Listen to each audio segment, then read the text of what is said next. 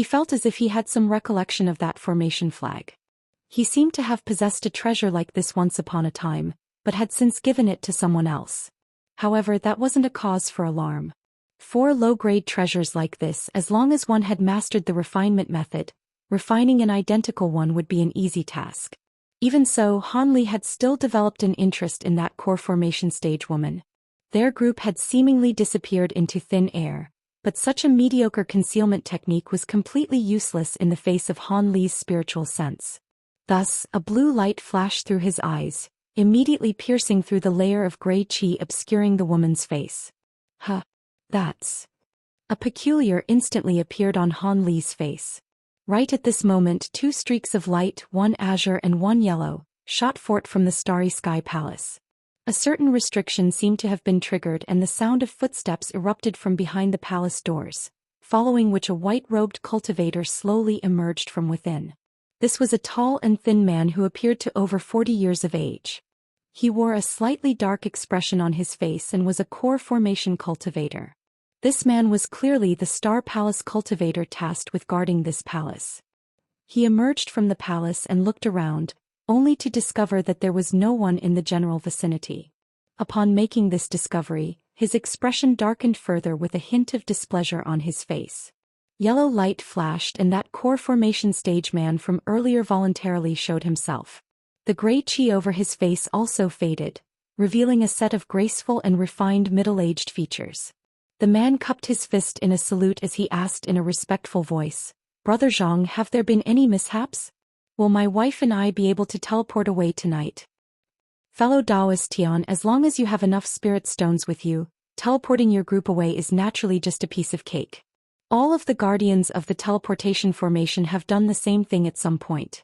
Are you worried that I would go back on my word and refuse to grant you access to the teleportation formation? The Star Palace cultivator's expression eased after the man appeared, but he still spoke in a rather cold and impolite tone. Of course not, I have absolute trust in you, Brother Zhang. It's just that my daughter really has fallen seriously ill and we have to head out to the outer seas to find the white yang demon fish's demon core to save her life. The situation is extremely urgent and we can't afford to be delayed, the graceful man said with a smile. He then waved his hand toward a certain direction behind him. A spluttering sound was heard, following which a ball of yellow mist dissipated, revealing the remaining members of the group.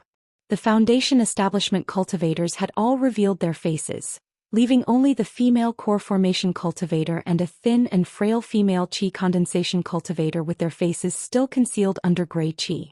This must be your wife. I've heard much about you, Moon Maiden. The Star Palace cultivator completely ignored the other Foundation establishment cultivators as his attention was drawn to the female core formation cultivator. His gaze scanned across her face several times and he even put on a rare smile for her. Thank you for doing this, fellow Daoist Zhang. I am forever grateful to you. The female cultivator's voice was very gentle and delicate, yet she spoke in a manner that was neither haughty nor humble. It's a shame that Moon Maiden refuses to show your face here. I must say I'm a little disappointed. Come with me. The Star Palace cultivator chuckled as a slightly wistful look appeared on his face. However, he then immediately turned and strode into the palace.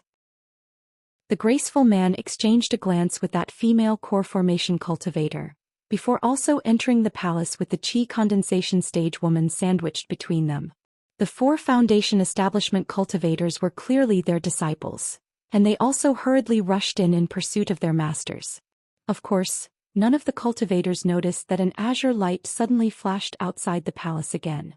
In the instant right before the restriction was reactivated, a faint figure whom they were completely unable to detect with their cultivation bases, strode in along with them. The figure moved in a completely soundless and stealthy manner, as if he were nothing more than a wisp of smoke. After passing through a convoluted system of corridors, everyone arrived in a hall, within which were many teleportation formations. There was an elderly man with a face as tender as that of an infant waiting inside. Once the group of people walked in, a cold light flashed through the elderly man's eyes before instantly receding again. That's everyone, right? 7 people is just the right number for a single batch. The elderly man remarked indifferently. Indeed, they are the fellow Daoists wishing to be teleported away this time.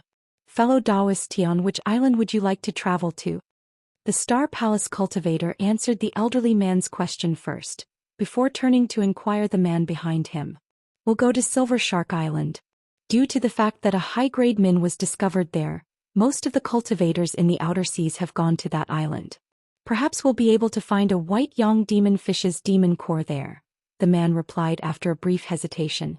At the same time, his gaze swept over the row of teleportation formations before settling on one of the formations. Brother Huang, deactivate the restriction on that teleportation formation. Fellow Daoist, it's time for you to pay up, the Star Palace cultivator said to the graceful man expressionlessly. Of course. After the elderly man cast a few celestial techniques to withdraw the barrier of white light around the teleportation formation, the graceful man's heart danced with elation. He immediately pulled off a storage pouch hanging from his waist and tossed it to the Star Palace cultivator. The latter caught the pouch and scanned through its contents with his spiritual sense, upon which a content expression appeared on his face. The amount is just right. Here, these are your teleportation talismans. After verifying the number of spirit stones in the storage pouch, the Star Palace cultivator didn't delay any further as he pulled out 7 teleportation talismans. The graceful man accepted the teleportation talismans before distributing one each to everyone in his group. They were then led by the Star Palace cultivator toward the teleportation formation that his gaze had rested on before. This teleportation formation was already shimmering with faint white light and everything appeared to be normal. You sure have some guts. How dare you teleport people away to the outer seas behind my back? Are you not afraid that the enforcement hall will put you through the torture of the lightning whips? All of a sudden, an enticing female voice erupted. The voice wasn't very loud, but it exploded like claps of thunder in the hearts of all of the cultivators present. The Star Palace cultivator and the elderly man's faces immediately turned deathly pale. The graceful man and the female core formation cultivator were momentarily stunned before abruptly turning around. Light erupted from their bodies, wrapping up the frail female chi condensation cultivator in a cocoon of light before the two of them transformed into streaks of light, one red and one blue, as they hurtled directly toward the teleportation formation. A cold harumph rang out. A vibrant streak of light suddenly flew through the air from one corner of the hall, appearing in front of the formation in the blink of an eye. Spiritual light swept through the air, swatting the blue and red streaks of light aside with ease. The 2 streaks of light were sent flying for 70 to 80 feet before dissipating, revealing the disheveled figures of the graceful man and the female core formation cultivator. Both of them had also turned deathly pale and they opened their mouths in unison to throw up mouthfuls of blood essence. In contrast, the chi condensation stage woman that they strove to protect was completely unscathed. At this moment, the gray chi obscuring the faces of the 2 women disappeared at the same time, revealing their true features. The female core formation cultivator appeared to be around 25 or 26 years of age with skin as fair and fine as warm jade. She was an exquisite beauty. The chi condensation stage woman beside her appeared to only be around 15 to 16 years of age with a sickly yellow pallor, and an extremely thin figure. However, upon closer inspection, one could see that her features bore a startling resemblance to those of the female core formation cultivator. Furthermore, her eyes were as clear as water and even in such a dire situation, there wasn't much panic or alarm on her face. We pay our respects to the palace master. The 2 Star Palace cultivators were completely petrified after seeing that streak of light and they immediately fell to their knees. The 2 core formation cultivators glanced at each other upon hearing that, and both of them could see their own shock mirrored in one another's eyes. They were initially holding on to some hope that they would be able to escape from this woman, but that hope had been completely dashed. They stood rooted to the spot, unable to even muster up the courage to flee. Right at this moment, light flashed in the corner as a lithe and graceful figure emerged before hovering toward the center of the hall. This was a white-robed woman wearing a white scarf that obscured half of her face. Her eyes were as bright as stars and her brows were thin and long. This was clearly another stunning beauty. However, this woman didn't even look at the cultivators gathered around the teleportation formation. Instead, she turned her attention toward the entrance of the hall and said, "Fellow Daoist Han, why are you sneaking around in the presence of these juniors? Would you be so kind as to reveal yourself and have a chat with me?" Her words immediately sent waves of shock surging through the hearts of the other cultivators present, and they all turned toward the direction she was facing in unison. In their eyes, there was nothing but empty space there. How could there possibly be anyone there? Just as everyone was caught in a state of suspicion and bewilderment, a gentle chuckle was suddenly heard from that spot. I didn't think that I would encounter one of the heavenly star sages here. You didn't come here just to meet me, did you? As soon as that voice fell, azure light flashed and an azure-robed cultivator emerged from thin air. He had his hands clasped behind his back and was looking at the woman before him with a hint of a smile on his face. This man was none other than Han Li. The woman scanned over Han Li's body with her spiritual sense, upon which her expression changed drastically. A wave of incredulity swept through her bright eyes as she exclaimed, "Late nascent soul stage." This woman was naturally the woman in the cave of the sacred mountain. Everyone else in the hall was flabbergasted to hear the words late nascent soul stage. Half of them were core formation cultivators, but encountering a nascent soul cultivator was still a rare opportunity for them, and encountering a late nascent soul cultivator was something that almost never happened. However, not only had one of the heavenly star sages just revealed herself to them, another unknown late nascent soul cultivator had also appeared. This made everyone feel as if they were stuck in a dream. Among those cultivators, the core formation stage woman referred to as Moon Maiden was more stunned than everyone else to see Han Li. Her mouth gaped open in shock, and when she heard that Han Li had become a late nascent soul cultivator, she was completely rooted to the spot in astonishment. Under normal circumstances, her reaction would have drawn the attention of the people beside her. However, all of the cultivators were completely focused on these two late nascent soul cultivators, so no one had the spare mental capacity to pay any heed to her reaction. Funnily enough, the young Qi condensation stage woman was the first and only one to notice her stunned expression. Due to the fact that her cultivation base was pitifully low, the core formation and nascent soul stages were too far beyond her to evoke any reaction within her. After taking in the core formation stage woman's reaction, she couldn't help but take a curious glance at Han Li. "Are you really Han Li?" The heavenly star sage's calm and collected expression had already faded, and was replaced by a particularly grave one. "Do you think you were waiting for the wrong person this entire time?" Han Li didn't give a direct reply. Instead, a smile appeared on his face as he looked at the woman before him. The masked woman was looking right back at Han Li without showing any weakness, but there were waves of shock surging through her heart. She had thought that Han Li would be easy prey for her to capture, only to discover that he was far more powerful than he anticipated. As such, she was starting to become rather hesitant. With the assistance of the Divine Essence-fused light and the Divine Essence-fused mountain, she was confident that she would have at least a 70% chance of victory if a battle were to ensue. However, it would be close to impossible for her to kill or capture Han Li on her own. If she were to do so, there was a good chance that Han Li would be able to escape, and thereafter, the Star Palace would have earned itself a late nascent soul stage enemy. Thus, even as one of the heavenly star sages, she didn't dare to act rashly in this situation. As such, both Han Li and the woman fell silent. The entire palace was immediately enshrouded in a suffocating atmosphere that struck one with a sense of asphyxiation. All of a sudden, Han Li's expression darkened as he raised his hand and feigned a grabbing motion. Spiritual light immediately flashed as a large azure hand emerged. The hand flew through the air like lightning, plucking a streak of fiery light out of thin air before clamping it firmly within its palm. The masked woman raised her eyebrows upon seeing this, and a hint of surprise flashed through her eyes. "I'd advise you not to go sending out voice transmission talismans, fellow Daoist. I don't want to be attacked by two cultivators of the same cultivation base as mine at the same time. As far as I'm aware, I haven't done anything to offend the Star Palace, so why do you harbor so much enmity toward me?" Han Li asked in a cold voice.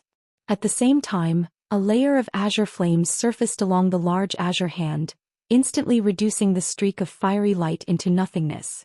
"There seems to be a misunderstanding, fellow Daoist Han. I have no intention of harming you.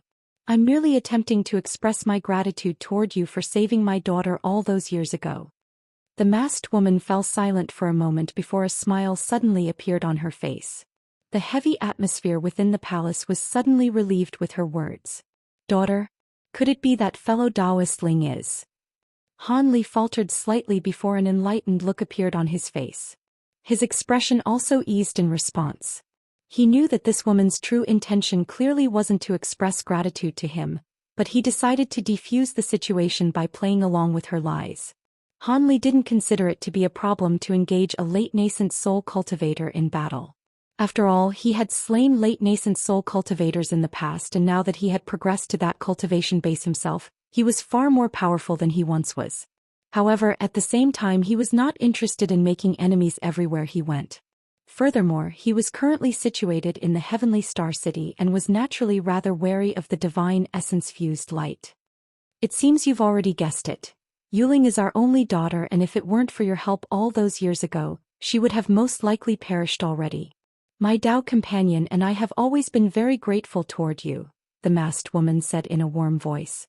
No wonder fellow Daoist Ling's aptitude is so exceptional. It makes sense that she's the daughter of the Heavenly Star Sages.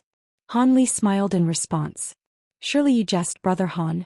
In terms of cultivation aptitude, no one is a match for you. You've progressed from the core formation stage to the late nascent soul stage in less than 200 years. That's simply unheard of. No one has been able to cultivate at such a phenomenal rate in the history of the human world. Yuling cannot compare to you. The masked woman chuckled as she shook her head. She was very stunned by Han Li's insane rate of progression, and was trying to indirectly prompt him to reveal how he had made such extraordinary strides. Han Li could naturally read between the lines and sense the indirect questions being posed, but he merely gave an ambiguous smile and didn't speak any further on this topic. I've heard a lot about the two Heavenly Star Sages and I would love to have a good chat with you, but I still have important matters to attend to, so I'm afraid I can't stay any longer. I would like to use the Star Palace's teleportation formation.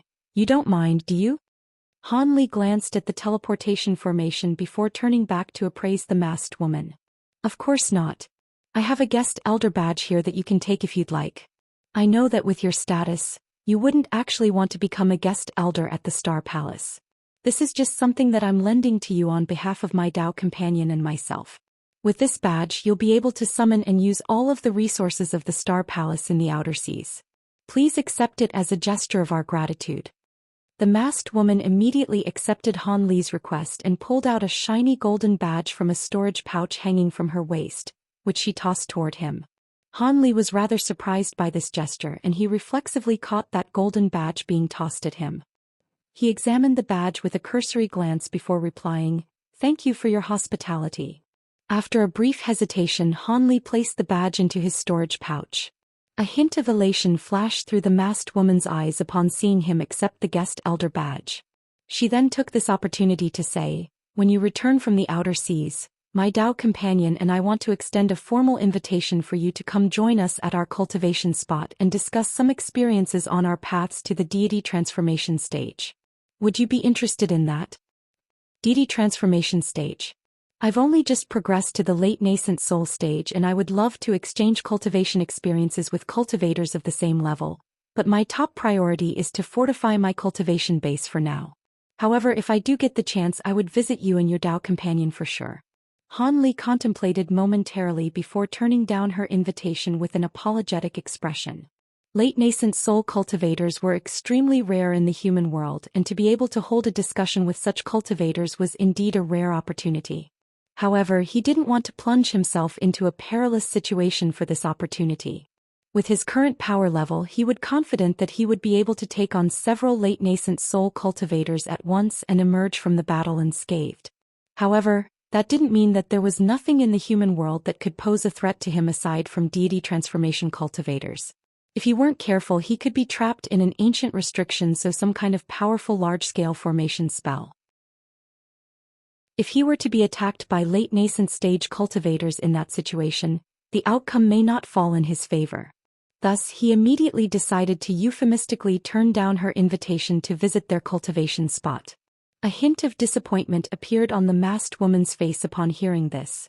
As for whether she actually harbored ulterior motives in the invitation that she had extended to Han Li, even she couldn't be sure of that herself. However, seeing as Han Li had turned her down, she was naturally not going to force the issue. Instead, she merely moved on to other conversation topics and continued to chat amicably with him. Han Li gave a few polite responses before taking his leave. The masked woman didn't try to stop him. Instead, she stepped away to the side, allowing him access to the teleportation formation. At the same time, she drifted away even further into the distance as a gesture of reassurance to Han Li, indicating that she wasn't going to disrupt his teleportation. A faint smile appeared on Han Li's face and he paid this no heed as he strode on ahead. The two Star Palace cultivators hurriedly stepped aside in a respectful manner, granting Han Li free passage to the teleportation formation. However, as they did so, the core formation stage couple and their disciples were revealed to him. The graceful man didn't dare to say anything either, and he immediately tried to drag his daughter away to get out of Han Li's path. However, to his surprise, the core formation stage woman with whom he had been happily married for over 100 years suddenly made her way over to Han Li, before extending a respectful bow. When Siue pays her respects to Senior Han. Congratulations on progressing to the late nascent soul stage, Senior. If it weren't for your help all those years ago, I wouldn't be standing here today. This core formation stage cultivator was none other than the woman who had almost become Han Li's servant in the Outer Star Seas, when Siue. Siue. You recognize this, Senior? The graceful man was rather flabbergasted. Han Li turned toward the woman and said calmly, "Long time no see. I see you've also reached the core formation stage. Looks like you haven't been slacking off with your cultivation. Otherwise, with your aptitude, it would have been slightly difficult for you to reach this stage. It's all thanks to the pills you left for me, Senior. Otherwise, I would have never reached the core formation stage." When Siwe replied in a respectful manner. "Your father and I are old acquaintances, so it was only right for me to help you out. You don't need to thank me. You look like you're in a hurry to get to the outer seas as well. Let's go together. This woman is an acquaintance of mine. You wouldn't mind if I took these people with me to the outer seas, would you?" Han Li turned and asked the masked woman. "Of course not. Feel free to take them with you." The masked woman replied without any hesitation. "You have my thanks." Han Li nodded and didn't say anything further to Wen Siue. Instead, he merely raised a leg and somehow appeared in the teleportation formation after taking just a single step. He had clearly just employed the distance minimization technique that only late nascent soul cultivators were capable of unleashing. When Siue and the others were all startled to see this before turning to Han Li with awe and veneration in their eyes. Only the thin and frail young woman's eyes lit up with curiosity as she looked at Han Li. Han Li cast a celestial technique toward the edge of the formation before pulling out his greater teleportation medallion. Just as white light began to glow within the formation, he turned to the masked woman with a smile and asked, "By the way, I don't seem to have learned your name yet. Would you be so kind as to disclose it to me?" "My name is Wen Qing." The masked woman was slightly taken aback by this question initially, but she still replied with a smile. Right in this instant, Han Li and the others disappeared amid the white light, and it was unknown whether he had heard her response or not. The smile on the masked woman's face immediately disappeared. She said in a frosty voice, "For granting them access to the teleportation formations, both of you will receive 20 lightning whiplashes each as a punishment. If you dare to do this again, I won't be so kind. Thank you for sparing our lives, Palace Master. We definitely won't ever do it again." The two petrified Star Palace cultivators were both horrified and elated upon hearing the punishment dictated by the woman. They were elated as the punishment was a lot less severe than they had thought it would be, but also horrified in that 20 lightning whiplashes would most likely make them bedridden for an entire month.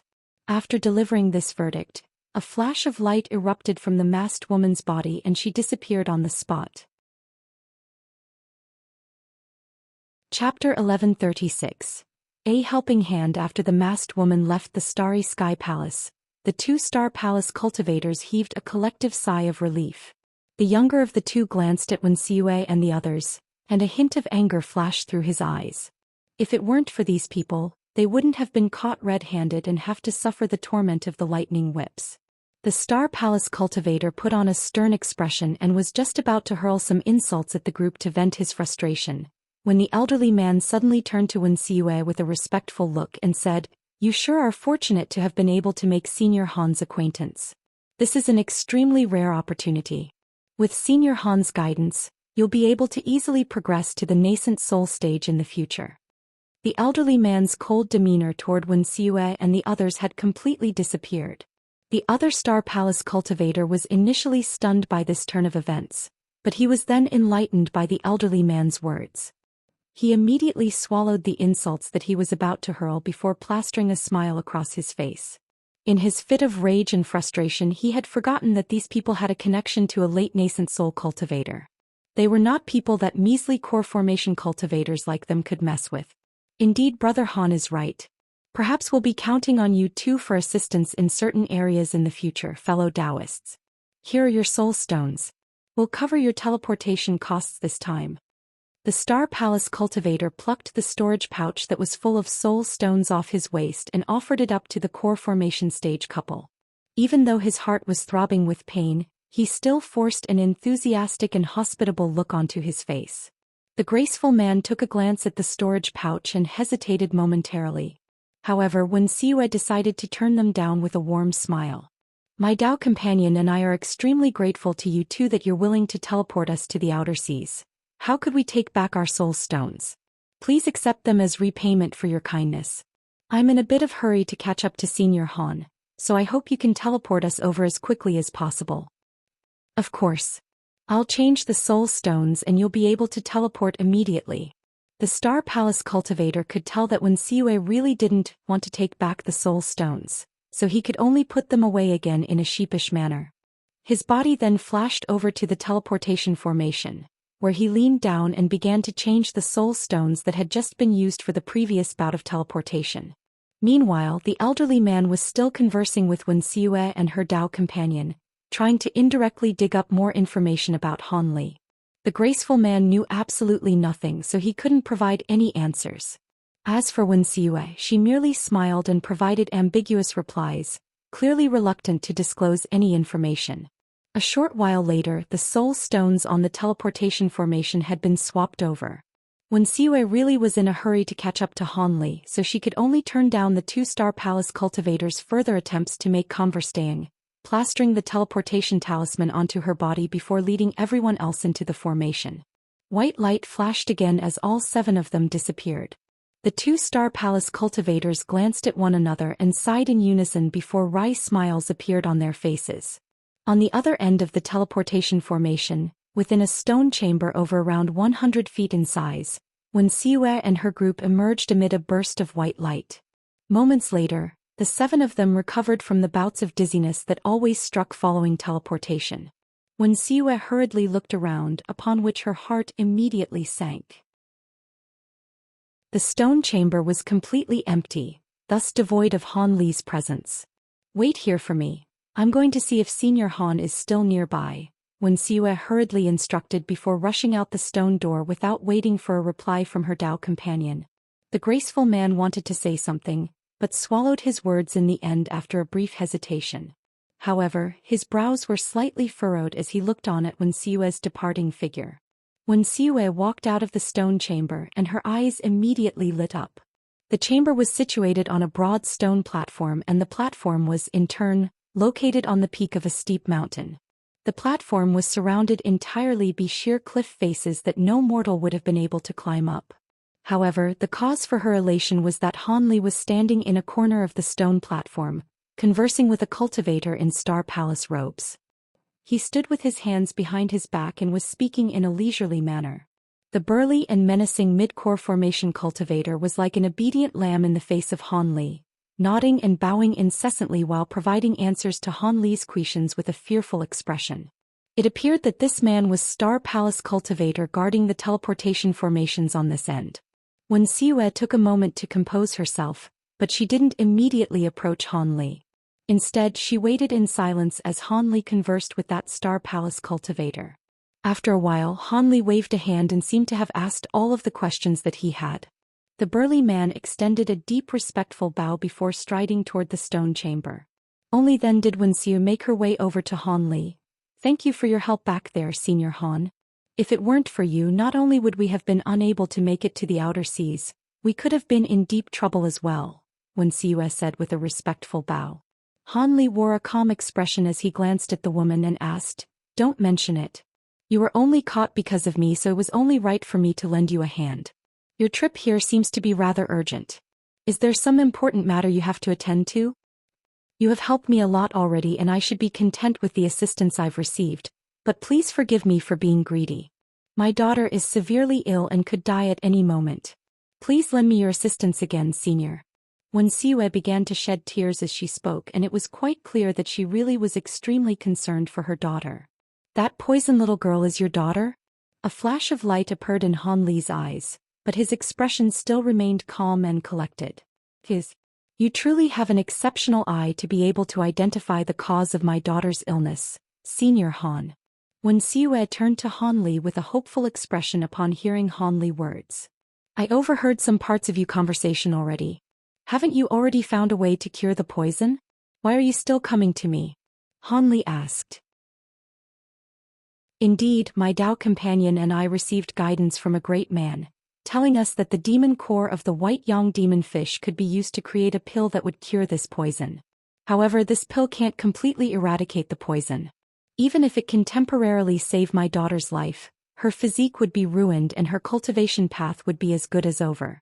You're a late nascent soul great cultivator, Senior, so you must have a better solution. Please help us, Senior, Wen Siwei urgently explained. I see. Han Li didn't immediately agree to help her. He merely fell silent as a contemplative look appeared on his face. Wen Siwei's heart was extremely uneasy, but she didn't dare to rush Han Li for an answer. She could only stare up Han Li with a pitiable beseeching look on her face. Han Li looked up at the dazzling sun in the sky, then down at Wen Siwei's gorgeous features, and to her surprise he said, When did Brother Wen pass away? Wen Siwei was slightly taken aback to hear this, but a dejected look then appeared on her face as she replied, When I returned to the inner seas all those years ago, Father had already disappeared. I've searched for him for several decades, but am still yet to find any leads. Unless Father has reached the core formation stage, he has most likely already left his world.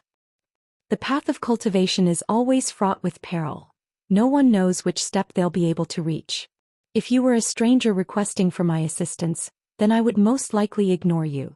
However, you've encountered me on more than one occasion, so it appears we have affinity with one another. Seeing as you're the daughter of my past acquaintance and I still have some time on my hands, I'll take a look at your daughter, Han Li finally agreed with a nod. Thank you for your kindness, Senryo. Wen Siwei was overjoyed to hear this and was about to fall to her knees in gratitude. This is not a place to be administering treatment. I'll wait for you in the inn in that small tun at the foot of the mountain. Come on over when you and your companions are ready. Han Li swept a sleeve through the air and an invisible force carried Wen Siwei's body, making her unable to fall to her knees as she intended. An azure light then flashed around him and he shot forth down the mountain as a streak of azure light. Wen Siwei faltered momentarily before rushing toward the stone chamber with an elated expression. Moments later, the seven of them all rushed toward the direction that Han Li had disappeared in. That Han brat has already reached the late nascent soul stage? In the inner star seas countless kilometers away, within the cave on the heavenly star city's sacred mountain, an incredulous male voice rang out, causing the entire cave to tremor. The man who had spoken was none other than one of the heavenly star sages. Yes. I was also in disbelief, but I used my spiritual sense to verify his cultivation base several times, so there's no mistaking it. A female voice sounded in reply. The woman named Wen Qing had already taken off her scarf, revealing a set of beautiful yet slightly pale features, and she sat down on a translucent and glittering jade stone platform in the cave. That means his cultivation aptitude is even superior to yours and mine. The man seemed to have recovered slightly from his initial astonishment. That does appear to be the case. As far as I know, he wasn't 200 years old yet when he disappeared. His cultivation progress is unmatched by any of the past masters of the Star Palace. You and I only managed to just barely reach the late nascent soul stage at about 500 years of age. Wen Qing heaved a forlorn sigh. She had thought that she was a superb cultivation prodigy, only to find that she was merely a frog sitting in a well, and the stark contrast struck her with a sense of loss and sorrow. If that's the case, even if he's only just advanced to the late nascent soul stage with the heaven void cauldron on his side, he should be able to match either one of us in battle. No wonder you changed your mind and let him go in the end. What's your first impression after talking to him?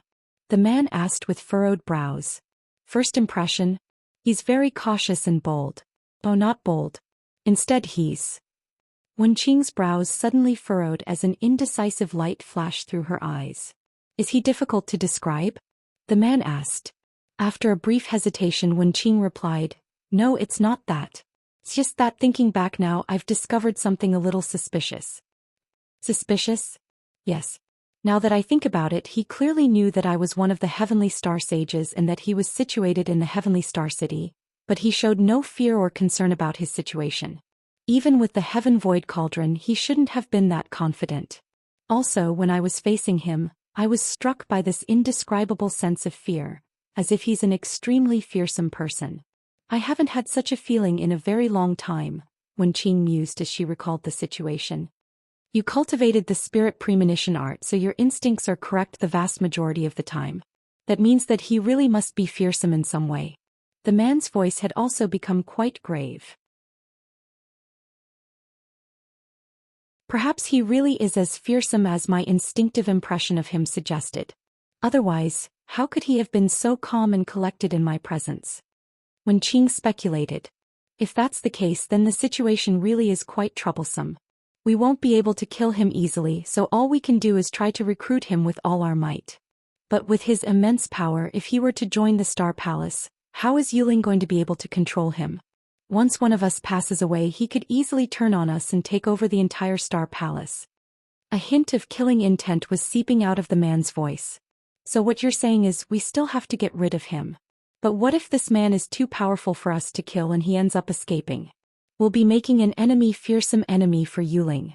The consequences of that will be catastrophic. Wen Qing was a little hesitant. If we don't think of a way to get rid of this man, he's going to stir up the entire scattered star seas sooner or later. We have no chance of making any further advancements on our cultivation paths, but we can't let the Star Palace fall by our hands. People who we can't recruit to our side must be killed. Even if it's going to be quite risky, we still have to try nonetheless. The man harumphed coldly without any hesitation. You do have a point, but this is an extremely important matter. In my opinion, it's best to think carefully before we act. Wen Qing shook her head, clearly in disagreement with the proposed course of action. Are you really that wary of him? If we join forces and use the divine essence-fused mountain, there's no way he'd be able to escape. The man declared in a haughty manner. If we join forces and use the divine essence-fused mountain, we do indeed have a 70 to 80% chance of killing him. However, he's a very cautious man and most likely wouldn't come to visit our sacred mountain voluntarily. Furthermore, the divine essence-fused mountain is extremely useful in defense, but very maladroit when used to attack and pursue enemies. If we really want to catch him off guard, we'd have to use the divine essence-fused mountain to enshroud the entire starry sky palace in the exact instant that he teleports back from the outer seas. Only then can we ensure that he won't be able to escape. Otherwise, if he tries to get away, it'll be very difficult for us to kill him, the woman mused.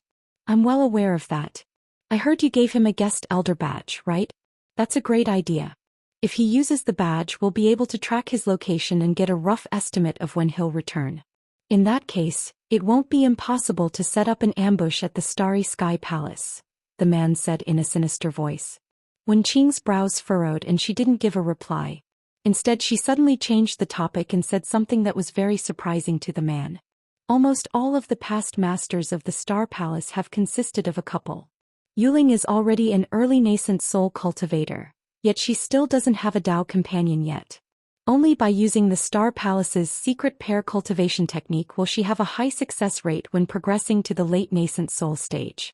Also, as long as one of the cultivators in the couple is a late nascent soul cultivator, the Star Palace will remain a dominant force in the scattered star seas. That was how we were able to become the masters of the Star Palace.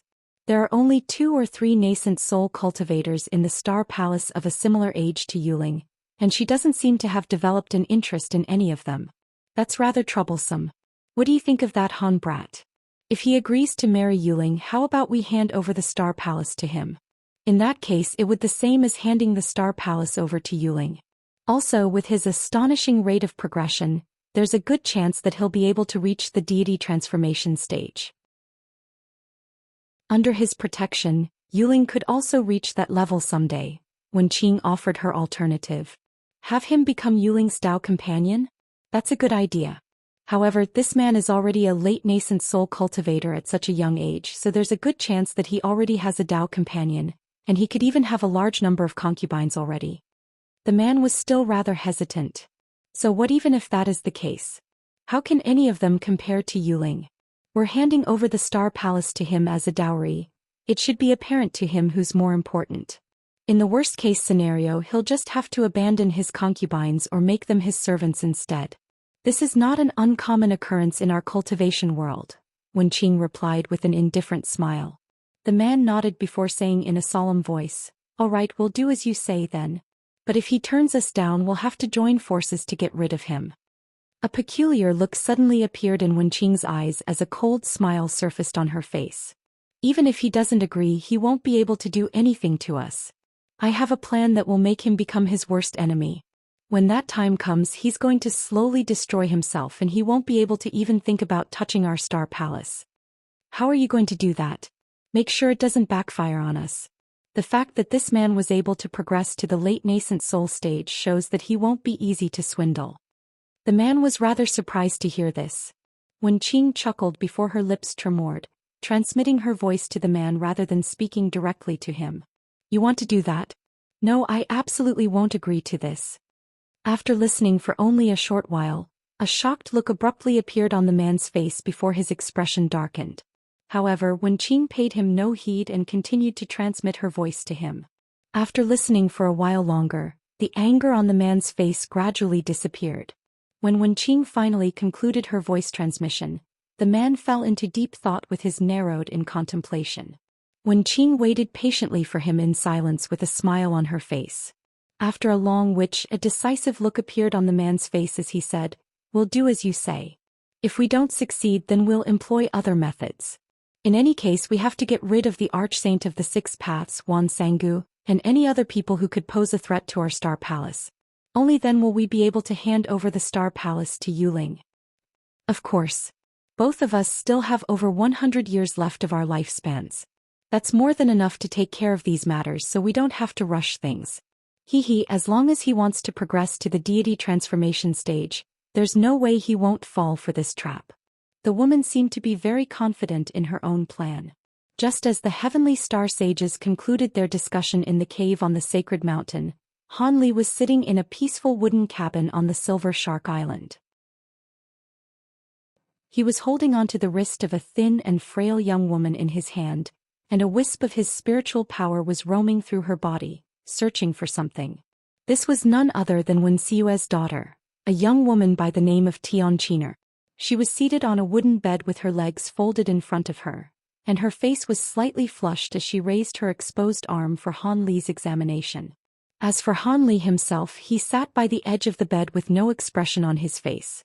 Nearby, Wen Xiue and the graceful man were standing completely still, not even daring to breathe too loudly as they stared at the young woman with concern in their eyes.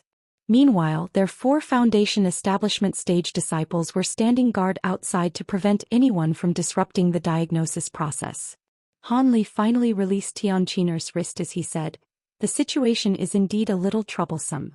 This poison is constantly engulfing the spiritual power within her body, and it's rushing through her meridians in an extremely unpredictable manner. It's no wonder neither of you were able to do anything about this. You must have fed her a lot of pills, right? Otherwise she would have perished a long time ago. Even so, pills are only a temporary fix, and the spiritual power they offer will only provide more fuel for the poison. If things continue like this, she'll be dead in 3 months unless the poison is cured."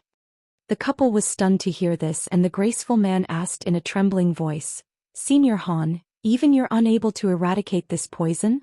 "I only said the situation was a little troublesome. When did I ever say I couldn't get rid of this poison?" Han Li glanced at the man and asked coldly, "Apologies for my rudeness. Please forgive me, senior."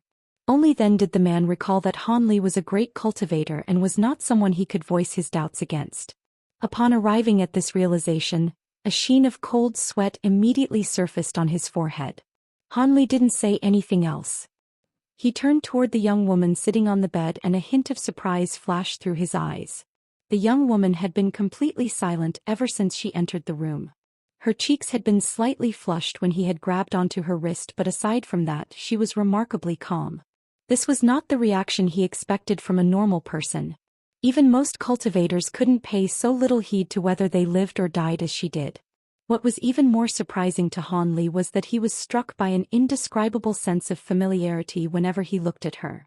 This feeling was both familiar yet rather foreign, making him wonder if it were just a figment of his imagination. If it weren't for that fact that he had recently progressed to the late nascent soul stage, thereby significantly increasing the sensitivity of his spiritual sense, he most likely wouldn't even have been able to detect that ambiguous feeling. As for the poison that this young woman was afflicted by, taking care of it was a simple task to him. Han Li was very perplexed and he fell into deep thought as he stared the young woman before him. Wuxia and her Dao companion were both also rather puzzled to see this, but they merely looked at one another and didn't dare to disrupt Han Li with their words. All of a sudden Han Li shuddered as a thought occurred to him. An extremely peculiar look appeared in his eyes as he appraised this Xianxia again. "Are you well versed in formation spells?" Much to their surprise, Han Li asked a question that was completely unrelated to the poison that Xianxia had been afflicted by. The young woman turned to Han Li with astonishment in her eyes upon hearing this, as did Wuxia and her Dao companion. "Senior Han, how did you know that my daughter is well versed in formation spells?" Wuxia couldn't help but asked. "There was an acquaintance of mine who was also quite proficient in formation spells and she bore some resemblance to your daughter," Han Li replied as he quickly composed himself. At the same time, a lithe and graceful figure surfaced in his mind. This lithe and graceful figure was of none other than Exen Rian, the fiery woman whom he had met countless years ago. The two of them were actually completely different in physical appearance, but their dispositions were astonishingly similar. Could it just be a coincidence? Han Li had an unfathomable premonition that this was not the case. A light flashed through his eyes as he suddenly grabbed onto the young woman's hand before flipping it over to reveal her palm. There was a small red birthmark at the center of her palm and it was as vibrant as fresh blood. "Impossible!" Han Li exclaimed with an astonished expression. Han Li's outburst gave Wuxia and her Dao companion a massive fright. Before they had a chance to inquire about the situation, a burst of light suddenly flashed from Han Li's fingertip as he tapped it toward the red birthmark on the young woman's palm. A small ball of azure light then immediately disappeared into her palm. Wuxia and her Dao companion had no idea what was going on, but they didn't dare to disrupt what Han Li was doing. An incredible scene then ensued. After the azure light disappeared, the red birthmark became even more vibrant in color before beginning to elongate. Gradually, it transformed into a crimson dragon pattern that surfaced on the center of her palm. The dragon was extremely vivid and lifelike as if it were an actual living creature. "I knew it," Han Li murmured to himself. He turned to appraise Xianxia again, and his expression became even more peculiar. Wuxia's heart immediately clenched up with concern upon seeing this and she asked, "Senior Han is my daughter." Han Li exhaled and asked, "It's all right, I've discovered why your daughter's condition is so strange. I heard from your conversation earlier that she was bitten by an unknown venomous insect before falling ill, right?" Wuxia's heart stirred and she hurriedly replied, "That's right, our daughter was indeed afflicted by a venomous insect. However, we managed to get the insect to bite us as well, and its venom was indeed rather difficult to eradicate, but definitely not as difficult as in our daughter's case." Han Li pointed at the red dragon pattern on the center of the young woman's palm and said, "Hee, that's only natural. The venom is only a red herring, leading you to believe that it's the root cause for your daughter's condition when in reality, the thing that's actually posing a threat to her life is her dragon cry physique. She's a female cultivator with a special physique unique to men. Furthermore, the insect most likely possessed extremely potent yang-type venom as well, and the combination of those two factors culminated in her current condition. The venom is merely a catalyst. Even without it, her vitality will gradually fade and she won't live past 40. Dragon cry physique? That's impossible. My Dao companion and I checked our daughter thoroughly after she was born, and we didn't discover any abnormalities within her body." Wuxia's face immediately turned extremely pale. "Her dragon cry physique is very rare, and it's a type of recessive physique. Unless an external catalyst is introduced or it begins to take effect on its own, it's very difficult to detect.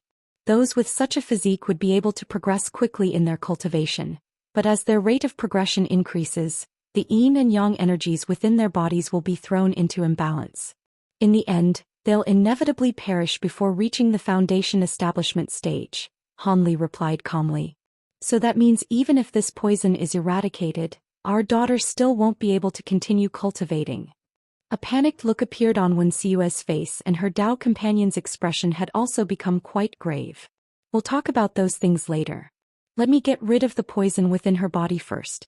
You two, leave this cabin for now. I'll call you two back in when I'm ready, Han Li instructed. Yes. The couple naturally didn't dare to object and could only exit the room. Upon seeing this, a hint of unease appeared on the young woman's face for the first time.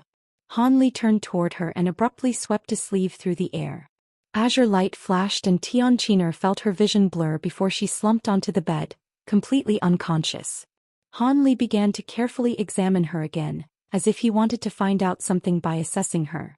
After a while Han Li sighed and murmured to himself, she has the same aura, she's also a woman with the dragon cry physique and she's well versed in formation spells. Is this really just a coincidence or does reincarnation actually exist?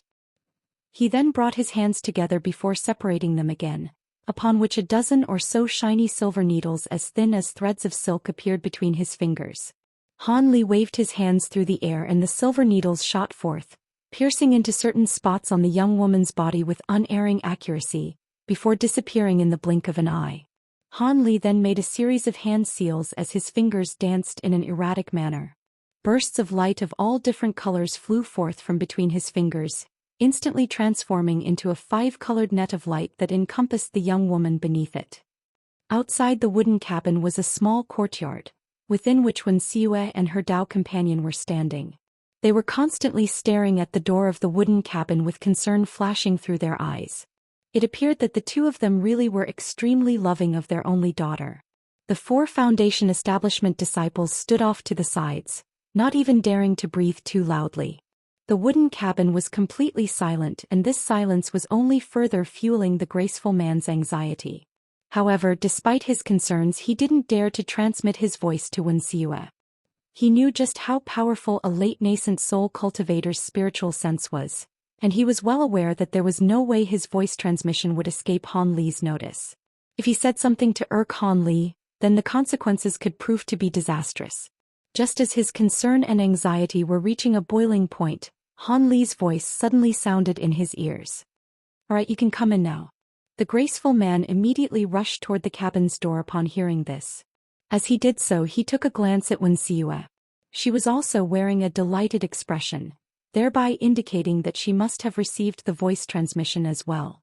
Thus, the man immediately pushed open the door and walked in without any hesitation. Wen Xiue followed closely behind him. Han Li was still sitting on the same chair, and his head was lowered as he examined a ball of fist-sized azure flames in his hand. Within the flames were enveloped a few wisps of twisted and erratic black threads. Those threads seemed to possess a spiritual nature. Meanwhile, the young woman was lying completely still on the bed, seemingly sound asleep. The room was filled with an indistinct and peculiar fragrance that was extremely faint. Senior Han, my daughter. I fed her a dream return pill. You two can go and have a look at her for yourselves. Han Li cut off Wen Xiue's inquiry as he rose to his feet and left the wooden cabin. Wen Xiue was greatly relieved to hear this and after expressing her utmost gratitude, she and her Dao companion hurried over to the bed to assess their daughter's condition. Meanwhile, Han Li was playing with the balls of flames in his hand as he walked into the courtyard outside. The 4 foundation establishment cultivators were stunned by Han Li's emergence, and immediately attempted to extend salutes toward this unfathomably powerful man. However, Han Li casually waved a hand at them, indicating for them to be at ease. He then made his way over to a corner of the courtyard and glanced at the ball of azure light in his hand, before abruptly rubbing his hands together. Golden light immediately erupted between his 2 hands amid the sound of rumbling thunderclaps. The azure ball of light only shimmered several times before it was reduced to wisps of smoke by the golden light. The twisted black threads also suffered the same fate as they were reduced to nothingness. An extremely foul and putrid odor wafted through the air, striking one with the urge to retch. Han Li's brows furrowed as he swept his sleeve through the air, sweeping up a powerful gust of wind that blew the horrible odor away. He then clasped his hands behind his back and looked up at the sky with his eyes narrowed, seemingly in deep thought. After a long while he heard the sound of footsteps coming from behind him. Han Li turned around and said in an indifferent voice, "I've already eradicated the majority of the poison in her body, but it's best that you find the white yang demon fish's demon core, then get her to consume it raw. After that, if there are any remnants of poison within her body, it'll be expelled as well. Thank you for your great kindness, Senior. In my next life, I'll be sure to serve you as your most loyal servant to repay this debt." The person who was approaching Han Li was none other than Wuxia. "Next life? Do you really believe in reincarnation for us cultivators?" Han Li asked in a rather peculiar voice. "I'm not sure what you mean, Senior." Wuxia was rather perplexed by this random question. "Forget about it, I was just thinking out loud. Let me issue you a warning. I injected some of my profound spiritual power into your daughter's body, which has temporarily repressed the backlash from her dragon cry physique. However, that's only a temporary fix. If she gives up on cultivation, she'll be able to live as long as a normal person with the assistance of some pills. However, if she does continue to cultivate, even if the yang-type energy in her body becomes just slightly more powerful, the spiritual power I planted in her will lose its effect and the backlash will commence again. Do you understand?" Han Li warned with a stern expression. "Is there really no way to eradicate the effects of the dragon cry physique? Please tell me if there's a way, Senior. I really wouldn't be able to bear the pain of outliving my daughter." Wuxia's face was slightly pale as she sank to her knees again. On this occasion Han Li didn't stop her. Instead he merely said in a calm voice, "There is a way, but it'll be very difficult for you to achieve it." Wuxia gritted her teeth with a determined expression and said, "As long as my daughter can cultivate again, I'll do anything, even if it means giving up my life." Han Li seemed to have been touched by Wuxia's maternal love, and his expression eased as he revealed, "This is not something that can be done by a mere core formation cultivator. However, if you had a nascent soul cultivator readily available to lend you their services, then this method can be achieved. It's actually quite simple. All you need is a nascent soul cultivator to inject some Yin-type energy into your daughter's body every once in a while. In doing so, the Yang-type energy in her body will be counteracted against and she'll be able to continue cultivating. However, the prerequisite to that is that you must have a nascent soul cultivator who will come and go in your behest. Otherwise, you must get your daughter to constantly stay with a nascent soul cultivator. Of course, pills will need to be consumed during this process as well, and as her cultivation improves, the pills required will be more and more precious. If she reaches the foundation establishment stage, you and your Dao companion most likely won't be able to afford the required pills. I need a nascent soul cultivator that comes and goes at my behest." Wuxia's face immediately paled. Her heart sank as soon as Han Li described this method to her. No matter how much she loved her daughter, she knew that this was simply impossible. At most, she and her Dao companion would perhaps be able to beg a nascent soul cultivator to administer treatment to their daughter on 1 or 2 occasions, but who would be willing to essentially become a slave to 2 core formation cultivators? As for the other alternative of having a nascent soul cultivator constantly stay with their daughter, that was even less plausible. After all, nascent soul cultivators generally only accepted core formation stage disciples. Of course, if Tang Qiner was extremely beautiful and had extraordinary aptitude, it was possible that a nascent soul cultivator would make an exception for her. However, with her current sickly looks and her cultivation physique, how could they expect her to catch any nascent soul cultivator's eye? With that in mind, Wuxia was plunged into complete despair. Her Dao companion had also made his way out of the wooden cabin just in time to hear Han Li's proposed solutions, and his face also paled with despair. However, he took a deep breath to muster up his courage before making his way over to Han Li. He extended a deep bow toward Han Li and said in an earnest voice, "We're not asking for much, we only want our daughter to live a little longer. Even if she only makes it to the foundation establishment stage, that's enough.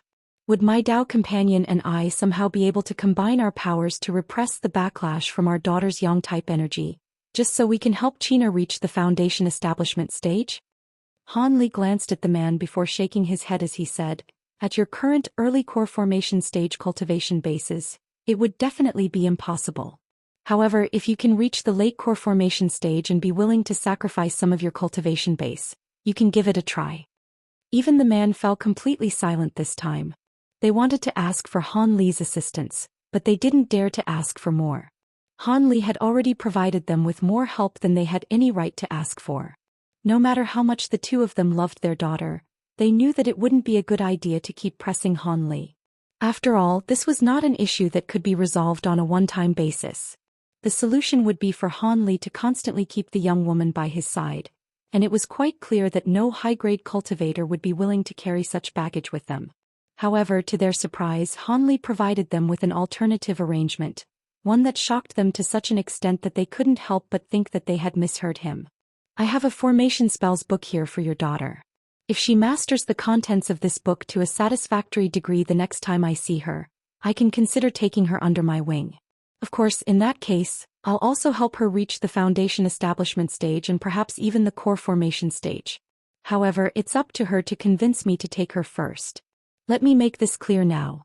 This book is only for your daughter to read. If you two try to master the contents of the book, then attempt to teach her, I'll definitely be able to see through your tricks and I'll leave right away. Han Li's voice wasn't very loud, but his words exploded like claps of thunder in the hearts of Wen Xiue and her Dao companion. Senior Han, are you being serious right now? Wen Xiue was in complete disbelief. A faint smile appeared on Han Li's face as he swept a sleeve through the air. A jade box shot forth from within, hovering slowly toward the couple. That box contains the book, Formation Spell Essentials. The formation spells depicted in the book aren't very complex, but there are some unique aspects that I'll be focusing on to test your daughter's aptitude in formation spells, Han Li said. The Formation Spell Essentials book in the jade box was one of the books that Xin Rian had bestowed upon him all those years ago. Han Li felt that it was only fitting for him to give this book to Xianxia. Wen Xiue was overjoyed as she carefully accepted the jade box. Thank you for your kindness, Senior. Xianxia is quite talented in the way of formation spells, so she definitely won't disappoint you. May I ask when you'll meet our daughter again? Wen Xiue asked with an urgent expression. That's hard to say. If everything goes smoothly, maybe I'll see her again in a year or so. If not, it may take several years. Let me reinforce this. During this period of time, she absolutely cannot use any cultivation arts. Otherwise, if something goes wrong, she won't be able to live until she sees me again. Here is a vial of purple Een pills. Feed her one of these per month and she won't require any other pills for the next few years. Han Li patted his storage pouch to produce an azure vial that was several inches in height, which he tossed to the couple. This time, the graceful man was the one who accepted the vial with elation and immediately began to express his gratitude. All right, after you find the white Yang demon fish's demon core, go to the Stalwart Star Island to wait for me a year from now. As long as you stay on that island, I'll be able to find you. I still have important matters I must attend to, so I won't stay here any longer. After providing this series of instructions, spiritual light flashed around his body and he shot forth into the distance as a streak of azure light, not affording the couple an opportunity to keep him. The couple's expressions were slightly surprised by Han Li's sudden departure, but they still hurriedly bowed into the distance toward the direction he had just disappeared in. The streak of azure light quickly disappeared from their line of sight, and only then did they dare to stand tall again. They took a glance at one another and both of them could see their own joy mirrored in each other's eyes. If it weren't for Han Li's help, even if they could cure the poison in their daughter's body, she would still most likely perish in the near future. Furthermore, Han Li had also helped Wen Xiue in her cultivation in the past, and the couple was extremely grateful toward him. After returning to the wooden cabin, the two of them began to discuss how they were going to search for the white Yang demon fish's demon core, as well as how they were going to organize for Xianxia to study that formation spell book. At this point, Han Li had already left Silver Shark Island. He abruptly changed directions and flew deeper into the ocean. He wore a contemplative look on his face as he streaked through the air. It was a spur-of-the-moment decision for him to give this Xianxia this opportunity. He wanted to meet her again mostly because he wanted to determine her true origin. After all, The fact that she possessed the dragon call physique in a female body and that familiar disposition she had made it very difficult for him to believe that everything was merely a coincidence. If her formation spell aptitude was also quite exceptional, thereby allowing her to easily glean the essence of that formation spell essentials book, then there was a good chance that she really was a reincarnation of Xianxia or possessed some other mysterious origin. There were actually past instances of reincarnations in the cultivation world, where the reincarnated person had retained some of their traits and memories from their past lives. These cases were extremely rare, but there definitely were precedents. However, none of those cases could actually be verified with evidence and were only rumors that seemed to be somewhat plausible. Due to those rumors, legends regarding the underworld also began to circulate, and it had somehow become a mysterious existence akin to the spirit realm. Some speculated that the underworld was an independent realm, while others gandered that the underworld was a mysterious location in the human world. Of course, there were also those who were of the opinion that the underworld didn't exist and was only a figment of popular imagination. Han Li had always been sitting on the fence when it came to this matter. To him, there was no way to verify either side of the argument, so there was no point in thinking about it, as it would just be a waste of time. However, Xianxia and Xianxia were good friends of his. In particular, he admired Xianxia's fiery nature greatly. Now that he had become an immensely powerful cultivator, if this Tianqina really was Xianxia reincarnate, then he wouldn't mind taking her under his wing. Furthermore, Xianxia had only been a foundation establishment cultivator at the time, yet she could already assist Xianxia in developing low-grade formation tools. If she had lived a long enough life, had sufficient formation spell books to reference, and saw more of the world, her achievements in the formation spell field would have been immeasurable. His main priority was to progress to the deity transformation stage, so he definitely wouldn't be able to focus much attention on studying formation spells. If he could take in a disciple with exemplary formation spell aptitude, and raise her to become a formation spells master, she would definitely be able to provide much assistance to him in the future. After grappling with these thoughts for a long while, Han Li heaved a faint sigh and decided to set aside this train of thought for now. He suddenly flipped a hand over and a white jade slip suddenly appeared. He scanned through the jade slip's contents with his spiritual sense, upon which the image of a massive sea chart appeared in his mind. This was the map that the Star Palace cultivator guarding the teleportation formations had given him. Prior to coming here, he had already verified the location of the island that housed the high-grade spirit stone mine. This was once a nameless island that had since been named Green Spirit Island. Apparently, this was because most of the spirit stones discovered there were wood attribute spirit stones. According to the sea charts, this Green Spirit Island was located extremely far north of Silver Shark Island. Even a core formation cultivator would have to fly several months without rest to get there, and it was almost the farthest point that normal cultivators could reach, which was why the spirit stone mined on the island had only been discovered recently. It was said that this island was extraordinarily massive and was originally only inhabited by some demon beasts. The mines were distributed all over the island, and they had been split among the Starfall Coalition, the Star Palace, the demon beasts in the sea. As large amounts of high-grade spirit stones were excavated from the island, the few islands nearby also began to thrive.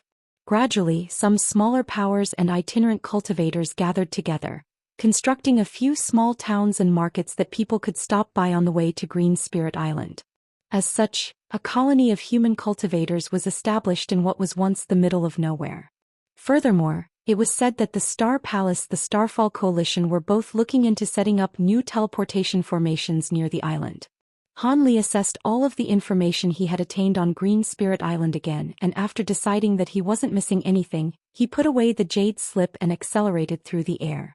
By his estimations, it would most likely take him 3 months to get the Green Spirit Island at his current speed. The scenery over the ocean was naturally extremely bland. There were only vast expanses of blue stretching as far as the eye could see in all directions, and there was nothing else to punctuate the stretches of seawater. Han Li continued on his journey, and more than a month had passed by in the blink of an eye. Along the way, he stopped by some islands to recover his magic power, and the journey had gone very smoothly. He hadn't encountered any mishaps or unexpected accidents thus far. He would occasionally pass by a few cultivators, but he merely flew past them without paying them any heed. Most of these cultivators were at the foundation establishment or core formation stages, and upon witnessing the speed at which Han Li was traveling, they naturally stayed out of his way in the knowledge that he was far too powerful for them to mess with. He did encounter an unidentifiable 6th-grade demon beast that sprang out of the ocean and tried to eat him. However, that demon beast was sliced in half by a stroke of his sword, and he plucked away its demon core for good measure. He had only slain the demon beast as it was of a relatively high grade. Otherwise, he couldn't even be bothered to swing his sword. On this day, Han Li encountered another small island that was piled up from black rocks. Aside from some seaweed, there was nothing living growing on the island. However, he descended upon it without any hesitation and sat down on a relatively flat rock, before closing his eyes to recover his energy. Half a day passed and the sky gradually began to darken. The crimson sun set beneath the horizon and the air temperature instantly dropped significantly. However, none of that was enough to faze Han Li. He merely summoned a layer of azure light to shield his body from the cold. When the final ray of sunlight disappeared, the entire surface of the ocean was plunged into complete darkness. Right at this moment, the entire small island that he was situated on suddenly tremored violently. Immediately thereafter, a loud roar that sounded like a muffled thunderclap erupted from the bottom of the ocean nearby. It was somewhere between the moo of a Tao and the roar of a tiger. Han Li's eyes immediately sprang open upon hearing this roar, and a surprised look appeared on his face. With the power of his current spiritual sense, even without intentionally releasing it, he could gauge the situation in a radius of several thousand feet around him as if it were second nature. Furthermore, prior to landing on this island, he had made sure to scan through the surrounding area in a radius of close to 50 kilometers, but was unable to find any demon beasts. However, now was not the time to consider these things. He immediately unleashed his spiritual sense with all his might toward the seabed around the small island. The roar had come from directly down below. Mere moments later, Han Li's expression changed and he suddenly shot forth into the sky as a streak of azure light. He reached an altitude of several thousand feet in the blink of an eye before stopping there, looking down below with a grave expression. Almost at the exact same moment, gusts of sea wind intermingled with a foul odor were swept up.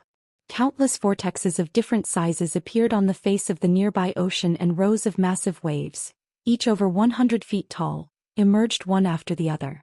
Loud rumbling booms erupted as the gargantuan waves crashed into each other, sending vast amounts of seawater spraying into the air above. A horrifying doomsday-like scenario ensued. Han Li spread his spiritual sense even further and to his astonishment, he discovered that the sea in a radius of roughly 50 kilometers had all been plunged into the same state of turmoil. As his spiritual sense descended toward the seabed, it was forcibly sucked away by something after reaching depths of over 10,000 feet. Even though he reacted just in time to withdraw his spiritual sense, a small wisp of it had still been forcibly taken. A wave of shock surged through his heart as he hurriedly flew higher up into the air, awaiting the emergence of the creature in the ocean in a solemn manner. Could it be that there was some almighty demon beast down there? But even a 10th-grade demon beast seemed to be unable to stir up such a terrifying commotion. Perhaps this was a legendary deity transformation stage demon beast, but that didn't seem to be the case either. If he wasn't mistaken, once a demon beast exceeded the 10th grade, they would also be negatively affected by the lack of the world's origin chi in the human world. So how could it display its might with such reckless abandon? In doing so, it would be inflicting self-harm. As such, Han Li was rather perplexed. Theoretically speaking, once a demon beast exceeded the 10th grade, they would be assigned the same cultivation-based titles as human cultivators. Of course, it was also acceptable to continue to refer to them as 11th grade of 12th grade beasts. It was just that human cultivators normally wouldn't refer to them as such. After all, once a demon beast exceeded the 10th tier, they would become one of the most powerful beings in the human world. How would a human cultivator dare to regard such a fearsome being as just an ordinary demon beast? In any case, the commotion raging down below was simply far too intense. Even as a late nascent soul cultivator who had been through countless ordeals, Han Li was starting to get a little uneasy.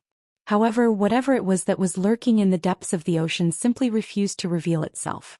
Instead, it was only sweeping up winds and waves of greater intensity, to the extent that there were even colossal waves over 1,000 feet tall rising out of the water. Han Li's expression changed slightly as he finally made a decision. Regardless of what it was that was stirring up such terrifying phenomena, the best course of action for him was to refrain from taking any risks and getting away from this place as quickly as possible. With that in mind, he turned around and prepared to fly away from the small island down below. However, right at this moment, an extremely sharp screech suddenly erupted in his ear. He was caught completely off guard and his head began to ring as a result. He was struck by a sense of dizziness and vertigo, causing him to plummet straight down from the air above. The protective barrier of azure light around his body was completely unable to keep out this ghastly noise. However, Han Li only plummeted down over 100 feet before a resounding boom erupted from his body. Purple flames exploded forth for several feet around him, and at the same time, arcs of golden lightning danced through the flames, completely shielding him within. Only then did the sense of dizziness disappear and Han Li was able to arrest his downward momentum before hovering in the air again. However, his expression was extremely dark. He raised his head to look up into the sky as he could clearly detect that the sharp screeching noise had come from up above. A massive black shadow had obscured the murky gray sky completely without him noticing. There was no end in sight to this black shadow, but it was extremely blurry, giving one the sense that it was a mere illusion, thus creating an immensely unsettling sight to behold. That sharp screech had erupted from deep within that black shadow. Han Li looked up at the cloud and mist that had appeared overhead with a dark expression. He had been extremely careful and alert, yet such a massive phenomenon in the sky had completely escaped his notice. That was very strange in itself. He didn't have time to think too much about this matter as he carefully swept his spiritual sense upward. However, before his spiritual sense had even come into contact with the black shadow, it was rebounded by an invisible force, preventing it from being able to infiltrate so much as a single inch. That made him even more wary of what lay up above. After drawing a sharp breath, Han Li's body instantly transformed into a streak of azure light as hurtled into the distance. He didn't know what was going on, but it was naturally a good idea to get away from this place. At his current power level, he was able to travel close to 10 kilometers in just a few flashes when flying at full speed. Right at this moment, the sharp screeching noise coming from above suddenly came to an abrupt halt, and a burst of violent spatial twisting took place in the air above the island on which Han Li had previously been resting. In a certain section of the massive black shadow, a vast expanse of white light flashed and a dazzling spatial rift emerged from thin air. A gargantuan creature then slowly emerged from the white light before descending toward the ocean. Han Li just so happened to catch sight of this when he turned back in the distance, and his heart immediately jolted with shock. He then carefully assessed the situation, upon which his expression changed drastically. That unidentifiable gargantuan object was clearly the claw of a certain demon beast. Not only was it entirely green in color, just the section that was revealed was several thousand feet in length. It was as if a huge mountain had appeared out of thin air.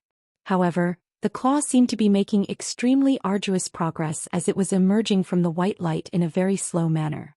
Even so, before the gargantuan claw had fully emerged, the vast spiritual power emanating from it was already making the waves down below clash more violently. Fearsome hurricanes were swept up on the surface of the ocean and colossal waves over 1,000 feet in height had become a common sight. The black shadow in the sky was definitely obscuring a demon beast that was unfathomably huge. Furthermore, it seemed to be attempting to attack this world through a layer of space. Using the gargantuan claw as reference, this demon was at least tens of thousands of feet in length. Such an insanely gargantuan beast had only been heard of occasionally during the primordial desolate era. There was definitely no beast of such a mind-numbingly fearsome size residing in the human world at present. Han Li gulped nervously before immediately spreading open his thunderstorm wings. A loud thunderclap erupted as he transformed into a silver arc of lightning and disappeared on the spot. After flashing about a dozen times in rapid succession, Han Li finally caught sight of a hint of murky grayness at the edge of the black shadow, upon which a slight sense of relief welled up in his heart. However, before he had a chance to turn around, the beast at the bottom of the ocean suddenly let loose a loud roar that was filled with violent rage. Han Li's heart sank as he twisted around to look behind him. A resounding boom erupted as the small island that he had been situated on not long ago rapidly sank into the ocean. At the same time, a massive vortex with a radius of over 5 kilometers appeared on the surface of the ocean. Immediately thereafter, inky black mist began to waft out from the center of the vortex. There were initially only a few wisps of this mist, but it instantly began to expand drastically, turning gargantuan in size in what seemed like mere moments. The entire vortex had been filled by pitch-black mist before long, and not only could ghostly wails be indistinctly heard croaking from within, there were also peculiar arcs of black lightning that were flashing incessantly within the mist. What was even stranger was that all of the fish, shrimp, and other living creatures near the vortex were being sucked into it. All of them rapidly traveled toward the mist like moths to a flame before being engulfed into nothingness in the blink of an eye. "That's ghost mist," Han Li exclaimed after identifying the black mist in the vortex. The substance that had surfaced from the bottom of the ocean was none other than the ghost mist, which had engulfed him once before. Even as a late nascent soul cultivator now, the sight of it still sent chills running down his spine. Even to this day he still had a clear recollection of the sense of complete powerlessness he had been afflicted by in the Umber realm. Thankfully, the ghost mist on this occasion seemed to be slightly different compared to last time in that it was only tumbling and churning within the vortex instead of spreading in all directions. Han Li temporarily set aside his plan to flee the scene upon seeing that. At his current power level, even if the ghost mist were to spread once again, he would be fast enough to outrun it from such a far distance away. Thus he stared silently into the massive vortex. He was certain that the beastly roar he had heard earlier had come from the ghost mist, which struck him with a sense of bewilderment. At this moment the gargantuan azure claw had completely emerged from the white light, and just as Han Li had thought, it really was the claw of a certain beast. Azure spiritual light was flashing incessantly over the claw, and it had expanded to more than twice its original size, creating quite a harrowing sight for Han Li to behold. The sharp screeching that had cut off earlier erupted from within the black shadow again, immediately following which the colossal azure claw shuddered before 5 thick pillars of light shot forth from the tips of the claws, hurtling down below.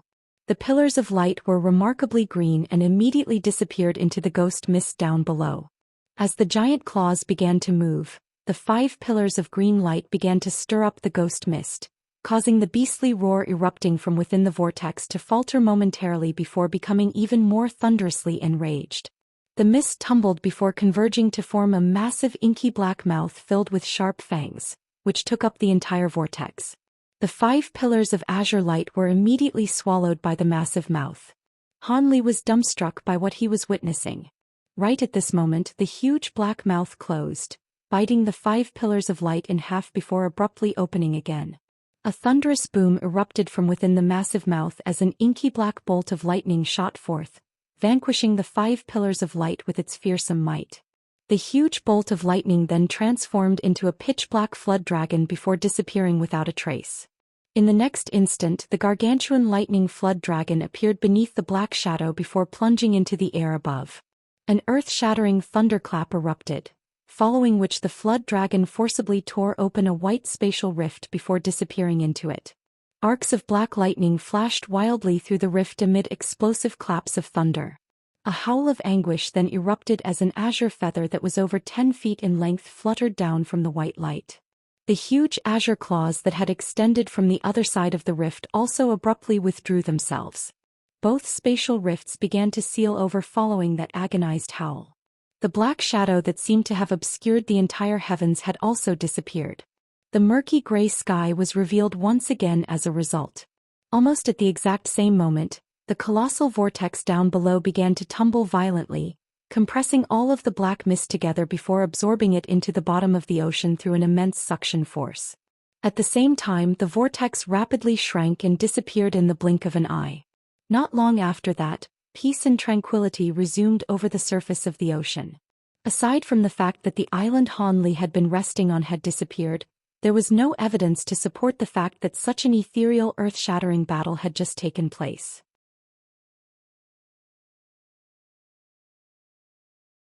Han Li hovered in midair in the distance and was not in the hurry to return to that spot.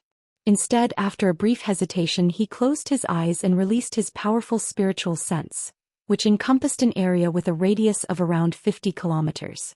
There were no other phenomena to be seen. The unfathomably massive creature had indeed disappeared.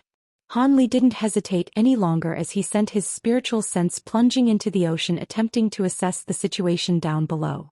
A short while later, Han Li abruptly opened his eyes as a hint of bewilderment appeared on his face. After a brief moment of contemplation, he suddenly patted the storage pouch on his waist. A silver light flashed and an azure figure appeared before him. It was none other than the humanoid puppet. "Go!"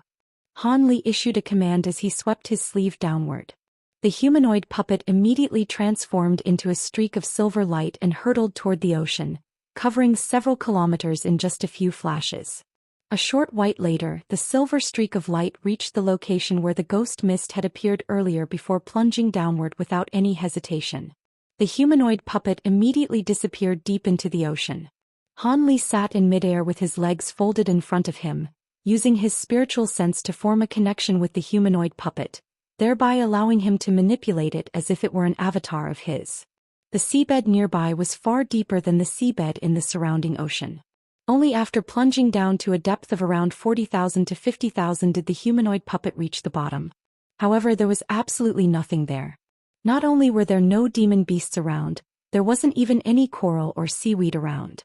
Furthermore, the terrain was far too flat to be normal without any undulation in the topography at all. The humanoid puppet searched through the surrounding area before suddenly rushing toward a certain direction. After a short while, it discovered a ball of azure light hovering in the water several kilometers away. The ball of light was rising and sinking erratically, as if it possessed a spiritual nature. Golden light suddenly shot forth from the humanoid puppet's eyes as the speed at which it was traveling increased several-fold. After just a few flashes, it was only just over 100 feet away from the ball of light. At this point, it was finally able to identify that there was a feather roughly 10 feet in length within the ball of light. The feather was shimmering with faint spiritual light, as if it were a living creature. Silver light flashed from the humanoid puppet's body once again, taking it directly above the feather. It immediately reached down for the feather without any hesitation in an attempt to grab it. However, a surprising turn of events unfolded. The puppet's fingertip was flashing with silver light, and soon as it came into contact with the azure light, the light around feather suddenly intensified as it blurred into non-existence, seemingly as if it had disappeared into thin air. As a result, the puppet only managed to grab a hold of empty space. The humanoid puppet faltered slightly, seemingly also a little shocked by this development. However, in the next instant, azure light flashed over 300 feet away, and the feather reappeared as if it had always been there. This time, the puppet chose to observe the azure feather as opposed to acting recklessly. However, the feather began to drift into the distance again. The puppet didn't let it drift far, however, as it sprang into action again when the azure feather had drifted just over 1,000 feet away. Silver light flashed as the puppet transformed into a silver streak of light before appearing above the feather. However, on this occasion, it didn't make a grab for it with its hand. Instead, it waved its hand through the air. A shimmering silver hand of light appeared before reaching for the feather in its stead. The same thing happened again. The azure light shuddered slightly before the feather teleported away again. However, when it reappeared again this time, loud thunderclaps suddenly erupted above it as golden lightning came crashing down from above, instantly ensnaring it in a net of golden lightning. The feather flashed violently and teleported several times in quick succession, but it would always be rebounded mercilessly by the golden light as soon as it reappeared, rendering its teleportation ability completely useless. At this moment, a humanoid figure appeared in the air above the golden net of lightning. This was none other than Han Li himself, who had also ventured down into the bottom of the ocean. Han Li looked at the azure feather trapped in the golden net and clicked his tongue in wonder. This item appeared to be simply extraordinary. Not only was it emanating azure spiritual light, upon closer inspection, Han Li discovered that the patterns on its surface were constructed from all types of mysterious runes were layered on top of one another and only faintly discernible. However, a small section of the feather's tip had been charred black and there were a few crimson marks on its end, within which wisps of golden light were flashing. Han Li was naturally aware of the fact that this was definitely some sort of rare treasure. Thus, an elated expression appeared on his face as he patted his storage pouch, instantly producing several talismans in the process. He raised a hand and one of the talismans shot forth toward the net. However, azure light flashed and the feather seemed to have adopted an insubstantial state of being, allowing the talismans to pass directly through it. Han Li's expression faltered upon seeing this, and rather than being enraged by this development, he was ecstatic.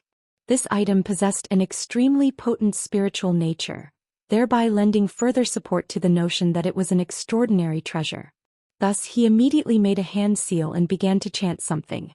The golden lightning net contracted drastically to a radius of around 10 feet at his behest, affording the azure feather no avenue for retreat or evasion.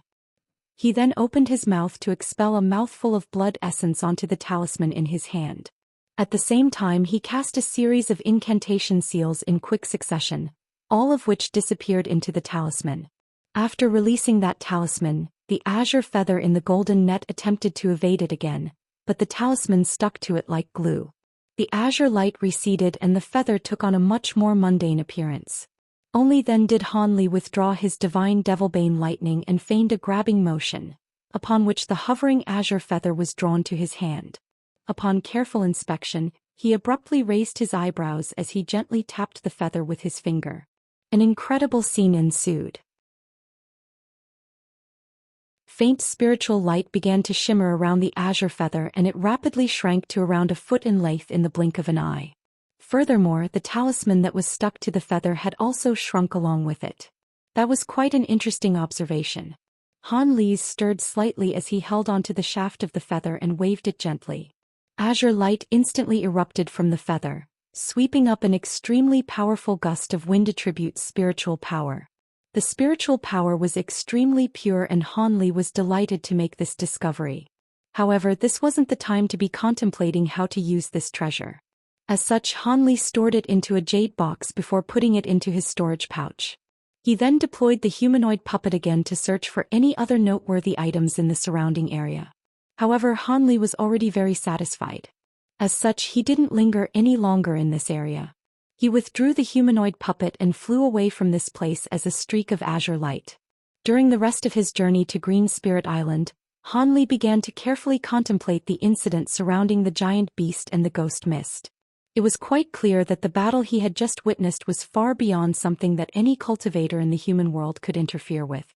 That giant beast seemed to be a powerful demon from the spirit realm or some other alternate realm. Furthermore, that ghost mist seemed to be alive and also appeared to be more powerful than the giant beast. That was quite a shocking revelation to Han Li at the time. The only living beings in the human world that could be so astonishing had to those legendary devils. Back when he had been trapped in the Umber realm, he had suspected that the Umber realm had somehow been related to Devil Luo Mian. After all, only half-spirit half-demon beings like them would possess the incredible ability to easily tear through space and travel throughout the realms. That unfathomably massive beast appeared to also possess power that defied the natural order. Otherwise, it wouldn't have been able to forcibly attack the ghost mist through the boundary between realms. With Han Li's vast reserves of experience in conjunction with the knowledge he had gleaned from reading the many ancient tomes that he could roughly make sense of what he had just witnessed. However, no matter how spot-on he was with his speculation, fearsome beings like Luo Mian were far too powerful for him to do anything against. As such, he could only treat that as a bizarre experience. 2 months and a day later, Han Li was just flying over the ocean when his expression suddenly changed, and he shot forth in a certain direction. He had only traveled a few kilometers when bursts of explosive booms erupted up ahead.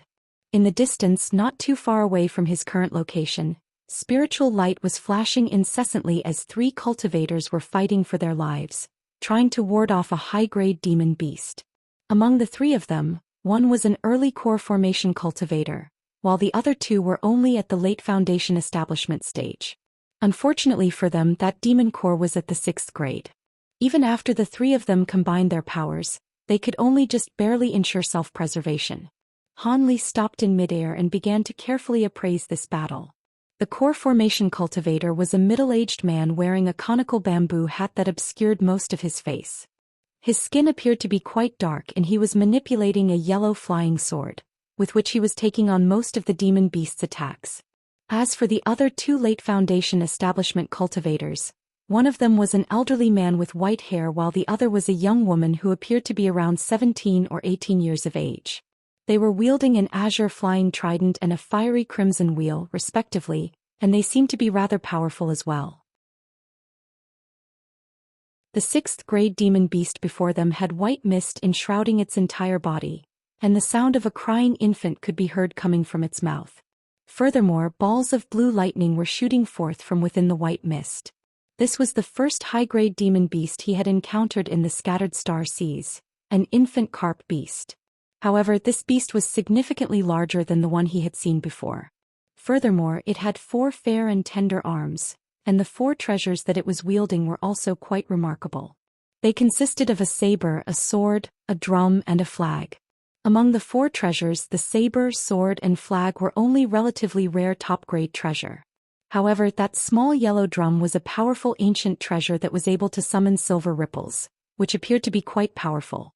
Han Li's arrival had clearly attracted the attention of both parties.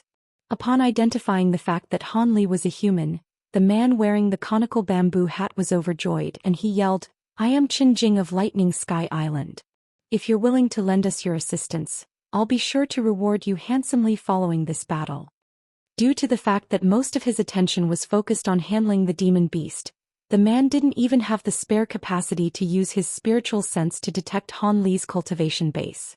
As such, he merely assumed that Han Li was just another core formation cultivator who just so happened to be passing by.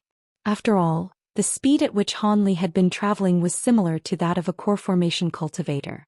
However, the 6th-grade infant carp beast had already developed some level O intelligence.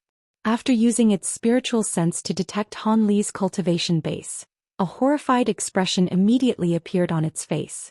A faint smile appeared on Han Li's face, and before he had even given a response to those cultivators, the beast suddenly let loose a ghastly cry.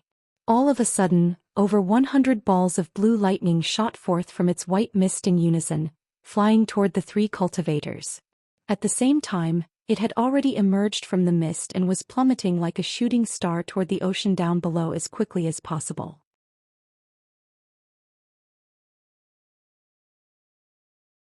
The 3 cultivators were thrown into a slight panic in the face of so many balls of lightning, and they were completely unable to pay any heed to the escaping infant carp beast. However, Han Li's expression darkened upon seeing this, and he swept his sleeve through the air in the demon beast's direction. A flying sword that was around a foot in length shot forth from his sleeve, shuddering slightly before transforming into a streak of golden light over 100 feet long, which flew through the air. The sword was so fast that the infant carp beast only saw a flash of golden light, followed by a split second of excruciating pain, before it was unable to feel nor see anything ever again. The golden light sped around the demon beast a few times and large clouds of blood mist erupted into the sky, slicing the beast into 7 or 8 pieces. Even its soul didn't have a chance to escape before it too was destroyed. The segments of its body came plummeting down from above. At this moment, Han Li reached out and feigned a grabbing motion.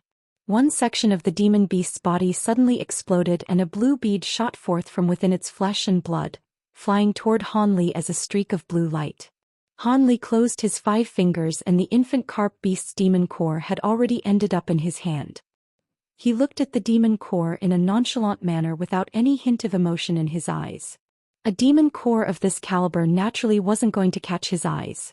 Following the death of the demon beast, the balls of lightning frantically attacking the 3 cultivators also disappeared in the flash. The 3 of them heaved a collective sigh of relief before turning to Han Li with awe and veneration in their eyes. They were unable to chase down the infant carp beast earlier, but they had clearly witnessed the scenes in which Han Li destroyed that 6th-grade demon beast with ease. It was not difficult to imagine their astonishment. They had thought that at most Han Li would only be a core formation cultivator who just so happened to be passing by, but who would have thought that he would be a nascent soul cultivator? However, this place was already quite far into the outer seas. Cultivators of Han Li's caliber were still rare here, but 3 of them had encountered a few in the past, so they weren't overly flustered. Thus, the 3 cultivators hurriedly stowed away their treasures before drifting over to Han Li. Before they had even reached the Han Li, the man in the conical bamboo hat extended a deep bow toward him. Qin Jing of the Azure Yang sect pays his respects to Senior. Thank you for your assistance, Senior. We've been tangled up in a battle with this demon beast for a long time, and it would have been very difficult for us to escape on our own. May I have the honor of knowing your name, senior? The man was surreptitiously sizing up Han Li as he spoke. His expression was quite respectful, but he spoke in a manner that was neither haughty nor humble. Azure Yang sect? Your Lord Three Yang's disciple? Han Li faltered slightly upon hearing this before a hint of surprise appeared on his face. Lord Three Yang is indeed my master. Do you recognize him, senior? The man scanned over Han Li's body with his spiritual sense, but was unable to detect his cultivation base. He was most likely a nascent soul stage powerful being. He found it slightly perplexing that he was unable to ascertain Han Li's cultivation base, but automatically assumed him to be an early nascent soul cultivator. After all, mid-nascent soul and late-nascent soul cultivators were all extremely renowned. I've heard of your master, yet never seen him. Han Li chuckled. At the mention of the Azure Yang sect and Lord Three Yang, he naturally thought back to Yuan Yao's experiences with them. She had slain the young master of the Azure Yang sect, which led to her being hunted by the entire sect. Even though Lord Three Yang was quite a renowned figure in the scattered star seas, in Han Li's eyes, he was merely a mid-nascent soul cultivator who wasn't worthy of his attention. Aside from that, he had no vendetta against the Azure Yang sect, so he certainly wasn't going to kill these three in cold blood. Next, he began to ask them some questions. The three of you must be quite familiar with this area, right? Do you know the specific location of the Green Spirit Island? Han Li's sea charts were very detailed, but it was no easy task trying to find an island in this boundless ocean. As such, he certainly wasn't going to give up on the opportunity to make an inquiry to these three cultivators. At the mention of Green Spirit Island, smiles appeared on the faces of the Azure Yang sect cultivators. Senior, you're trying to get to Green Spirit Island to obtain high-grade spirit stones, right?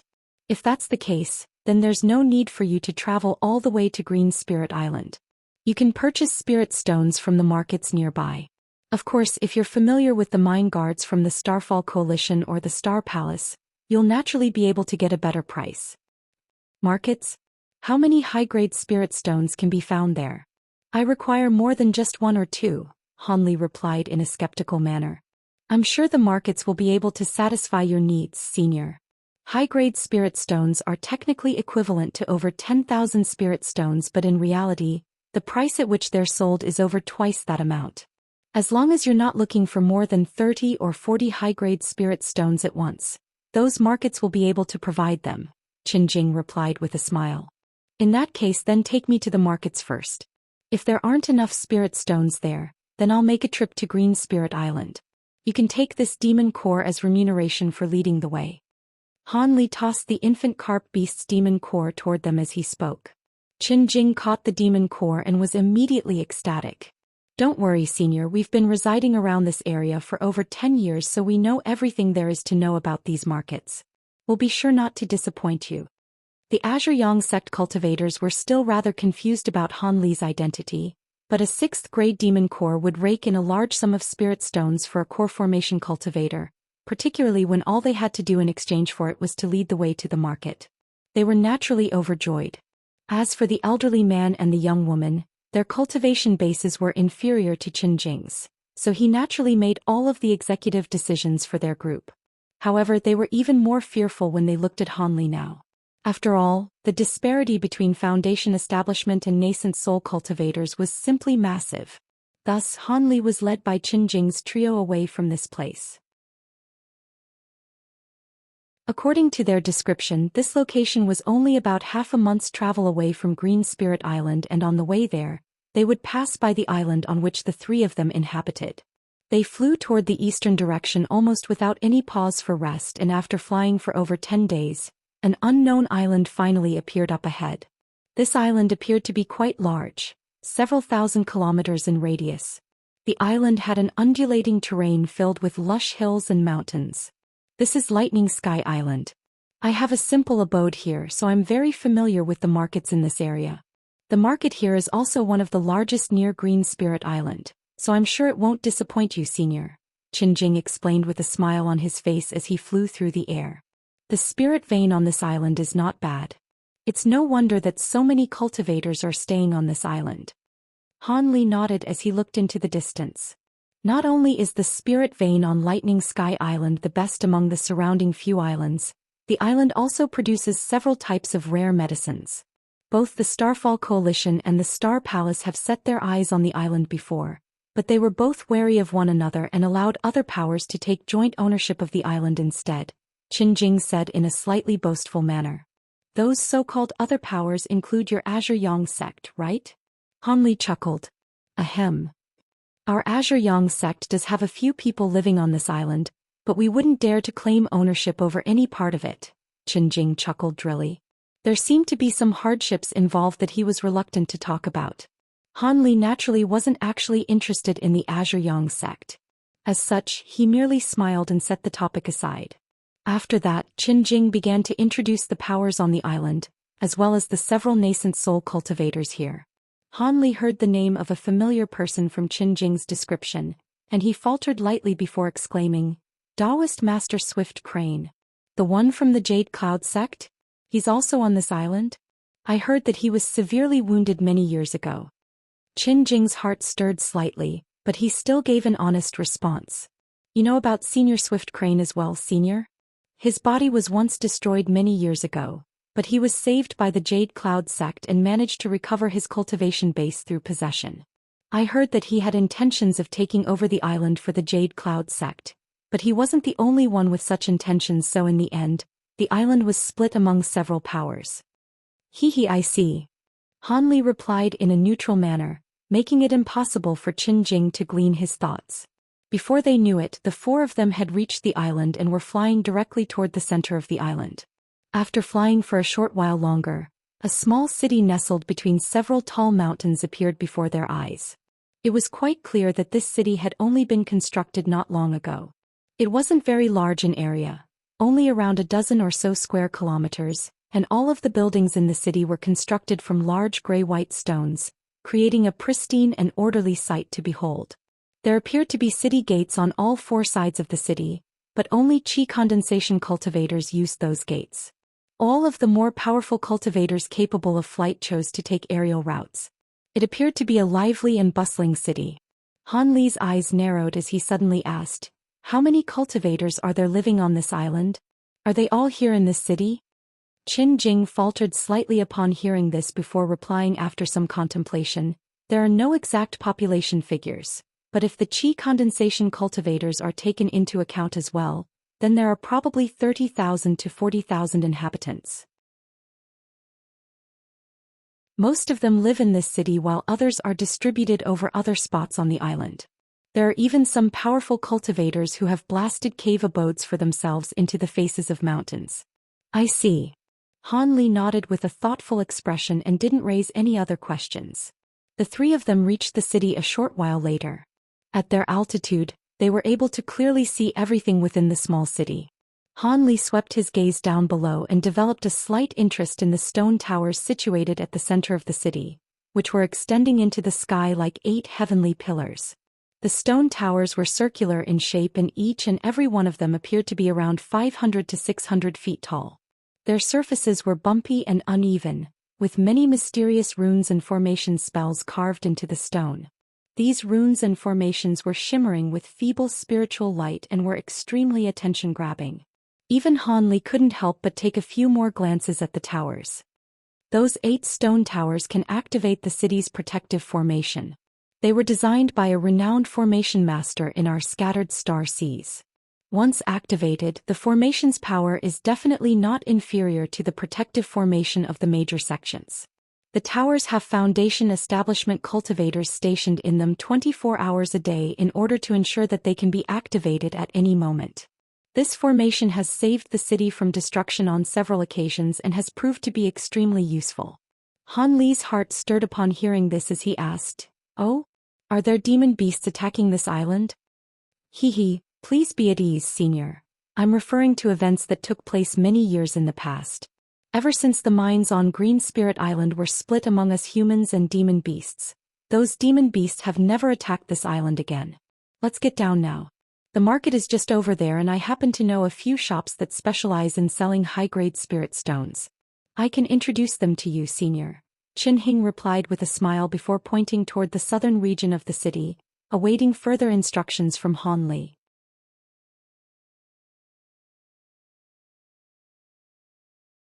Han Li turned toward the direction that Qin Jing was pointing to find that there were some buildings there that were indeed different from others. All of them were remarkably tall and large, with the smallest pavilions being 2 or 3 levels tall, and the largest at 4 or 5 levels in height.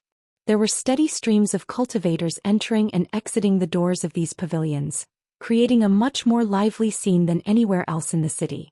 Han Li nodded, but to the 3 cultivators' surprise he said, "There's no need for an introduction. I'll get down there and have a look for myself. You 3 can go now." "Yes." Qin Jing was slightly taken aback, but he didn't dare to object as he bowed respectfully. Han Li turned to the 3 of them and suddenly said in a cold voice, "I don't want anyone else to know about the fact that I came to this island.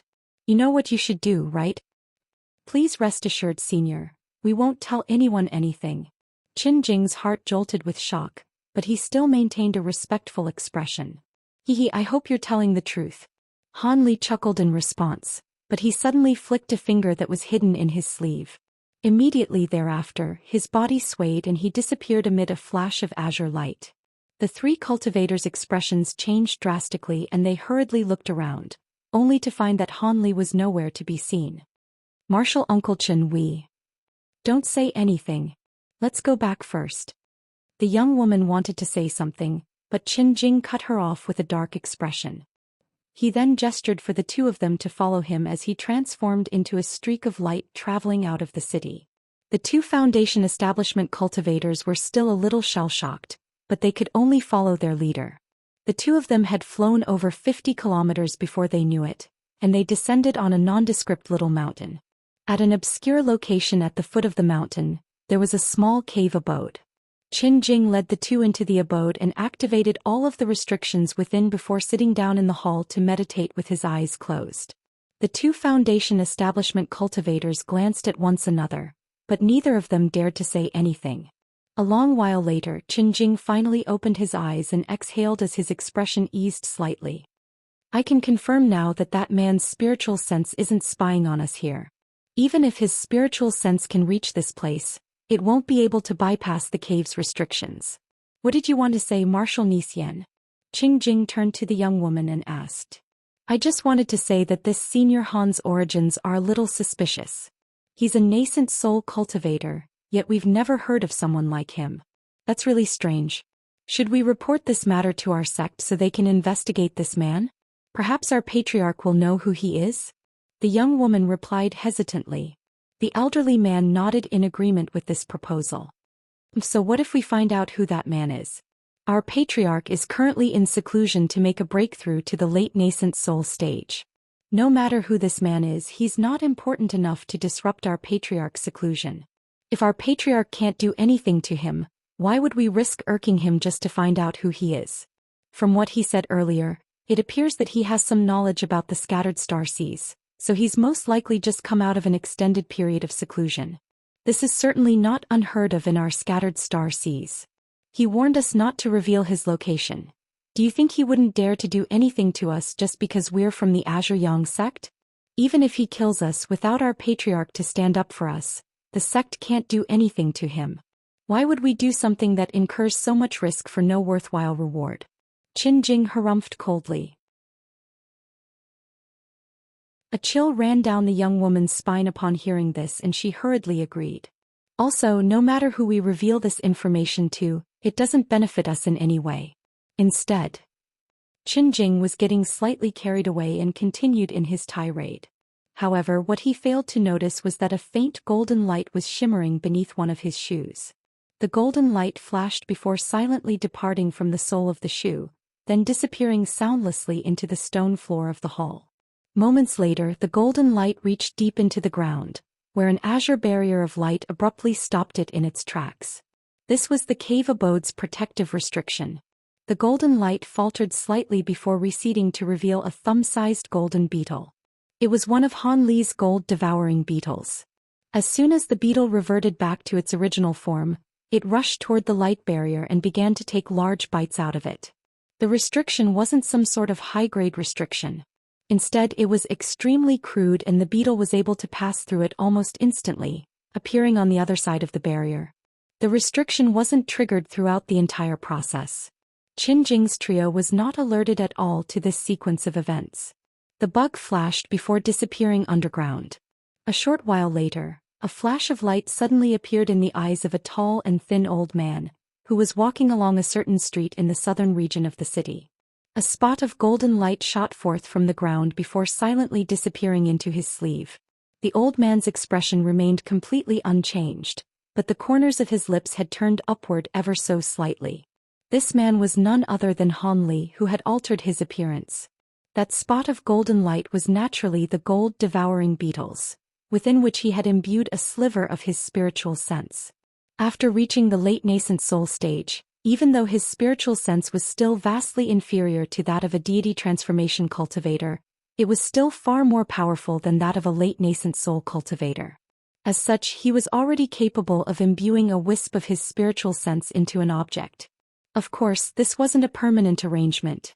That wisp of spiritual sense could only maintain itself for a certain period of time, and it could only be imbued within a sentient living being. Furthermore, the gold-devouring beetles were spirit insects that were connected to his soul, so he was able to use his spiritual sense to directly control them. When Han Li separated from the three cultivators, he didn't immediately kill them to silence them, but he imbued a wisp of his spiritual sense onto one of his gold-devouring beetles, then snuck it onto Qin Jing's body for him to take back to his cave abode. With Han Li's current power level in conjunction with the gold-devouring beetle's abilities, it naturally wasn't going to be noticed by a mere early core formation cultivator. Han Li had made up his mind. If these three people followed his instructions, then he would naturally leave them alone. However, if they decided to play tricks behind his back, then he would immediately use this gold-devouring beetle to kill all of them. Gold-devouring beetles that were yet to reach full maturity wouldn't be able to do much to nascent soul cultivators, but with their indestructibility and engulfment powers, it would be a very simple task for it to take care of an early core formation cultivator and two foundation establishment cultivators. Following the gold-devouring beetle's return, Han Li immediately withdrew that wisp of spiritual sense. The conversation between Qin Jing's trio was instantly replayed back to him, and he smiled internally before paying no further heed to those three. He turned his attention to the pavilions situated on either side of him. He was clearly in the so-called market already. Not only were there many cultivators here, there were also some high-grade cultivators who rose up into the air or descended from above from time to time. There were also some cautious cultivators who rushed their way through the pavilions on high alert, seemingly constantly in fear of being identified. Han Li was sizing up other cultivators with reckless abandon, and his actions naturally attracted the attention of some cultivators. However, after detecting his cultivation base with their spiritual sense, all of the cultivators were immediately horrified. All of them either rushed away immediately or forced a smile onto their faces before turning away. Han Li had restricted his cultivation base, feigning a late core formation cultivator. Even so, that was already enough to scare off all of the other cultivators. After taking a few more steps, Han Li suddenly faltered as his gaze fell on several pavilions, upon which a hint of surprise appeared on his face. These were 6 two-story pavilions lined up next to one another by the side of the street. There was a long and thin flag set up in front of each of the pavilions, and there were different diagrams on those flags, comprising of a blue monster, a small golden sword, an azure spirit herb, and several other designs. Are those the 6 united palaces? Han Li was surprised to see this. If he recalled correctly, many of the powers in the scattered star seas had already joined the Starfall Coalition. As such, it was very surprising to see another power set up a shop in such a bold manner on this island. It appeared that the Starfall Coalition was indeed quite powerful. Even though they weren't able to dominate the entire Green Spirit Island, the other powers on the island still don't dare to set up shops in the city. Han Li had been in conflict with many of the old nascent soul monsters in the Starfall Coalition, so he naturally wasn't going to seek them out. As such, he shook his head and decided to make his way toward the shop in front of him. However, before he had even begun to approach the shop, several cultivators suddenly emerged from one of the 6 United Palace pavilions. Han Li caught sight of the cultivator at the forefront of the group, upon which his expression changed slightly. This was a yellow-robed old man who appeared to be over 50 years of age. There was a Daoist priest in a set of crane robes beside him. The latter appeared to be around just over 20 years old, and both of them were early nascent soul cultivators. There were 4 core formation cultivators behind them, as well as a middle-aged manager wearing a set of attire from the 6 United Palaces. The manager wore a fawning smile on his face and was clearly trying to curry favor. That was to be expected. After all, nascent soul cultivators were revered beings everywhere, and it was quite an occasion to have 2 of them visit the same shop at once. What made Han Li's expression change slightly was none other than that young Daoist priest in the crane robes. The man appeared to be very young, but no matter how Han Li looked at him, he was clearly the very same Daoist priest who had hunted him down many years ago and almost taken his life, Daoist Master Swift Crane. It was just that he appeared to have reverted back to a far younger age. Despite that, his appearance hadn't changed much. This was the Daoist Master Swift Crane who had been resurrected from the dead. As for the fact that his appearance had remained largely unchanged, Han Li didn't find that be all that strange. There were countless secret techniques in the cultivation world that could allow one to permanently change their appearance and figure. Most cultivators who were resurrected through possession would unconsciously revert back to their original appearance in order to make everyone forget the fact that they had secured a new body through possession. After all, possession wasn't prohibited among high-grade cultivators, but it was still bad for their reputation. The fact that Daoist Master Swift Crane had reverted back to his original appearance, yet was much younger before, was a clear indication that he had only just used an appearance-altering secret technique not long ago. As such, he hadn't yet had a chance to alter his age as well. After all, appearances could be altered in a short time, but age was a different story.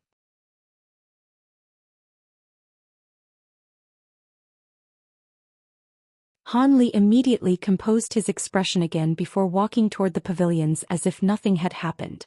Daoist Master Swift Crane and the yellow-robed man also only took cursory glances at Han Li. They were surprised to see that his cultivation base was quite advanced, but they didn't pay him any heed as they led the 4 core formation cultivators toward the center of the city. Han Li also walked on ahead without even turning his head, giving off the impression that he was merely passing by.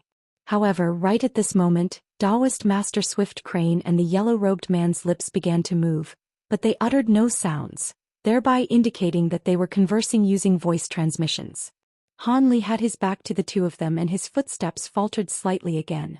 However, he quickly continued onward, getting further and further away from Daoist Master Swift Crane and the others. After rounding a final corner, Han Li walked into a rather stylish pavilion. 2 hours later, he finally exited the shop, accompanied by a cultivator who appeared to be the manager. However, he didn't immediately depart. Instead, he walked into a nearby shop. When Han Li finally made his way out of the 5th shop, he had exchanged all of the superfluous treasures and materials that he was carrying for over 100 high-grade spirit stones, a result that he was very satisfied with. However, just as he began to walk away, he suddenly discovered that several unfamiliar core formation cultivators had appeared nearby. All of them appeared to be simply casually shopping around, but the peculiar expressions flashing through their eyes suggested a more sinister purpose. Han Li chuckled coldly and immediately decided to stray from his original plan. As such, he began to walk along the street out of the market, then exited the stone city on foot altogether. The cultivators were all using concealment techniques as they pursued Han Li. However, after making it out of the city gates, all of them turned to look at one another. Han Li had been enshrouded under their spiritual sense this entire time, but he had somehow disappeared. Their surroundings were entirely devoid of Han Li's presence. This turn of events naturally had the cultivators scrambling around in a panic. Some of them had been deployed by the shops that Han Li had visited, while others had noticed that Han Li had visited many shops, and had been seen off by the managers in a respectful manner on each occasion, thereby alerting them to the fact that major transactions had taken place. Han Li was posing as a late core formation cultivator, but in the face of a sufficiently tempting reward, these people were not going to back down. Many of them had already decided in advance to join forces. However, following Han Li's mysterious disappearance, these cultivators could search through the surrounding area in a dumbstruck manner. None of them were able to find Han Li in the end, so they could only return to the stone city with frustration and disappointment in their hearts. Not long after all of them had left, azure light suddenly flashed in the air above the spot that Hanli had just disappeared from. Immediately thereafter, an indistinct humanoid figure began to appear. Spiritual light then flashed from the humanoid figure's body and it transformed into Hanli with his original set of features. Hanli took a glance at the stone city and a deriding sneer appeared on his face. If it weren't for the fact that he didn't want to alert the nascent soul cultivators in the city to his presence, he definitely wouldn't have let those cultivators return to the city alive. As such, they were extremely fortunate to have been unable to see through Hanli's concealment technique. Otherwise, Hanli would have destroyed those core formation cultivators with ease. After looking around from his vantage point up in the air, Hanli decided on a certain direction and flew away as a streak of azure light. A short while later, the streak of azure light descended on a kernel. This was an extremely tranquil place with beautiful flora and fauna, as well as heavy mountain mist that refused to disperse. Hanli only took a cursory glance around him before nodding to himself. He raised a hand and a stack of formation flags of different colors appeared. A dozen or so streaks of light shot forth, all of disappearing into the surrounding mist. A layer of white mist then rapidly rose up from the ground, merging with the mist in the call to form what seemed to be a single inseparable entity. Hanli's body was concealed within this mist. After setting up that concealment formation, he patted a certain spirit beast pouch that was hanging from his waist. A loud buzzing sound erupted as tens of thousands of gold-devouring beetles flew out from the pouch, creating a golden cloud that hovered in front of him. Hanli sat down with his legs folded in front of him and began to chant something. Azure spiritual light began to flash over his body and a loud boom erupted, following which the beetles transformed into golden flowers that shot forth in all directions.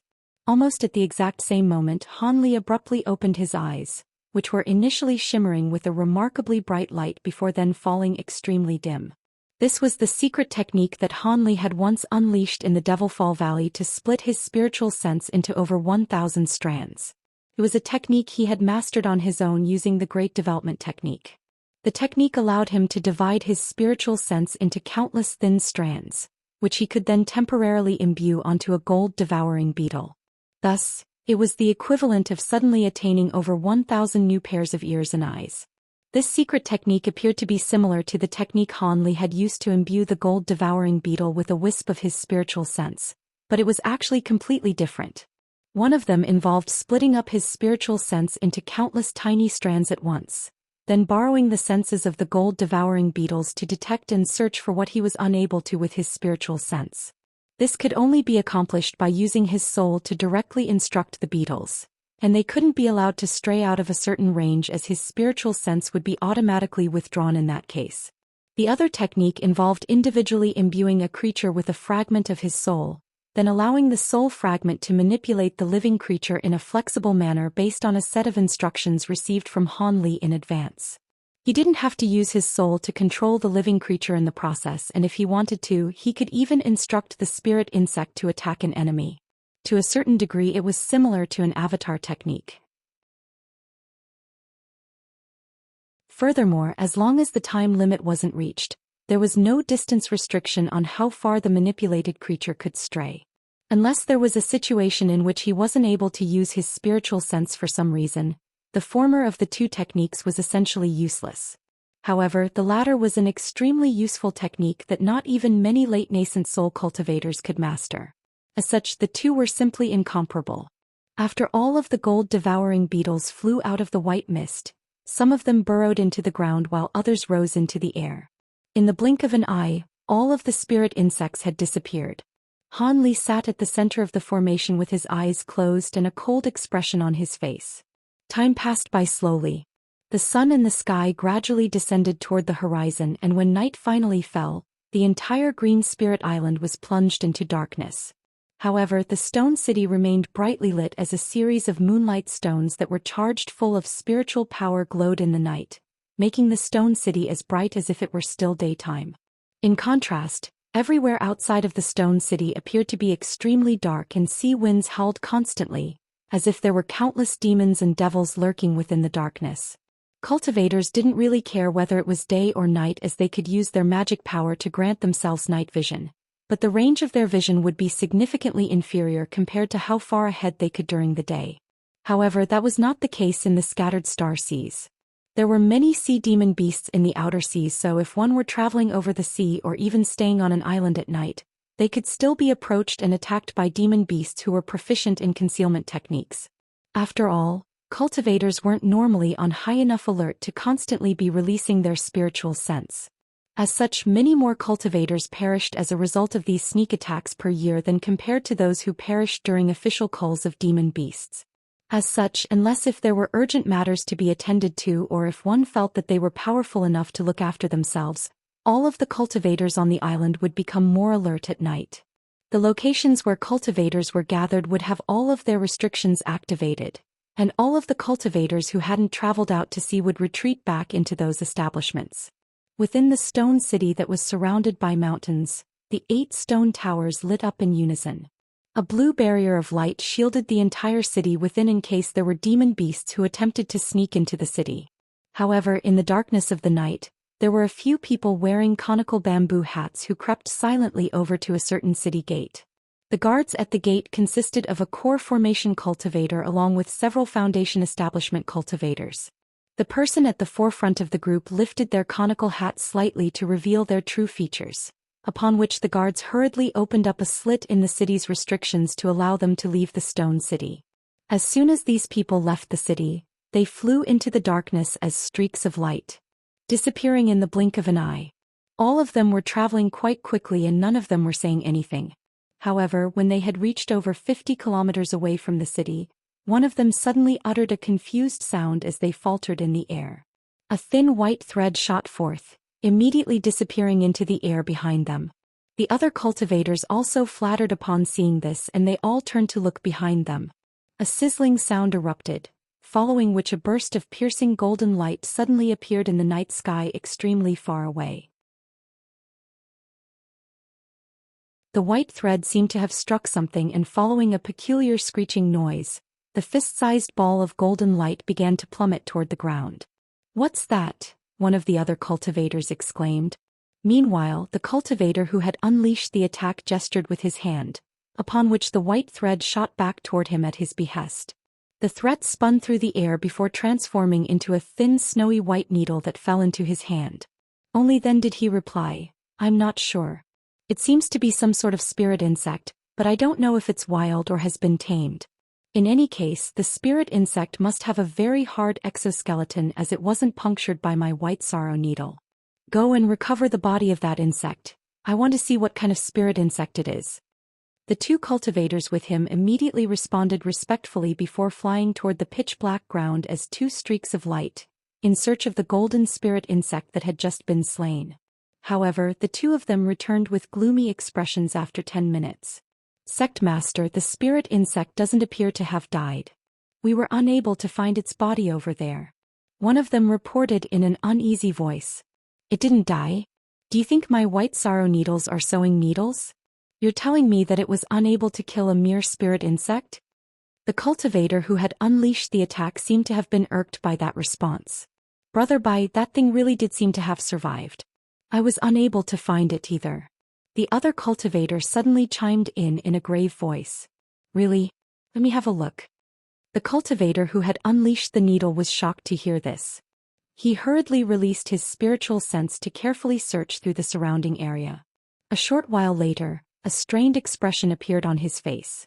There really wasn't any sign of that golden spirit insect in the surrounding area. In his astonishment, his lips tremored as he transmitted his voice. The other 2 cultivators immediately each raised a hand in unison. One of them summoned a small green hammer, while the other unleashed countless thin white threads that shielded all 3 of them within. "Who's following us? Don't sneak around like a coward. Come out to meet us," the cultivator who had released the white threads yelled. At the same time, his gaze scanned through the surrounding area as an astonishing aura erupted from his body.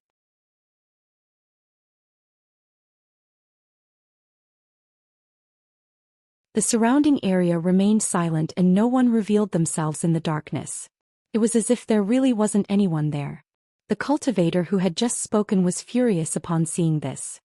He harumphed coldly as he made a hand seal, preparing to unleash an attack that would force their pursuers to show themselves. Right at this moment, an indistinct buzzing suddenly rang out around them in all directions. Furthermore, the sound was only becoming louder and louder, as if it were rapidly approaching them. The cultivators' hearts jolted upon hearing this as they surveyed their surroundings with wide eyes. Moments later, spots of golden light began to appear in the darkness. Each and every spot of golden light contained a golden beetle within, and more of those spots were beginning to appear. The group of cultivators had been surrounded. A stir immediately ran through the group upon seeing this. Even the two cultivators at the forefront of the group were astonished. In particular, the one who had just attacked the spirit insect knew just how pesky these spirit insects were. With so many of them appearing at once, it was definitely not going to be easy to take care of all of them. Thus, the cultivator's expression immediately darkened as his spiritual sense swept incessantly through the surrounding area, trying to find that cultivator that was manipulating these spirit insects. However, his search proved to be completely futile. Their opponents had concealed themselves extremely well, leaving him unable to discover their presence. This turn of events immediately made his heart sink. This indicated that their opponents either had special treasures or secret techniques to conceal themselves, or their cultivation base was significantly superior to theirs. In any case, neither of those possibilities were good things. If you're going to use your insects to trap us, then at least give us a reason for your actions. You still haven't revealed yourself to us yet. Are you really just a coward who's going to hide in the shadows? The cultivator who had summoned the jade hammer yelled. At the same time, dazzling green light began to flash from the treasure in his hand. You'll meet me soon enough. Fellow Daoist Swift Crane, I'm here especially for you, so there's no way I wouldn't come out to meet you. Do you remember me? I'm a nondescript cultivator with the Han surname. A cold male voice suddenly rang out from within the darkness. From the sound of the voice, it appeared that the man was still extremely far away. Han, who are you and when have I ever offended you? One of the masked cultivators stirred upon hearing this. He tore off the conical bamboo hat off his head, revealing a set of youthful features that were filled with shock and bewilderment. This man was none other than Daoist Master Swift Crane. The cultivator who had summoned the white threads also took off his conical hat. He was the yellow-robed cultivator who had accompanied Daoist Master Swift Crane earlier in the day. His expression was quite grim as his gaze flashed through the darkness.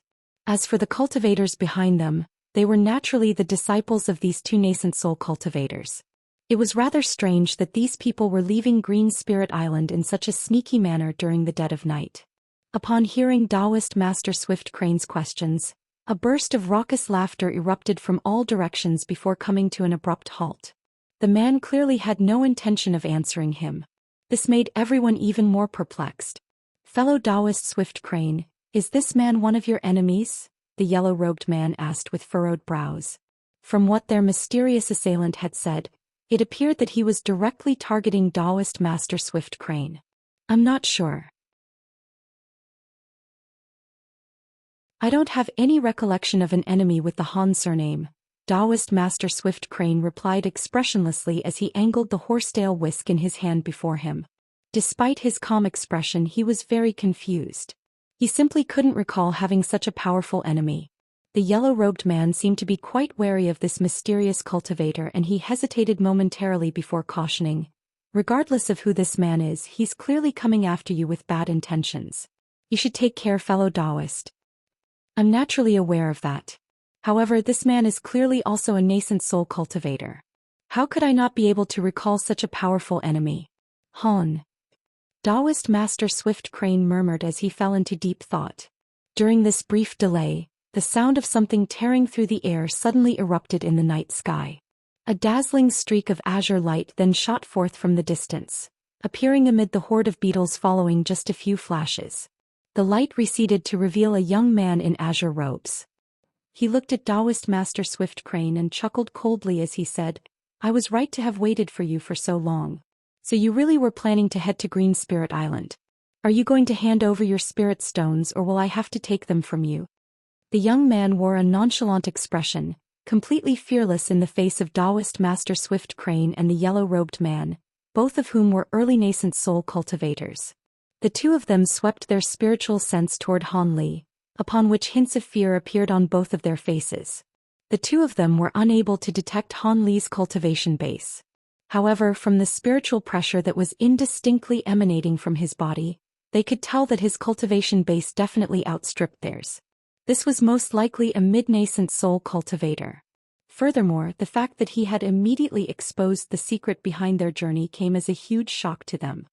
Fellow Daoist, I am Huang Kuan of Fire Dragon Island. I'm afraid I'm not sure what you mean by high-grade spirit stones. Perhaps you were misled by some rumors and harbor some sort of misunderstanding toward us.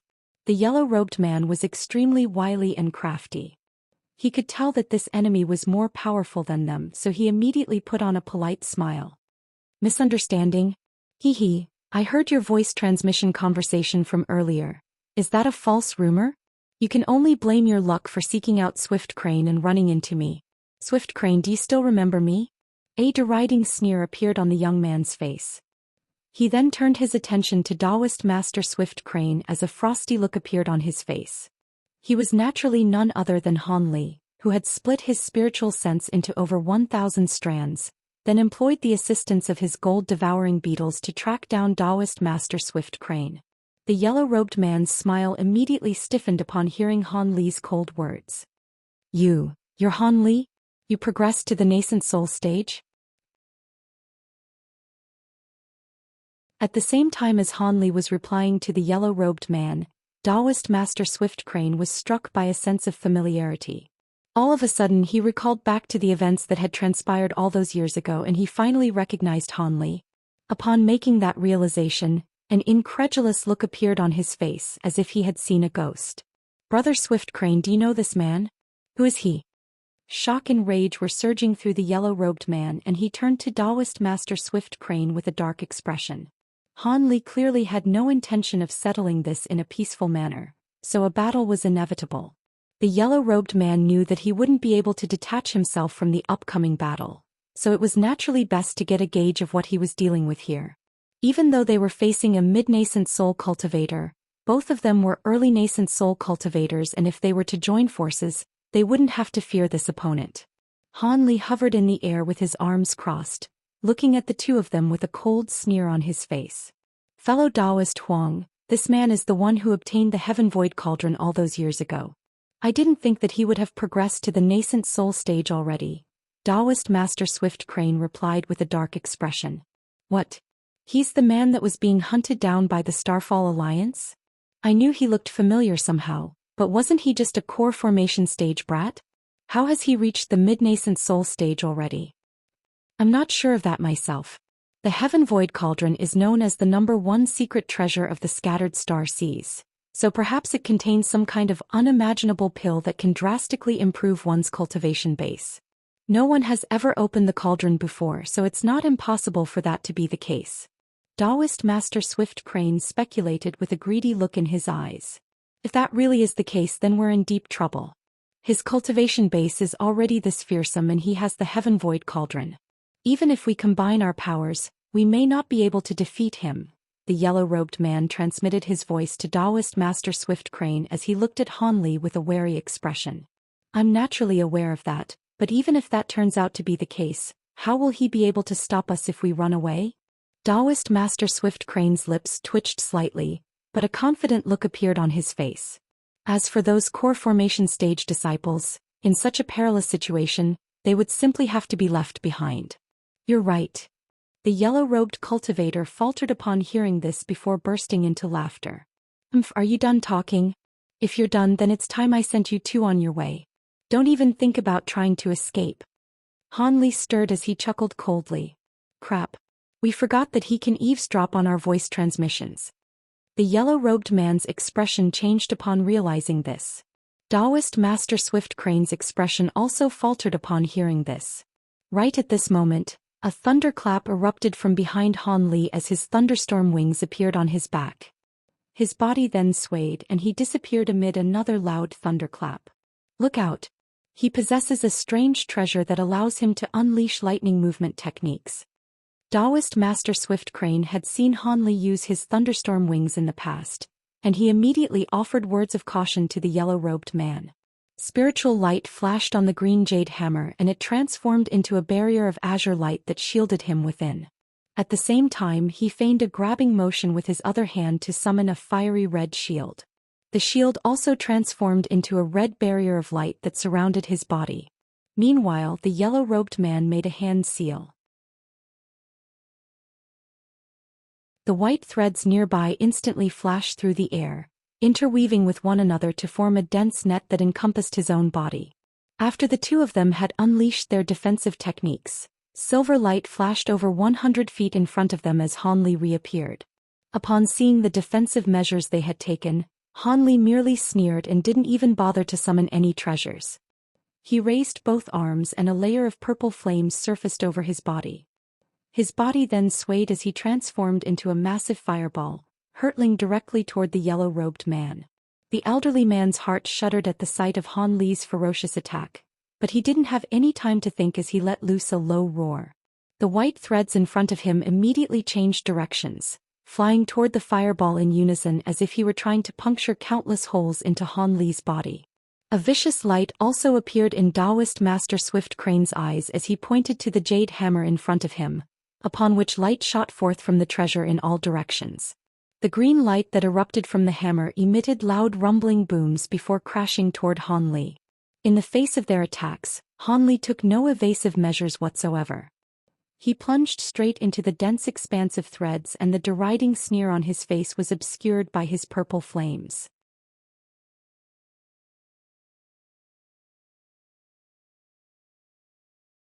A peculiar turn of events unfolded.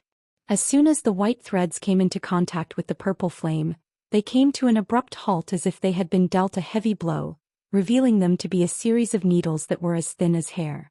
Han Li swept an arm through the air and the purple flames over his body expanded by over a foot, instantly engulfing the thin needles within. Purple light flashed over the needles, instantly sealing them in layers of purple ice, upon which the needles all began to plummet as they had lost their spiritual nature. As for the oncoming green jade hammer, Han Li nonchalantly waved a sleeve through the air and a purple light flashed past, sending the hammer flying as if it had been struck by an immense force. Daoist Master Swift Crane hurriedly made a hand seal to try and arrest its momentum, but all to no avail. Light began to shimmer along the surface of the hammer as well before it was also sealed in a block of purple ice in the blink of an eye. The Daoist priest's expression had become extremely strained. The yellow-robed man was also struggling to believe his own eyes. Never would he have thought that the treasures he relied so heavily upon would be nullified so easily. This was simply incredible to him. At the sight of the oncoming Han Li, he hurriedly sent a silver will flying out from within his sleeve. However, Han Li was moving as fast as the wind and he reached the yellow-robed man in a flash as his purple flames tumbled through the air. The silver wheel had only flashed twice before a golden light appeared, upon which the wheel was soundlessly sliced in half and plummeted toward the ground. The yellow-robed man's pupils contracted drastically upon seeing this. There was yellow light flashing in his mouth and he was just about to summon his magic treasure. However, during this split-second delay, an eerie smile appeared on Han Li's face as one of his arms suddenly turned blurry before disappearing in a flash. Almost at the exact same moment, the yellow-robed man felt something tighten around his neck as a frosty hand rested itself around his throat. A purple light then flashed in front of his eyes and his spiritual sense lost connection with the magic treasure that he was about to release. Arg! The yellow-robed man was absolutely petrified. He only had time to let loose a howl of anguish before purple ice began to spread from his neck, encompassing his entire body and rendering him completely immobilized. His face was immortalized in an expression of the utmost horror in the block of ice. Han Li chuckled coldly as he carried the humanoid ice sculpture in one hand. He turned and swept his expressionless gaze across all of the other cultivators. The four core formation cultivators knew that they wouldn't be able to intervene in a battle between nascent soul cultivators, and even though they had all summoned their treasures, they could only look on from afar with fear surging through their hearts. At the sight of the yellow-robed man being subdued by Han Li, they all glanced at one another before yelling in unison as they dispersed, transforming into streaks of light as they fled for their lives. As for Han Li's main target, Daoist Master Swift Crane, He had fled the scene even before the 4 core formation cultivators.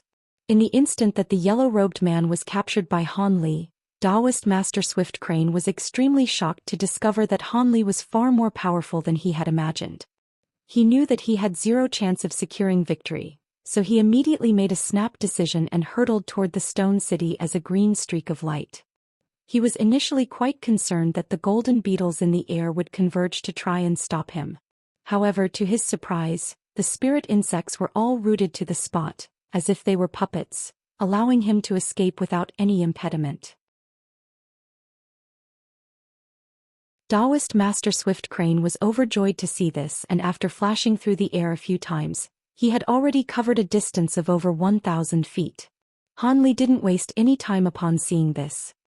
He swept his long sleeve toward the core formation cultivators first, upon which 4 streaks of golden light shot forth, traveling so quickly that they were able to catch up to the 4 cultivators almost instantaneously. A series of agonized cries rang out in quick succession. The cultivators' protective treasures were all punctured by the golden light, sending blood raining down from above along with their mutilated bodies and ruined treasures. Only then did Han Li turn his attention to Daoist Master Swift Crane, who had almost disappeared from view. He chuckled coldly upon seeing this and didn't give chase.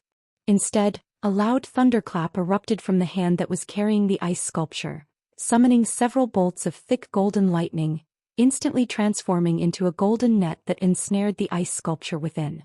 Lightning flashed violently and the ice sculpture was pulverized by the golden light.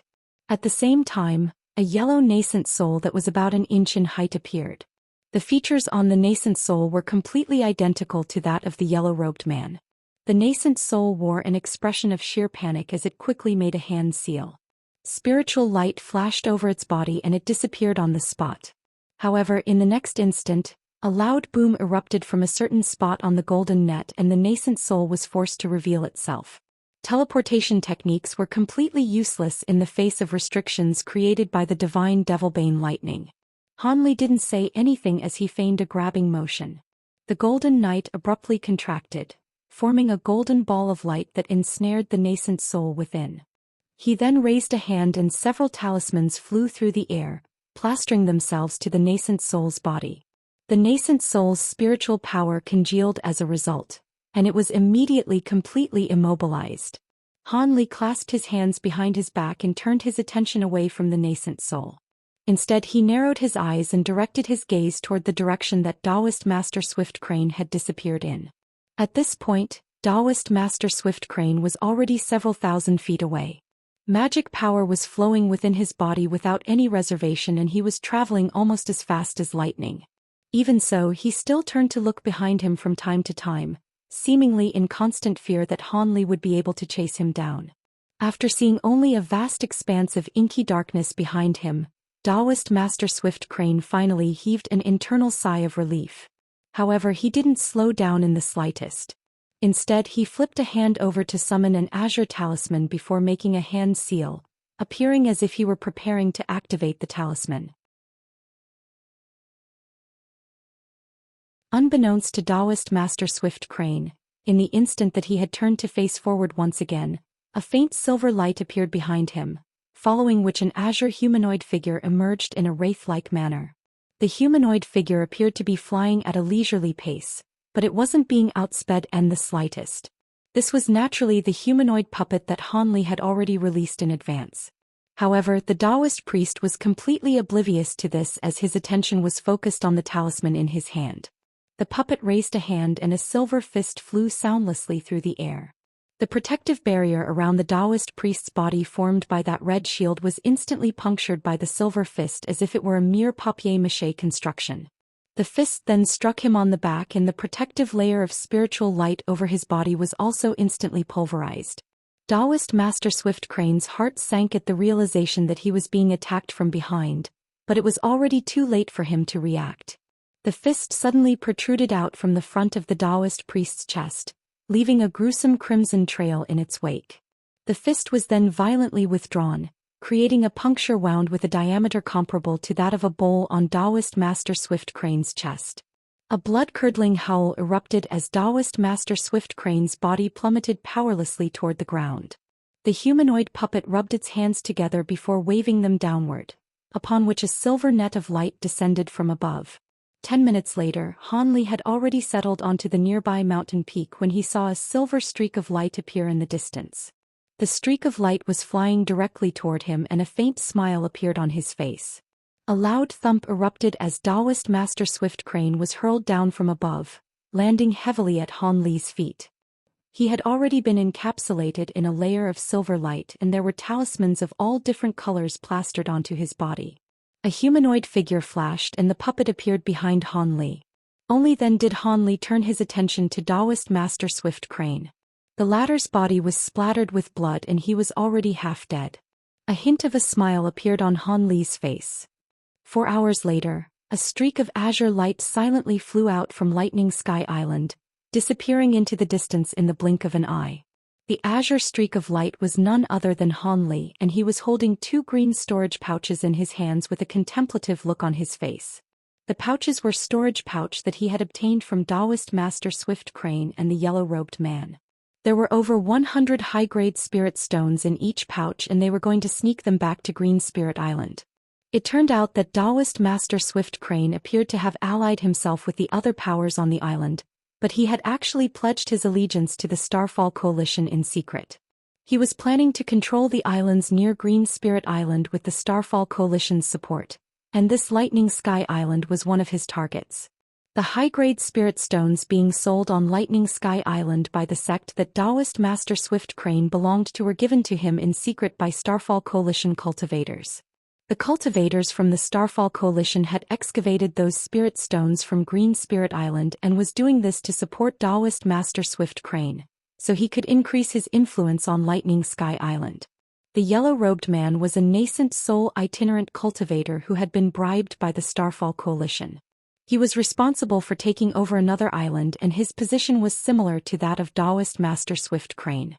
This man had appeared at Lightning Sky Island as he had received an incredible order, just as Daoist Master Swift Crane had.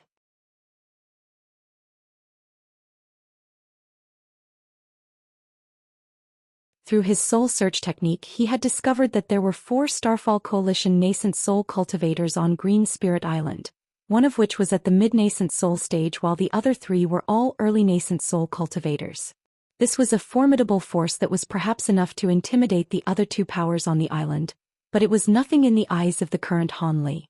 He had absolute confidence in his ability to sneak onto the island, then kill Zenith Een and depart without alerting anyone else. With that in mind, Han Li naturally wasn't going to delay any longer. He immediately set forth for Green Spirit Island. 3 days later, Han Li finally arrived in the region of the sea close to Green Spirit Island.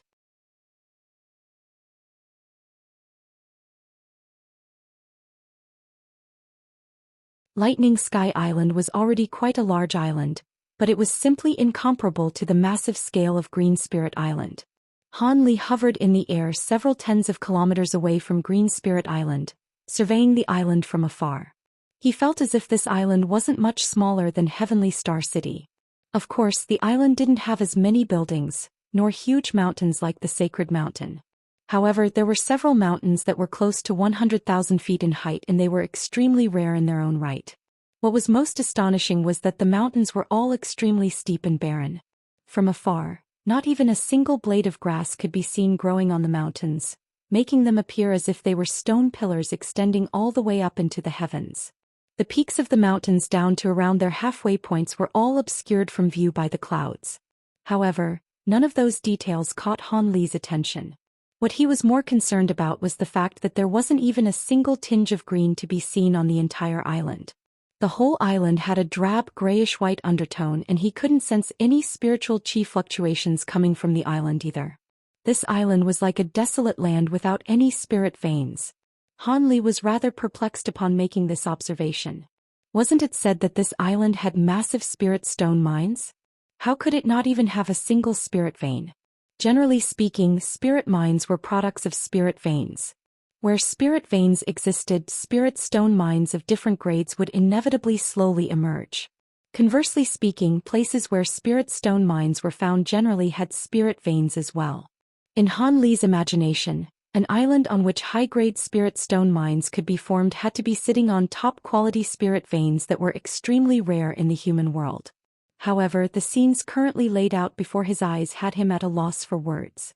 After contemplating the situation, Hanli realized that he had been too naive.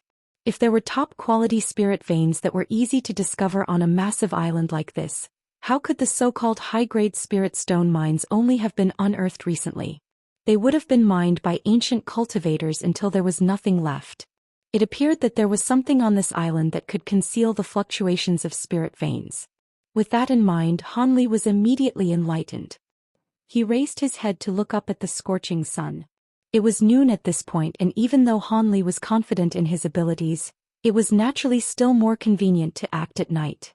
Thus, he circled over the surrounding area for a while before discovering a rock that was exposed above the surface of the ocean, upon which he landed upon it. He then sat down on the rock with his legs folded in front of him and began to meditate. Several hours later, night fell once again and Hanli abruptly opened his eyes. He flew toward the island as a streak of azure light, unleashing a secret technique as he did so to make light more blurry and indistinct. In the darkness of the night, normal cultivators would definitely be unable to detect his presence. After a while, Hanli reached the massive island. Due to the fact that he had used the soul search technique on Daoist Master Swift Crane and the yellow-robed man, Hanli was able to easily identify the area that had been occupied by the Starfall Coalition cultivators. Thus, he immediately snuck onto the island and flew toward a massive mountain. Along the way, Hanli encountered many concealment restrictions.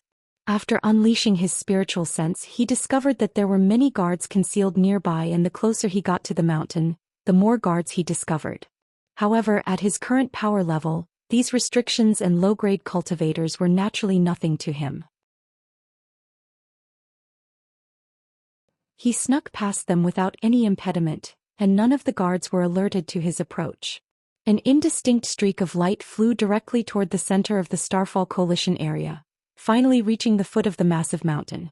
The azure light receded and Hanli's figure emerged. He wasn't in a hurry to continue onward. Instead, he looked up toward the mountain peak and contemplated momentarily before a blue light suddenly flashed through his eyes. A faint blue barrier of light was suddenly revealed to Hanli as a result. The light barrier encompassed the entire mountain peak and its surface was as smooth as flowing water. This was a powerful restriction created by some sort of rare formation spell. Hanli's brows furrowed upon seeing this. Such a massive formation restriction couldn't be broken just by using some sort of secret technique. Of course, this didn't mean that the restriction was actually going to be able to stop Hanli. The blue light in his eyes faded and he flipped his hand over, upon which a ball of three-colored flames emerged. It was none other than his tri-flame fan. Doing this could alert the nearby guards, but Hanli had no choice. In the worst-case scenario, he would just have to kill the guards. As long as he didn't waste any time, it wouldn't be difficult for him to find Zenith Een, and after killing him, no one on the island would be able to stop him from escaping. With that in mind, Hanli raised his feather fan and prepared to blast his way into the restriction. However, right at this moment, his expression suddenly changed and the spiritual light on his tri-flame fan was snuffed out as a surprised look appeared on his face. He then immediately stowed the fan away into his sleeve and disappeared on the spot. Almost at the exact same moment, light flashed in the distance as several streaks of light came rushing toward the mountain with reckless abandon, making no attempt to conceal themselves. A short while later, the streaks of light reached the foot of the mountain, and as the light receded, 3 people were revealed.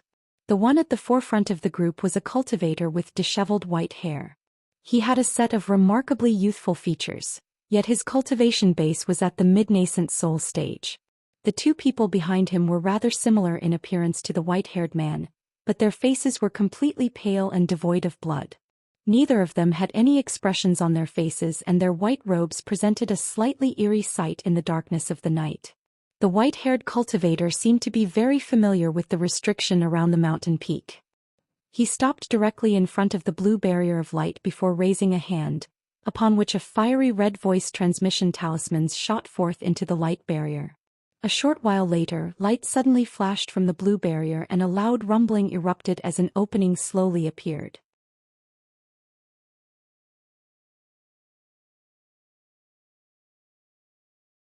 After the victim had been reduced to a height of around half a foot, he finally made a hand seal and cast a crimson incantation seal onto the white-robed man's back. The white-robed man's body immediately shuddered and he reluctantly released his victim before its body reverted back to his original state. Crimson light shot forth from the white-haired man's hand, striking the guard that had been reduced to an unrecognizable miniature version of himself. A spluttering sound erupted as a ball of crimson flames engulfed the Foundation establishment cultivator's body, reducing him to nothingness in the blink of an eye, completely eradicating even his soul in the process. "Take me to the guest pavilion," the white-haired man instructed as if nothing had happened. "Yes. Please follow me, Senior." The core formation cultivator hurriedly forced a smile onto his face and did as he was told. He rose into the air as a streak of light and led the trio up toward the mountain peak, disappearing into the cloud and mist up above in the blink of an eye. The other Foundation establishment cultivators all heaved a collective sigh of relief with fear lingering on their faces. Unbeknownst to all of them, a concealed humanoid figure had witnessed everything that had just unfolded from a vantage point in the air over 1,000 feet above them. Sinister Blood Corpse. I didn't think there would be someone in the human world that would dare to refine such devilish corpses. Isn't he afraid that the sinister Chi will enter his body and kill him? The man who was muttering to himself was naturally none other than Han Li, who had snuck surreptitiously into the restriction. He had his arms crossed as he hovered in mid-air, murmuring to himself in an inaudible voice, seemingly having identified the nature of the white-haired cultivator's devilish corpses.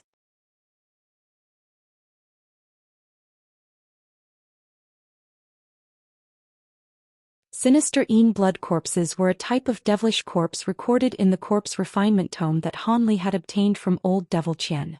There was no actual refinement method recorded, but it did mention that this blood corpse was extremely powerful, yet the refinement process was very vicious. It was said that in order to refine this devilish corpse, one had to use a body with the same bloodline as their own. Only then would they be able to use the power of their bloodline to repress the backlash from the blood corpse. During the refinement process, the soul of the body being used would be trapped in the body for eternity without being able to pass on to the afterlife.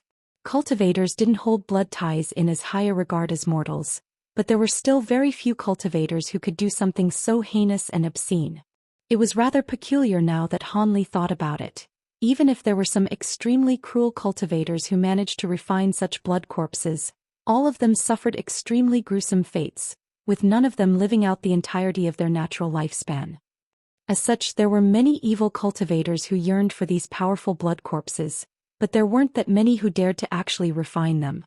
At this point, there were almost no cultivators who knew the method to refine these blood corpses. Even a great cultivator like old Devil Qian, who had refined the unbroken Sync Devils, was unaware of that specific refinement method. As such, Han Li was naturally very surprised upon identifying the two sinister blood corpses accompanying the white-haired cultivator. However, regardless of who this white-haired cultivator was or what heinous things he had done in the past, as long as he didn't get in Han Li's way, Han Li couldn't be bothered to pay him any heed. After hovering in the air for a while, Han Li's body swayed as he flew directly toward the mountain peak. He had used the soul search technique on Daoist Master Swift Crane and the yellow-robed man, but they didn't know the specific location of Zenith Yin's residence either. All they knew was that he lived on this mountain peak, so Han Li would have to do a bit of searching himself. He easily subdued a Foundation establishment guard on the mountain and secured the information he was looking for after using his soul search technique again. From that guard's memories, he learned that Zenith Yin hadn't gone anywhere and was currently situated in his residence. Han Li was ecstatic upon making this discovery. He reduced the guard to a cloud of dust before heading directly toward the mountain peak. The pinnacle of the mountain was quite vast and spacious, but there weren't many buildings there. Aside from a few sporadic halls and pavilions, there were only large stretches of empty land. That was only to be expected. There were many high-grade cultivators on the island, but almost no low-grade cultivators below the Foundation establishment stage. As such, there was only a total of around 500 to 600 Starfall Coalition cultivators on the island. Such a large number of cultivators at or above the Foundation establishment stage was already quite a force to be reckoned with. And that wasn't even taking into account the fact that there were also several nascent soul cultivators on the island. Han Li concealed himself and continued soundlessly toward a certain massive pavilion. This pavilion was quite a spectacular building with 5 levels, which tapered upward to form a pyramid, and the first level took up an area of several thousand feet. However, the entire building was constructed from a strange type of pitch-black rocks which exuded dark yin qi, striking one with a very dark and gloomy feeling. Han Li took a glance at the building before him, which had almost been entirely enshrouded in dark yin qi, and a cold smile appeared on his face as he swept a hand through the air. A massive blade of purple flames hurtled through the air, slicing open a path in the tumbling yin qi. Han Li transformed into a streak of azure light and shot forth into that makeshift passageway without any hesitation. "Who's there?" As soon as Han Li entered through the doors of the pavilion, an alarmed voice sounded, and a streak of black light came flying toward him. The light seemed to contain a middle-aged cultivator. This man wasn't Zenith Yin, so Han Li completely ignored him and swept a sleeve toward him, summoning a sword that was over 10 feet in length which suddenly disappeared as it flashed through the air. The middle-aged cultivator's heart jolted with shock upon seeing this, and he opened his mouth to try and expel some sort of magic treasure. However, it was already too late. Golden light flashed through the air and the sword reappeared above his head before shooting downward like a bolt of lightning. A howl of anguish rang out as the cultivator body was instantly sliced into several pieces. Even his soul had been pulverized by the golden light and not even a single shred of it was able to escape. Han Li glanced expressionlessly at the mutilated body. This was clearly a core formation cultivator, and judging from the cultivation art that he had unleashed, he appeared to be one of Zenith Yin's disciples. He flicked a finger and a crimson fireball shot forth. Scorching heat waves radiated through the air as the sections of the body were burned into nothingness. Han Li turned toward the staircase and a hint of surprise flashed through his eyes. It was rather strange that Zenith Yin still hadn't been alerted to the fact that something was amiss at this point. He immediately unleashed his spiritual sense and sent it sweeping up into the higher levels of the pavilions. A short while later, a peculiar look appeared on his face. He discovered that the higher levels of the pavilion were completely empty with not a single person to be found. It was as if that core formation cultivator had been the only one guarding this entire pavilion. Could it be that Zenith Yin had already left the pavilion and wasn't staying in his residence? Han Li was feeling slightly disappointed. He stroked his chin and a contemplative look appeared on his face. All of a sudden, a thought seemed to have occurred to him as he sent his spiritual sense sweeping into the ground below. Immediately thereafter, a smile appeared on his face. He immediately patted the storage pouch hanging from his waist to summon 2 red and yellow jade scepters. He gently waved the scepters through the air, upon which a yellow barrier of light appeared, encompassing his body within. He then twisted his body and somehow burrowed into the ground. The first level of the pavilion was immediately empty again. After traveling over 100 feet underground, a gray barrier of light and a pitch-black stone wall appeared before Han Li. Han Li immediately summoned a layer of purple flames over his hand before swiping it toward the light barrier.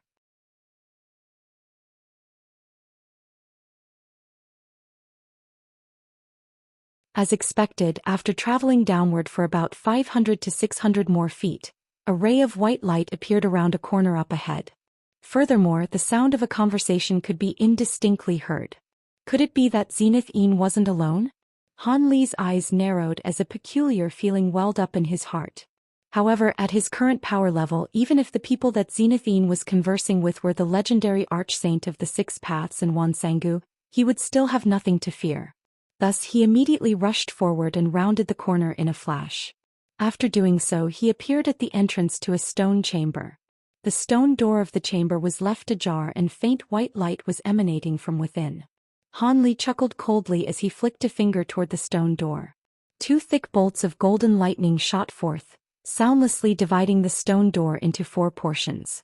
Han Li's body then swayed as he appeared directly within the stone chamber. At the same time, he turned his gaze toward a certain corner of the stone chamber. There was a black-robed cultivator with long and narrow eyes standing in that corner.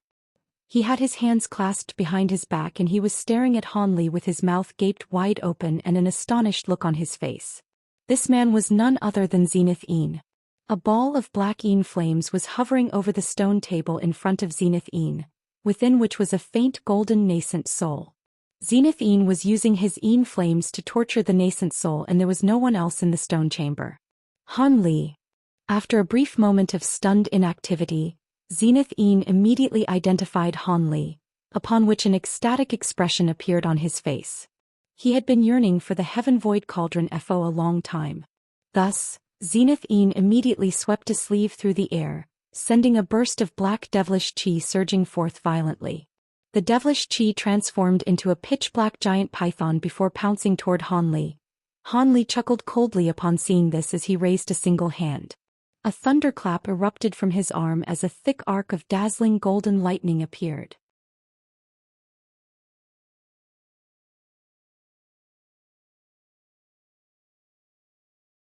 He spread open his fingers and a golden lightning worm shot forth from his arm, clashing directly with the oncoming black python. Divine Devilbane Lightning. Zenith Yin's heart jolted with shock upon seeing this. He immediately tried to make another hand seal, but it was already too late. The golden worm threw itself at the black python, creating a resounding boom. Golden light flashed and the black python's body was enshrouded by countless arcs of golden lightning before being reduced to nothingness in the blink of an eye.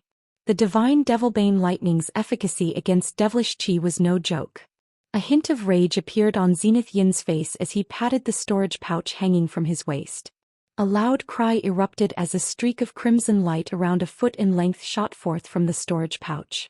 It flashed through the air before arriving directly above Han Li's head, where it transformed into a long crimson saber and came crashing downward. Before the saber had even begun its descent, the pungent odor of blood and gore came rushing toward Han Li first. Han Li's expression darkened as he tilted his head back and abruptly opened his mouth, sending a small golden sword flying upward. A loud clang rang out as golden and crimson light became interwoven with one another.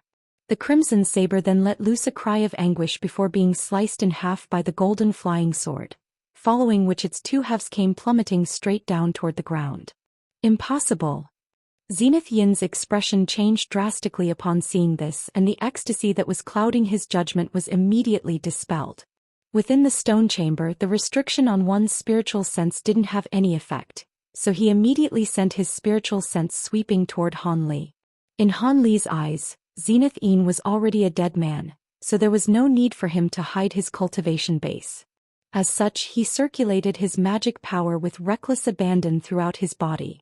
After detecting Han Li's cultivation base, a series of spectacular expressions flashed through Zenith Yin's face. He initially faltered before a confused look appeared on his face, followed by incredulity and a hint of horror. When he used his spiritual sense to verify Han Li's cultivation base again, his face immediately turned deathly pale. "You've already reached the late nascent soul stage?"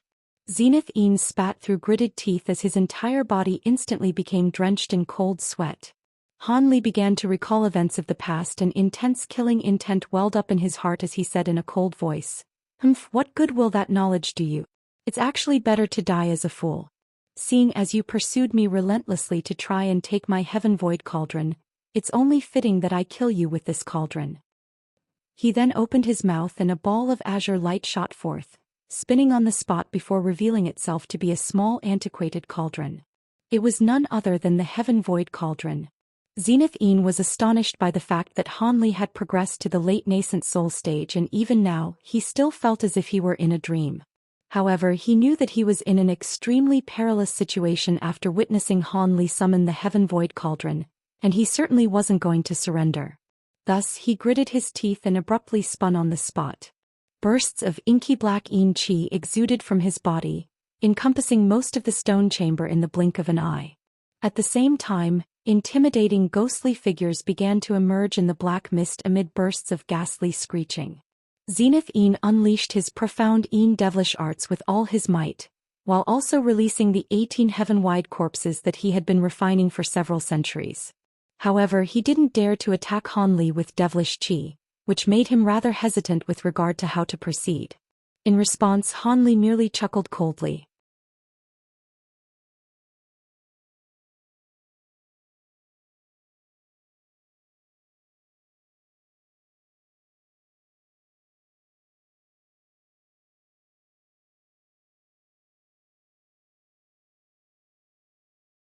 Manhuzi. Only then did Hanli notice the physical appearance of the nascent soul, a discovery that he was quite shocked to make. If his memory served correct, Manhuzi had almost reached the end of his lifespan when Hanli last saw him. Now close to 200 years had passed by, so he should have passed away already. So how was it that his nascent soul continued to exist, and how had it been captured by Zenith-Een? In his confusion, Hanli set aside his intention to kill Zenith-Een right away. Instead he began to carefully assess Manhuzi's nascent soul. All of a sudden he raised a hand and feigned a grabbing motion. A large azure hand appeared above the nascent soul before swooping down like lightning, immediately ensnaring the nascent soul between his 5 fingers. Spiritual light was shimmering over his hand, and the nascent soul was completely unable to move. There's no need to be so cautious, fellow Daoist Han. In my current state I won't even be able to use any teleportation techniques. How will I be able to escape? Manhuzi wasn't making any effort to try and struggle free from Hanli's grasp. That may not actually be the case. I didn't think that you would survive for this long. I recall that back in the Heaven Void Hall all those years ago, you seemed to have harbored ill intentions against me as well. Are you appearing before me now so I can send you on your way as well? Hanli asked with a dark expression.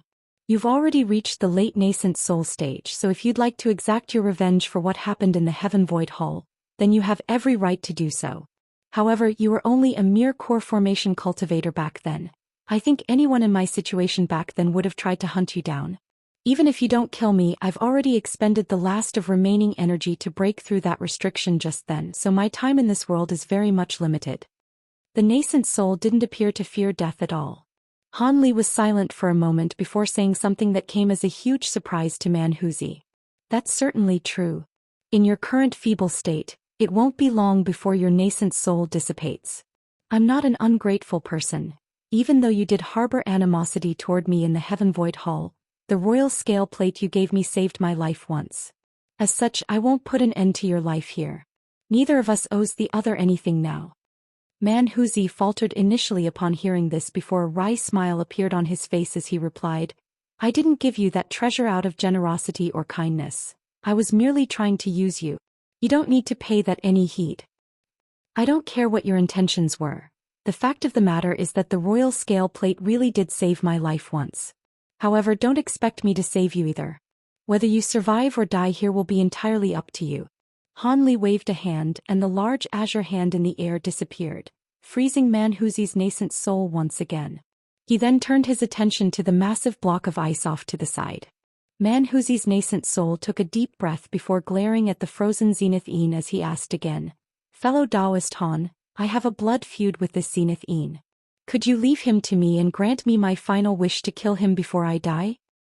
I also have a vendetta against Zenith-Een, so I'll be the one to put an end to him. There's no need for you to intervene. Hanli immediately turned him down.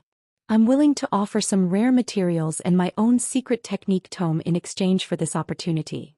Manhuzi suddenly became extremely flustered upon hearing this, and he hurriedly offered a reward to try and change Hanli's mind. Hanli turned to look back at the nascent soul and a faint smile appeared on his face. Tell me what your true intentions are. I'm not naive enough to believe that you'd be willing to pay such a heavy price just for revenge.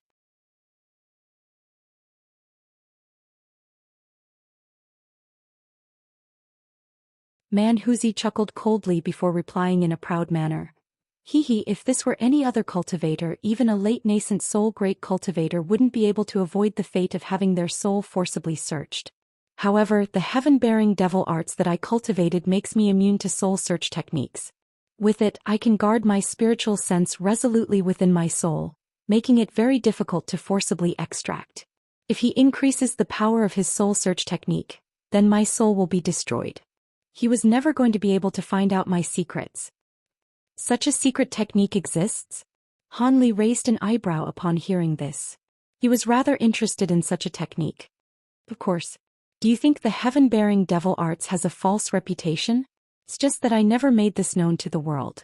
Zenith-Een couldn't do anything to me, so he could only use his corpse fire to torture my nascent soul from time to time. I won't fold that easily. In any case, even if I did tell him everything, I would only be destroyed anyway. However, it's been over 100 years since my nascent soul was forcibly enhanced by his secret technique, and I really am at the end of the road. Unless I unleash a secret technique to devour another nascent soul, reincarnation will definitely be beyond me. Even if I do manage to engulf a nascent soul, it's still yet to be seen whether I'll have a chance for reincarnation. At the conclusion of his story, Manhuzi turned to glare at the frozen Zenith Yin, looking as if he wanted nothing better than to sink his teeth into Zenith Yin's flesh. I see. So you're planning to engulf Zenith Yin's nascent soul for a chance at a second life. I've heard of a secret technique like this, but it really is impossible to verify whether it's actually effective, Han Li murmured as he stroked his chin. Regardless of whether it works or not, it's my only opportunity, so I must at least try it. In any case, someone else may take my collection after I die anyway, so why not use it to exchange for a ray of hope for myself? Manhuzi heaved a resigned sigh. That is indeed true. Do you still have that heaven mend pill? Han Li asked. Not anymore. I took it as soon as I got out of the heaven void hull, but unfortunately, it didn't have much of an effect on me at all. Zenith Yin could see that my cultivation base hadn't improved, so he thought that I never took the pill in the first place, and had constantly been interrogating me about its whereabouts. Otherwise, he may not have had the patience to interrogate me for so long, Manhuzi replied in an honest manner. Oh, is that really the case? A hint of surprise flashed through Han Li's eyes. Back when he had taken his heaven mend pill, it had had an extremely pronounced effect. However, Manhuzi had already been reduced to such a pitiful state, so he most likely wasn't lying. As such, it appeared that the heaven mend pill's effect on nascent soul cultivators was negligible. Of course, that could also be because the aptitude of Manhuzi's spiritual roots was quite good to begin with, so there wasn't much room for improvement. Han Li contemplated the situation for a while before giving his response. I can allow you to do as you please, but you have to give me a copy of the heaven-bearing devil arts first. After that, I'll leave Zenith Yin to you. I'm rather interested in the soul-locking secret technique you were referring to earlier. After you devour Zenith Yin's nascent soul, you can tell me about where the rest of your collection is. No problem. The nascent soul was overjoyed to hear this. Han Li nodded in response, but he could see that the nascent soul was very feeble. As such, he made a few hand seals and cast a few incantation seals onto the nascent soul's body in quick succession. Spiritual light of different colors shimmered over the nascent soul's body, upon which it was significantly reinvigorated. Thank you, fellow Daoist Han. Manhuzi was very grateful for Han Li's gesture. Han Li waved a hand before tossing a blank white jade slip through the air. The nascent soul hurriedly opened its little mouth to expel a burst of faint golden light. The jade slip was swept up in the golden light before rapidly shrinking to a size that could fit in the nascent soul's hand. After that, it lowered its head and began to replicate the devil arts. This was something that he had completely committed to memory, so replicating it was a piece of cake. 10 minutes later, the nascent soul opened its eye before raising a hand into the air. A streak of white light was sent flying toward Han Li. Han Li caught the white light and spiritual light flashed as the jade slip reverted back to its original size. You haven't tampered with this, have you, brother man? Han Li glanced at the jade slip before a half-smile appeared on his face. The nascent soul didn't know whether it should laugh or cry upon hearing this. Surely you jest, brother Han. With your current late nascent soul cultivation base, you'd be able to easily ascertain the authenticity of a cultivation art. Besides, I'm already in such a pitiful state. Why would I do something that harms you and doesn't benefit me in any way?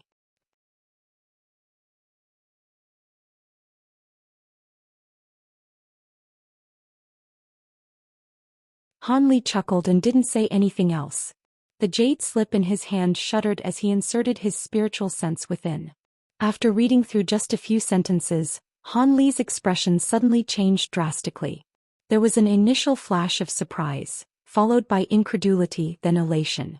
Manhuzi's nascent soul was rather perplexed by his reaction.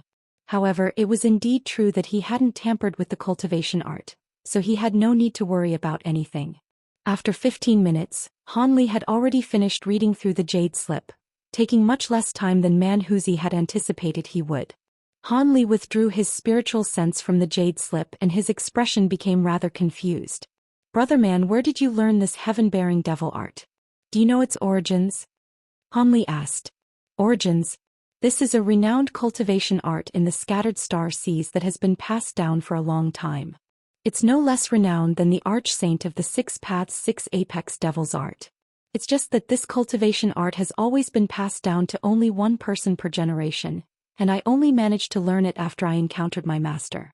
Why do you ask? Is there something amiss about this cultivation art? The nascent soul asked. No. Hanli shook his head in response before flipping his hand over, upon which the jade slip disappeared. After witnessing the wide array of emotions Hanli had just displayed, Manhuzi certainly wasn't going to believe that. However, he didn't pry any further into the matter. Brother Han, if you don't have the time to cultivate this art, then just pass it on to any disciple of yours. The inheritance of the heaven-bearing devil arts must go on. His top priority was naturally to engulf Zenith Yin's nascent soul, so he immediately continued, seeing as you've already seen the cultivation art, would I be able to begin now? Red light flashed in the nascent soul's eyes and a solemn look appeared on its face as it spoke. Hanli glanced at the frozen Zenith Yin before a smile appeared on his face as he asked, Of course. You're a little feeble at the moment, though. Would you like me to assist you? Thank you for your kind offer, but that won't be necessary. My current magic power isn't comparable to even a tenth of what it once was, but it's still more than enough to handle an immobilized cultivator. Manhuzi shook his head with a confident look. All right, then I'll be waiting outside. Hanli smiled and didn't say anything further. His body swayed and he appeared at the entrance before slowly making his way out of the stone chamber. Thus, only Manhuzi and the frozen Zenith Yin were left in the chamber. Manhuzi turned to Zenith Yin and a sinister look appeared on his face. Zenith Yin was completely immobilized, but there was a horrified look in his eyes. Meanwhile, Hanli was standing in the passageway outside the stone chamber, silently surveying the jade slip in his hand. The stone chamber was completely silent. After around 15 minutes, a weary voice sounded from within. Fellow Daoist Han, you can come in now. The voice belonged to none other than Manhuzi, but it was slightly hoarse. Hanli raised an eyebrow as he put his hands together, upon which the jade slip in his hand disappeared without a trace again. He then made his way into the stone chamber. The massive block of blue ice was still completely untouched, but Zenith Yin's eyes had already completely rolled over and he was clearly very much dead. Meanwhile, the nascent soul was hovering over the block of ice. It had grown a little in size and was filled with vitality, creating a strong contrast with its previous feeble state. However, it wore an exhausted expression on its little face as it said, You have my thanks, Brother Han. I've only temporarily recovered most of my energy and I must take this opportunity to pass on to the afterlife. Otherwise, my efforts would all be wasted.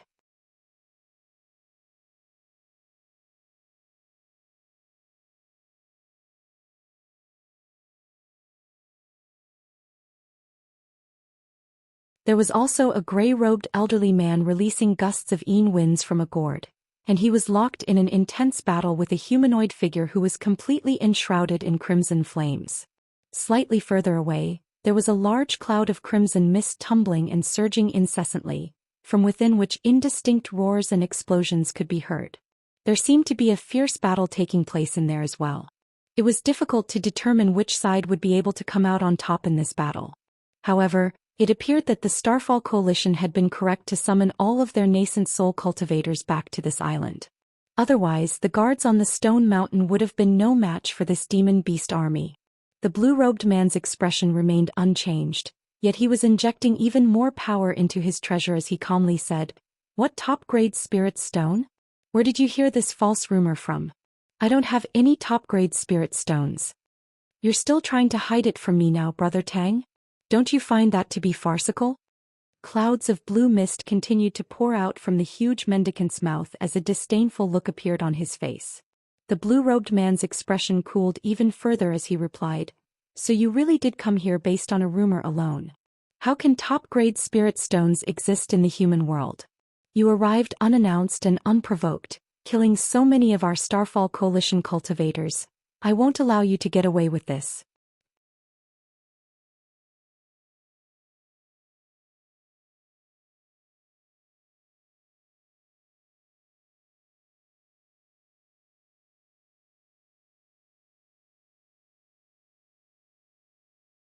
The intelligence of those metamorphosis stage demon beasts definitely wasn't inferior to that of human cultivators, so they had most definitely already considered this problem as well. As such, even if he didn't do anything, the invading demon beasts definitely wouldn't allow any Starfall Coalition cultivators to escape either. All he had to do was to swoop in and take the Spirit Stone as soon as it appeared. At his current power level, none of the demon beasts and cultivators here would be able to stop him. With that in mind, Han Li stood in front of the pavilion and continued to conceal his presence as he surveyed the battle with a cold expression. As expected, around 200 to 300 demon beasts suddenly rushed out from the demonic mist approaching from the distance, all of whom began to pursue the low-grade cultivators on the island. Most of these demon beasts were only at the 3rd or 4th grades, but there were also about a dozen or so 5th-grade demon beasts. All of the human cultivators were being pursued by a demon beast of a concurrent power level. In the face of such a formidable army, it really was rather implausible that any of the cultivators would be able to escape from the island. The blue demonic mist instantly arrived in the air directly above the battlefield before merging with the original cloud of mist. A burst of extremely powerful demonic chi rose into the sky, following which a ball of golden flames shot forth from within. A brilliant light flashed before a demon beast in a suit of golden plate armor appeared. The demon beast had the head of a WRM and the body of a human. It was wielding a golden spear, along which silver arcs of light were flashing, forming a long and thin lightning snake that flowed along the surface of the spear. It was quite apparent that this was no ordinary treasure. As for that suit of golden plate armor, it was constructed from countless golden scales, each and every one of which were carrying tiny runes that were emanating demonic chi. As soon as this demon beast appeared, a burst of sharp light shot forth from its WRM eyes as an extremely powerful spiritual sense instantly enshrouded the entire stone peak. All of the nascent soul cultivators were still engaged in heated battles with their respective demon beast opponents, and their hearts sank in unison. The blue-robed man's face turned deathly pale upon seeing this demon beast, and he yelled with incredulity, "Golden WRM King. Impossible. How could you go against our agreement and come here in person? This WRM was a 10th grade demon beast. Why can't I come here? If you want me to uphold the agreement, then you humans have to show me that you have what it takes. It's been 3,000 years since a deity transformation cultivator has appeared among your ranks, and a top-grade spirit stone is at stake here, so why should I uphold the agreement?" The WRM spoke with a cold expression. Right at this moment, 2 more demon beasts emerged from the demonic mist. One of them was a black-robed being with red hair, a green face and a mouthful of sharp fangs. It was quite tall and broad and was somewhat familiar to Han Li. Huh? Isn't that the demon tortoise that was with the savage flood dragon? Han Li's heart jolted at the sight of the golden WRM before surprised look appeared on his face upon seeing the black-robed demon beast. His expression immediately darkened as he hurriedly cast his gaze toward the demonic mist, but no other demon beasts emerged from within. Han Li's brows furrowed upon seeing this, but he didn't recklessly unleash his spiritual sense or spirit eyes to assess the situation. After all, a 10th grade demon beast's spiritual sense was extremely powerful. He could avoid being discovered by the Golden WRM King using his concealment technique, but he would be immediately exposed if he were to release his spiritual sense. Seeing as this Golden WRM King had appeared, the Starfall Coalition cultivators were most likely all going to be killed. However, it was rather surprising to Han Li to see the demon tortoise here with this Golden WRM King. Could it be that the latter was somehow related to the savage flood dragon? Upon hearing the Golden WRM King's declaration, panicked expressions appeared on the faces of all of the human cultivators on the stone peak, and the blur-robed man's heart sank even further. However, he was a mid-nascent soul cultivator and he certainly wasn't going to give up so easily. All of a sudden, he let loose a shrill cry and the blue flying sword that was wreaking havoc within the demonic mist suddenly exploded amid a loud boom. This flying sword was quite a powerful ancient treasure, and after being forcibly detonated by Elder Tang, the power it could unleash was simply unimaginable to normal cultivators. A massive ball of silvery white light appeared in the air above the stone peak, repelling all of the blue mist that was emanating from the Fatso's mouth. The projections formed by his 2 golden rings were also destroyed with ease. The Fatso's heart jolted with shock upon seeing this, and he hurriedly injected all of his power into the round bowl before him. The vast expanse of yellow light instantly transformed into a protective barrier of light in front of him. At the same time he hurtled back in a rapid retreat. The blue-robed man took advantage of this opportunity to summon a purple handkerchief, which he immediately activated without any hesitation. The handkerchief transformed into a ball of purple light that enshrouded the blue-robed man before flying through the air as a purple streak of light, traveling so rapidly that it had covered a distance of over 200 feet in the blink of an eye.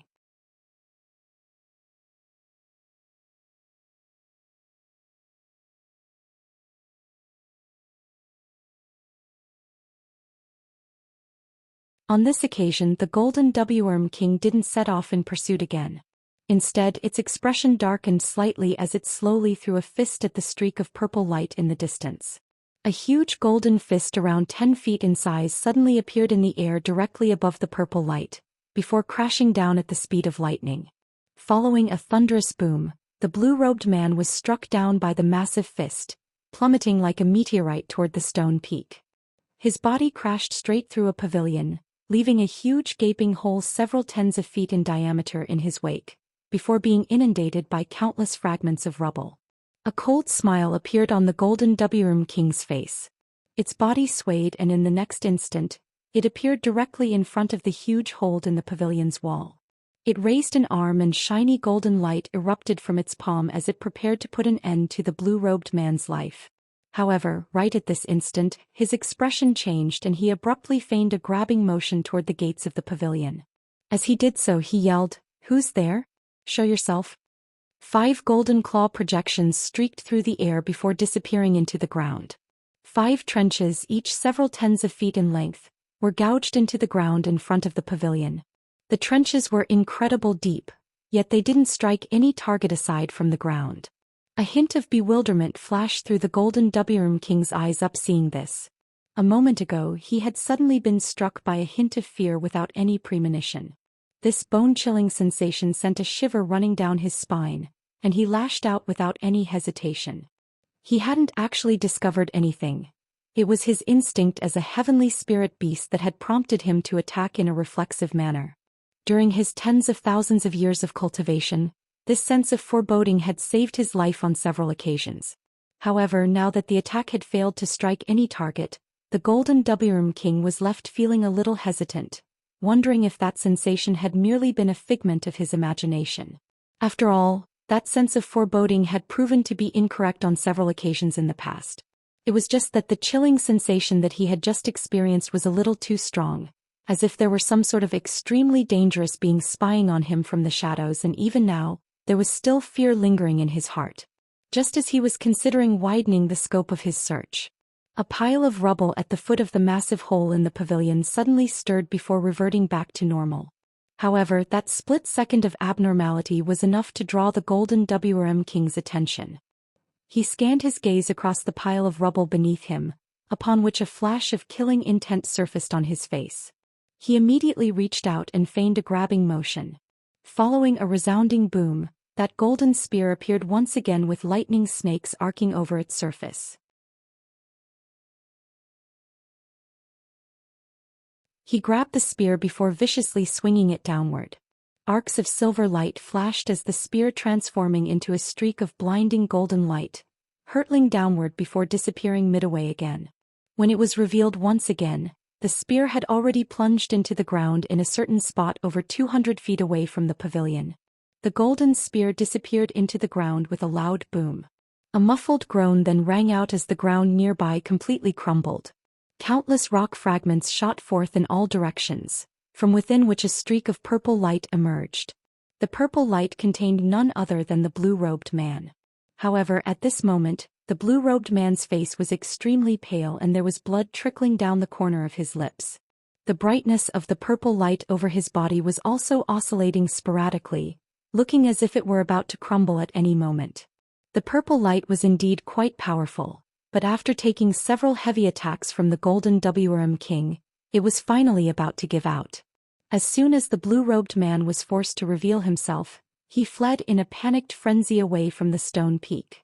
The sinister smile on the Golden Worm King's face widened and he reached out again, upon which the golden spear materialized out of thin air. He then waved his arm through the air again to launch the golden spear. The speed of the fleeing blue-robed man had already decreased drastically, and even though he summoned a shield and metal ruler to defend himself, those two treasures were completely ineffective in the face of the golden spear. Two loud booms erupted in quick succession as the two treasures were destroyed, while the golden spear continued onward. The blue-robed man tried to evade with all his might, but the spear was simply far too fast for him to avoid. In the end, the golden spear punctured the feeble layer of purple light and pierced through his chest. The blue-robed man let loose a howl of anguish before plummeting down from above. He crashed straight to the ground where he lay completely stationary. A charred black hole with a diameter comparable to the size of a bowl had appeared on his chest. Several thin arcs of lightning were flashing incessantly around the wound, and the smell of charred flesh wafted through the air. The Golden Wurm King raised a hand to summon the golden spear back to him as he harumphed coldly. You think a mid-nascent soul cultivator like you can escape from me? What a joke." He then swept his arm through the air again and several fingernails shot forth, expanding drastically during their descent. In the blink of an eye, they had swelled to become huge golden nails around a foot in length before pinning the blue-robed man's limbs and neck firmly to the ground. Runes began to flash over the nails as several golden chains emerged, forcibly sealing the blue-robed man in place in order to prevent his nascent soul from escaping. The Golden Wurm King feigned a grabbing motion toward the blue-robed man, drawing the storage pouch hanging from his waist toward him. He then swept his spiritual sense through the contents of his storage pouch, upon which his expression immediately darkened. He raised his head with a dark expression as he swept his gaze around him. A short while later, two of the other fleeing nascent soul cultivators had been caught up in battles against demon beast opponents again, while a gray-robed gourd-wielding cultivator and a cloud of blood mist fled into the distance. In the blink of an eye, they had already become two black spots on the horizon. There were demon beasts flying toward the gray-robed man in hot pursuit, yet the cloud of blood mist was getting further and further away from his demon beast opponents, traveling at a far faster speed than his pursuers. The Golden Wurm King's lips twitched as he looked at the cloud of blood mist in the distance.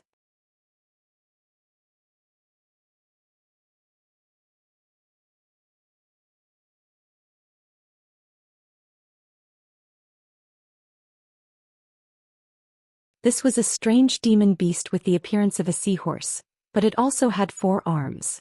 All 4 of its hands were cradling an azure storage pouch, and there was elation on its hideous features. Han Li's pupils contracted minutely upon seeing this. Right at this moment, the blue demon beast that was hovering in the sky began to converse with the 4-armed demon beast through voice transmission, following which an excited look also appeared on its face. Its body flashed through the air and it flew toward the 4-armed demon beast as a streak of blue light. After witnessing the joy on the 8th-grade demon beast's face, the final hint of hesitation disappeared from Han Li's heart.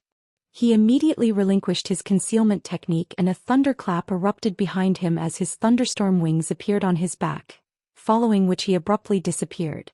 After flashing through the air several times, Han Li appeared over 10,000 feet away as an arc of silver lightning. A booming thunderclap rang out and he abruptly appeared above the 4-armed demon beast. Arg!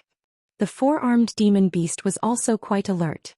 Upon arriving at the realization that it was being attacked, it immediately opened its mouth, from within which a dense expanse of yellow light came surging forth.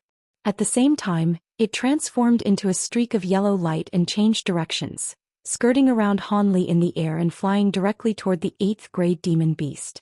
It appeared that this demon beast knew that Han Li was far too powerful for it to handle, so it showed no intention of engaging in battle with him. However, this was but a mere 6th-grade demon beast, so there was no way it was getting away from Han Li.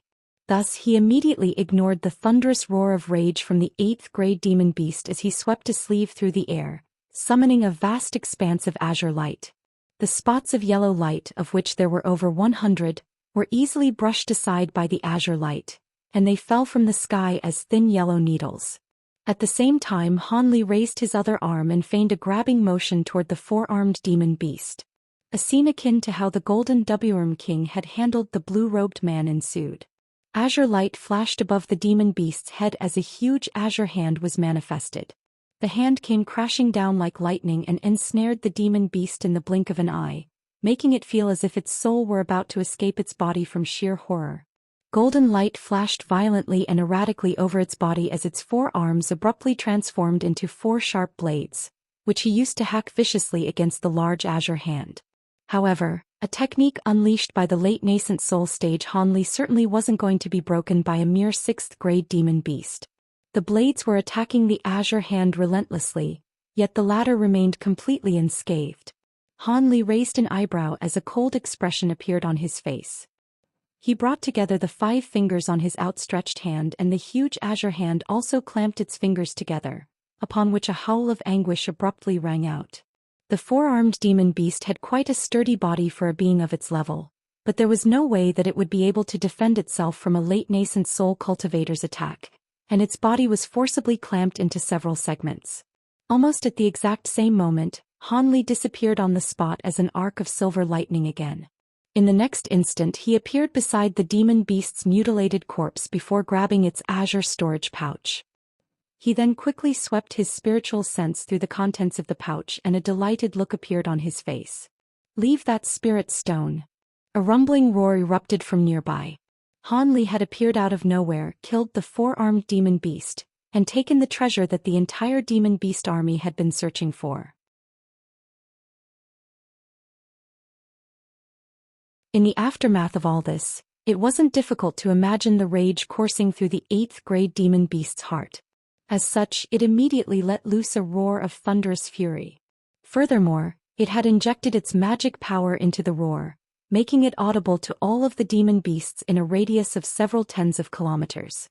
Hanli's brows furrowed as he turned toward the demon with an expression that was cold to the extreme, as if he were appraising a dead man. Blue light flashed and the demon beast was drawing close to Hanli. However, the glare that Hanli directed at it made it feel as if it had been plunged into a glacial pit. The demon beast was extremely alarmed and immediately stopped cold in its tracks. Only then did it remember to assess Hanli's cultivation base with its spiritual sense, upon which it abruptly drew a sharp breath. "You're a late nascent soul cultivator? Who are you?" The 8th-grade demon beast took an involuntary step backward as it hurriedly flipped a hand over, summoning toe shell-like treasures. It held the treasures up in front of itself as an expression of shock and horror flashed through its eyes. "Who am I? Why should I answer to a dead person?" Hanli turned his gaze from the demon as he surveyed his surroundings. It appeared that the roar it had unleashed had taken effect. In the distance, 2 metamorphosis stage demon beasts were locked in heated battles with a male and a female cultivator, yet they immediately ditched their opponents, transforming into 2 clouds of azure demonic wind as they rushed toward Hanli. Even further in the distance, golden light was flashing amid indistinct thunderclaps.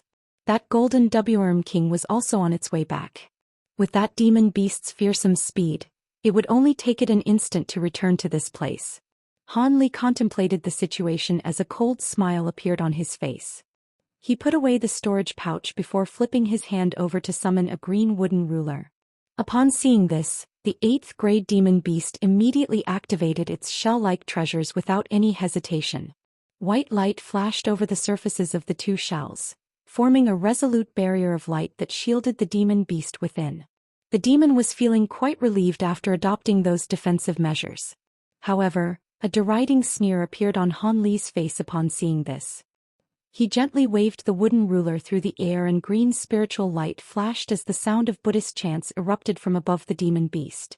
A silver lotus that was several tens of feet in diameter appeared, from which 7-colored Buddhist light came raining down in a frenzy.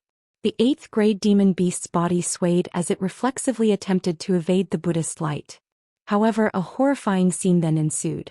The air around it suddenly tightened as an immense invisible force descended upon its body, making it unable to move so much as a single finger.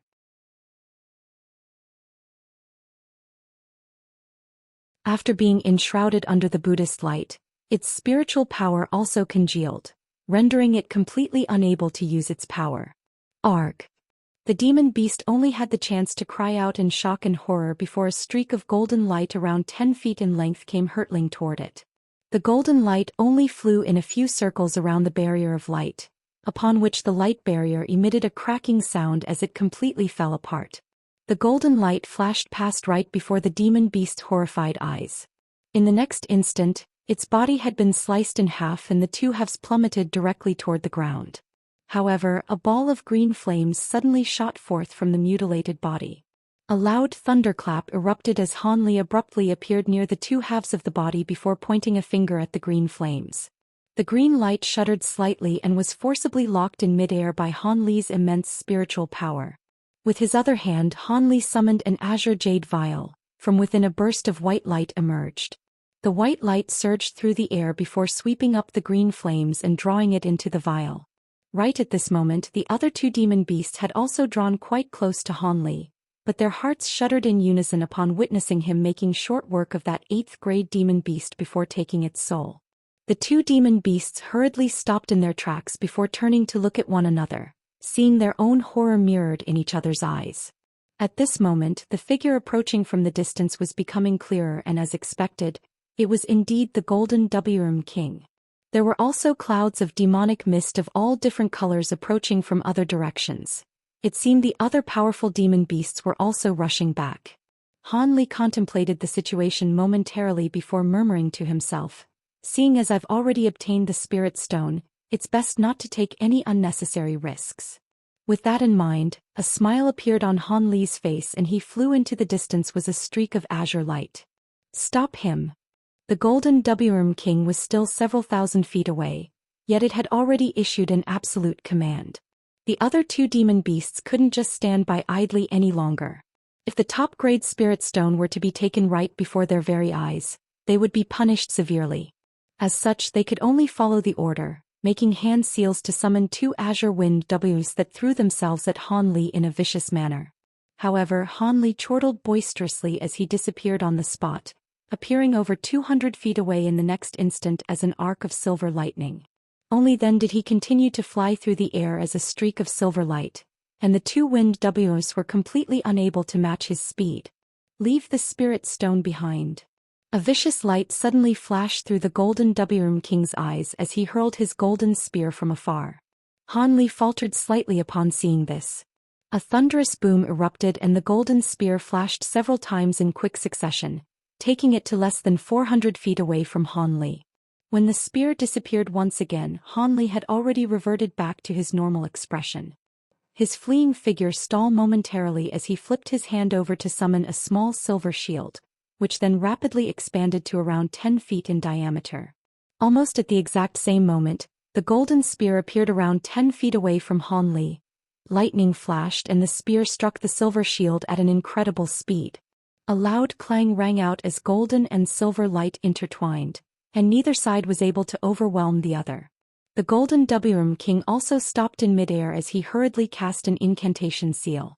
A silver lightning snake shot forth from the spear amid a rumbling thunderclap, circling around the shield and heading directly toward Han Li.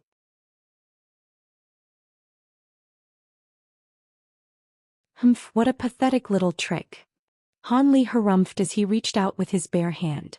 He didn't appear to be moving all that quickly, but his hand managed to grab onto the silver lightning snake's neck with unerring accuracy. At the same time, an explosive boom erupted from his entire arm, following which golden arcs of lightning began to appear.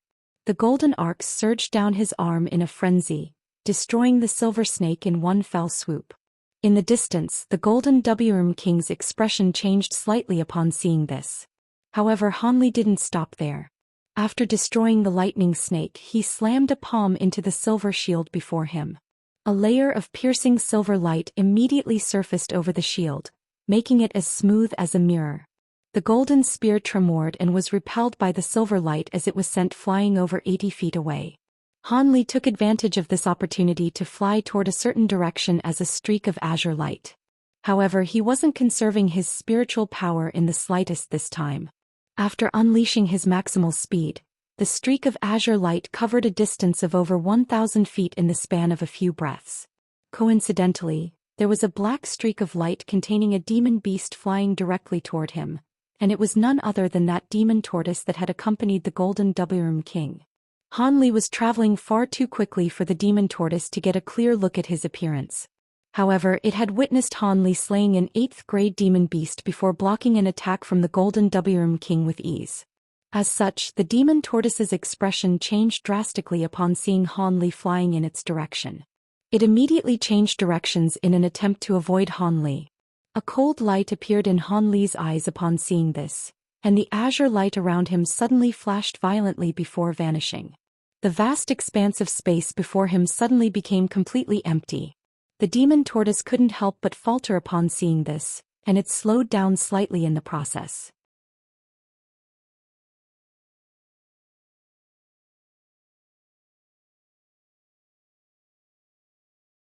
However, that split second of hesitation proved to bear lethal connotations. A burst of spatial fluctuations suddenly appeared several tens of feet away from it. Han Li emerged from thin air with purple flames all over his body before sweeping a sleeve toward the demon tortoise.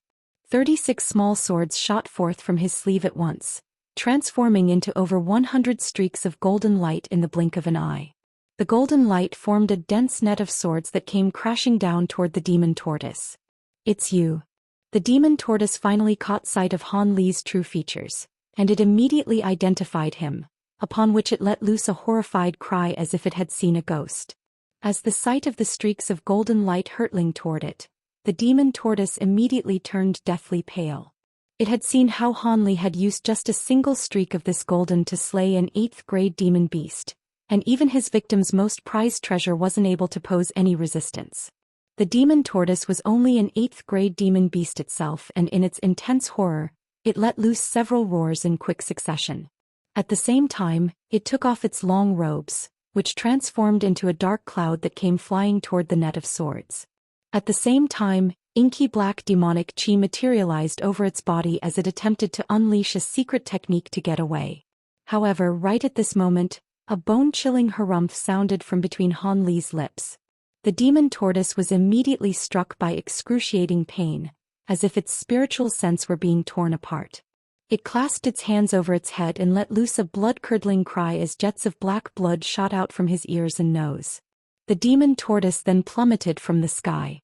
Meanwhile, the dark cloud was instantly sliced into countless segments by the net of swords, and those segments transformed into fingernail-sized tortoise-shell fragments that came raining down from above. Brilliant golden light flashed and the net of swords descended toward the demon tortoise without any pause. The demon tortoise had only just recovered slightly from the agony of having its spiritual sense torn apart, and it was completely unable to avoid this net of swords. In its despair, the demon beast gritted its teeth and roared, "Brother Gold, this man is the Li surnamed man from." However, before it had a chance to finish its sentence, Han Li's expression darkened as he abruptly activated his sword arts. The net of swords immediately contracted as countless streaks of golden light flashed past the demon tortoise's body, slicing it into countless pieces. Even the green flames manifested by its soul only flashed once before it was inundated by golden light. It had only taken Han Li several seconds to slay the demon tortoise.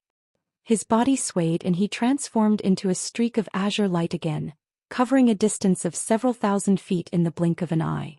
The azure light flashed several times in the distance between completely disappearing from view. The Golden Wuxia King was naturally unwilling to let him escape, but he was unable to catch up to Han Li, and nor was he confident that he would be able to defeat Han Li in a one-on-one battle.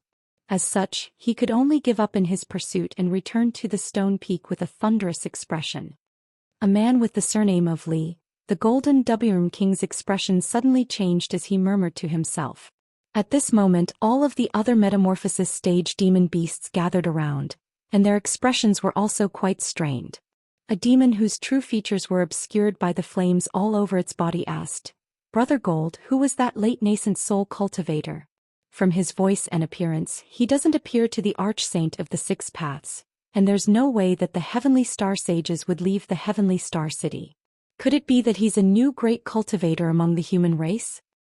I'm not sure.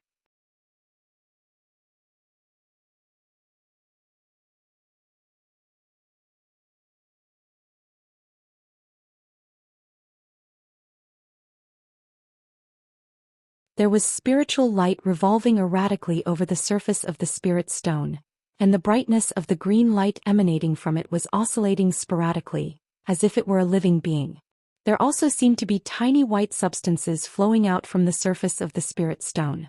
However, the white substance was extremely minuscule and Han Li was struggling to identify it. Han Li's pupils contracted upon seeing this and blue light abruptly flashed through his eyes, finally allowing him to clearly see the substance within the green light. They were spots of white light that somewhat resembled snowflakes, but also appeared to be runes. These spots of light were relentlessly pouring out of the spirit stone before self-detonating, transforming into traces of pure wood attribute spiritual qi in the process. There was simply an excessive amount of spiritual qi contained within this spirit stone, thereby forcing it to expel some out from its surface. Han Li was both shocked and elated to see this. This was definitely a legendary top-grade spirit stone, and it just so happened to be a wood attribute one, so it was perfect for him. When he thought about it, it made sense that this was a wood attribute spirit stone.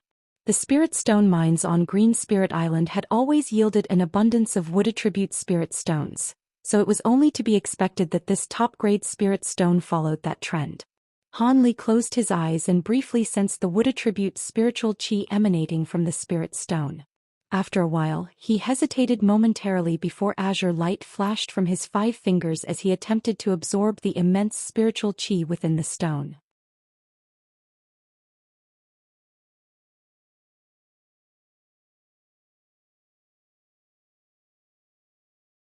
Five thin wisps of spiritual qi poured out from the spirit stone. The spiritual qi was cool to the touch and remarkably substantial, crawling up Han Li's fingers like 5 tiny snakes. Han Li was caught off guard and given a fright as he reflexively withdrew his fingers from the spirit stone. Even so, the 5 tiny snakes still squirmed into the meridians in his arms before dissipating on their own. All of a sudden, a burst of spiritual power that was filled with exuberant vitality spread through his entire body. Han Li was immediately enshrouded by a warm yet cool sensation, making him feel extremely comfortable as if he were floating on a cloud. So this was a top-grade spirit stone? As expected, the spiritual qi that it provided was far superior to that from high-grade spirit stones. Han Li hurriedly absorbed this influx of spiritual power with elation in his heart. Absorbing just that small amount of spiritual power had the same cultivation effect as half a month of meditation. If he were to absorb all of the spiritual power in the entire spirit stone, it would save him at least 10 years of arduous cultivation. Of course, he wasn't going to succumb to that temptation and waste such an exceptional treasure. A spirit stone that contained such an immense amount of spiritual qi naturally had to be reserved for critical junctures during breakthroughs. Han Li flipped his palm over and a small azure box appeared. He carefully placed the top-grade spirit stone into the wooden, then plastered several talismans of different colors onto the box before stowing it away into his storage pouch. Han Li let loose an internal cry of elation as he shot forth into the distance as an azure streak of light. Several months later, Han Li was close to returning to Silver Shark Island. However, he immediately realized that something was amiss. As he approached the island, he didn't encounter so much as a single cultivator. That was very bizarre. When Han Li finally caught sight of Silver Shark Island from afar, the scene presented before his eyes made him falter involuntarily. A blue barrier of light had appeared over Silver Shark Island, and at the same time, restrictions on the island all seemed to have been fully activated. After sweeping his spiritual sense through the surrounding air, Han Li discovered that there was no one around. It was as if all of the cultivators were seeking refuge within the restrictions on the island. Han Li was rather taken aback upon making this discovery, and he also scanned through the nearby seabed with his spiritual sense. After verifying that there weren't any abnormalities present, he began to fly toward the entrance to the island with a hint of bewilderment in his heart. The fluctuations of the restriction were more steady there, so it was most likely the designated entrance of the formation. After flashing through the air a few times, Han Li reached the barrier of light and the azure light around his body receded. He looked at the light barrier before raising a hand to send a voice transmission talisman flying into the barrier. He then hovered in the air expressionlessly, awaiting a response from the other side. Which fellow Daoist is returning to the island at a time like this? May I know your name? A wary male voice sounded from the other side of the light barrier. At the same time, a burst of spiritual sense scanned toward Han Li. Han Li's expression darkened as azure light erupted from his body. The spiritual sense was immediately repelled, and Han Li also lashed out at it in an offhand manner. A muffled groan rang out behind the light barrier, clearly belonging to the owner of the spiritual sense. Is my name something for juniors like you to interrogate? Hurry up and ease the restriction. I have some matters to attend to on this island, Han Li harumphed coldly. The cultivator repressed the sharp pain in his spiritual sense as he hurriedly explained, "My apologies, I was not aware that you were a nascent soul stage senior. Under normal circumstances I would naturally grant you passage without asking any questions, but a large horde of demon beasts from the nearby ocean suddenly attacked the island just a few days ago. I was sent here to guard this restriction, and I must verify the identity of all cultivators returning to the island before granting passage." Han Li recalled back to the scenes where the demon beast had attacked Green Spirit Island, and his expression eased slightly as he said, "Is that so? How do you plan to verify my identity? Would you be able to provide me with your name and a brief introduction, senior? Alternatively, do you have any items that can prove your identity?" The cultivator behind the light barrier asked in a timid manner. "Will this suffice?" Han Li's brows furrowed as he raised a hand, sending a streak of golden light disappearing into the light barrier. It was none other than the guest elder badge given to him by the heavenly star sages. "Please forgive me, Senior Han. I'll let you in right away," the man's surprised voice sounded from behind the light barrier. Han Li's heart stirred slightly upon hearing this and a peculiar light flashed through his eyes, but he quickly recomposed his expression as he awaited entry into the island. A short while later, the blue light barrier before him tremored, and a small opening appeared. Han Li's body swayed and he flew in through the opening, which slowly sealed over amid a burst of buzzing. Han Li's eyes immediately lit up as he flew into the light barrier. There were over 10 white-robed Star Palace cultivators standing in front of him, all of whom were divided into 2 rows. The azure light receded and Han Li was revealed to these cultivators. "We pay our respects to Senior Han." A middle-aged cultivator hurriedly stepped forward before extending a respectful bow to Han Li. Judging from his voice, he was the one who had been conversing with Han Li earlier. This man was a core formation cultivator and his face was slightly pale, clearly still recovering from the spiritual sense backlash that had just been inflicted upon him. "You're the only ones guarding this place?" Han Li raised an eyebrow with a hint of surprise on his face. Aside from the one core formation cultivator, all of the other Star Palace cultivators were only at the Foundation establishment stage. This was not a formidable force by any stretch of the imagination. The demon beasts launched an extremely fierce assault against the island a few days ago, and all of our other fellow Daoists have retired to the town within the island to rest, leaving only disciples like us to guard this place in shifts.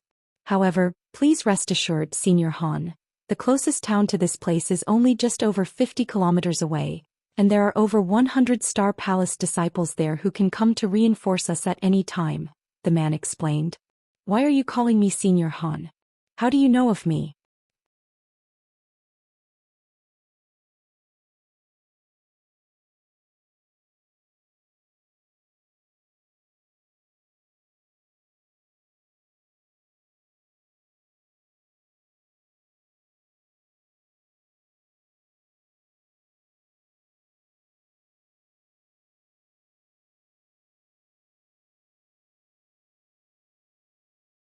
At his current power level, as long as he wasn't trapped in an inescapable place and ganged up on by too many nascent soul cultivators at once, he didn't need to fear any ambushes or sneak attacks. As such, meeting them shouldn't incur too much risk. "All right, I'll be sure to pass on your response to the palace masters." An elated expression appeared on the elderly man's face. Han Li chatted with this man for a while longer before taking his leave. The elderly man could see that Han Li wasn't interested in conversing with him any further, so he didn't try to keep Han Li. After that, Han Li headed straight toward the teleportation formation on the island. At his speed, it didn't take him long at all to reach the mountain upon which the teleportation formation was situated.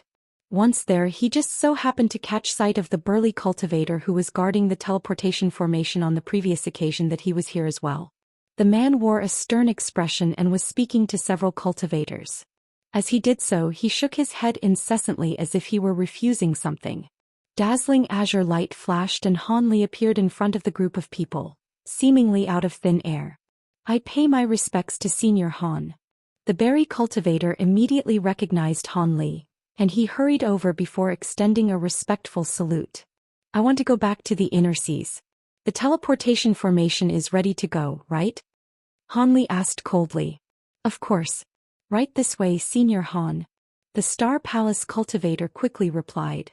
Before Hanli even had to ask, he immediately handed over a teleportation talisman. Even though he had the greater teleportation medallion, Hanli still took the talisman before entering the teleportation formation. Moments later, white light erupted within the stone chamber and Hanli disappeared. The other cultivators had all put on reverent expressions in response to Hanli's arrival, and following his departure, their expressions eased in unison.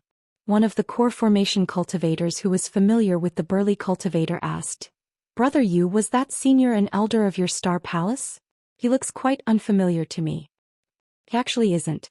I've only met this senior on one previous occasion, and he's carrying a guest elder badge from our Star Palace. Even though no official announcement has been made, I assume he must be a new elder who's about to join our Star Palace, the burly man replied with a smug smile. I see. Doesn't that mean your Star Palace is going to grow even more powerful now? It appears this elder is quite powerful. I wonder if he's an early nascent soul or mid-nascent soul cultivator. The core formation cultivator clicked his tongue with wonder. I'm not too sure of that either. This senior seems to be carrying some sort of treasure that prevents people from ascertaining his cultivation base. However, I assume that he's still an early nascent soul cultivator. After all, if he were at the mid-nascent soul stage already, surely he would be more renowned, the burly cultivator speculated hesitantly. I agree with you on that one. In any case, he's not someone that the likes of us can compare with. TSK, 1,000-year lifespan. I wonder if we still have a chance to progress to the nascent soul stage. A cultivator with a sword strapped to his back heaved a forlorn sigh. 3 days later, on a nondescript coral island 1,500 kilometers north of Heavenly Star City that was only several kilometers in size, there was a young man meditating with his legs crossed and his eyes tightly closed. That young man was, of course, none other than Han Li. Several days ago, after returning to the inner seas using the teleportation formation, he had immediately left the massive island without delaying so much as a single moment. He had been wary that the Heavenly Star Sages would take advantage of that opportunity to attack him, but it appeared that he had been overly paranoid.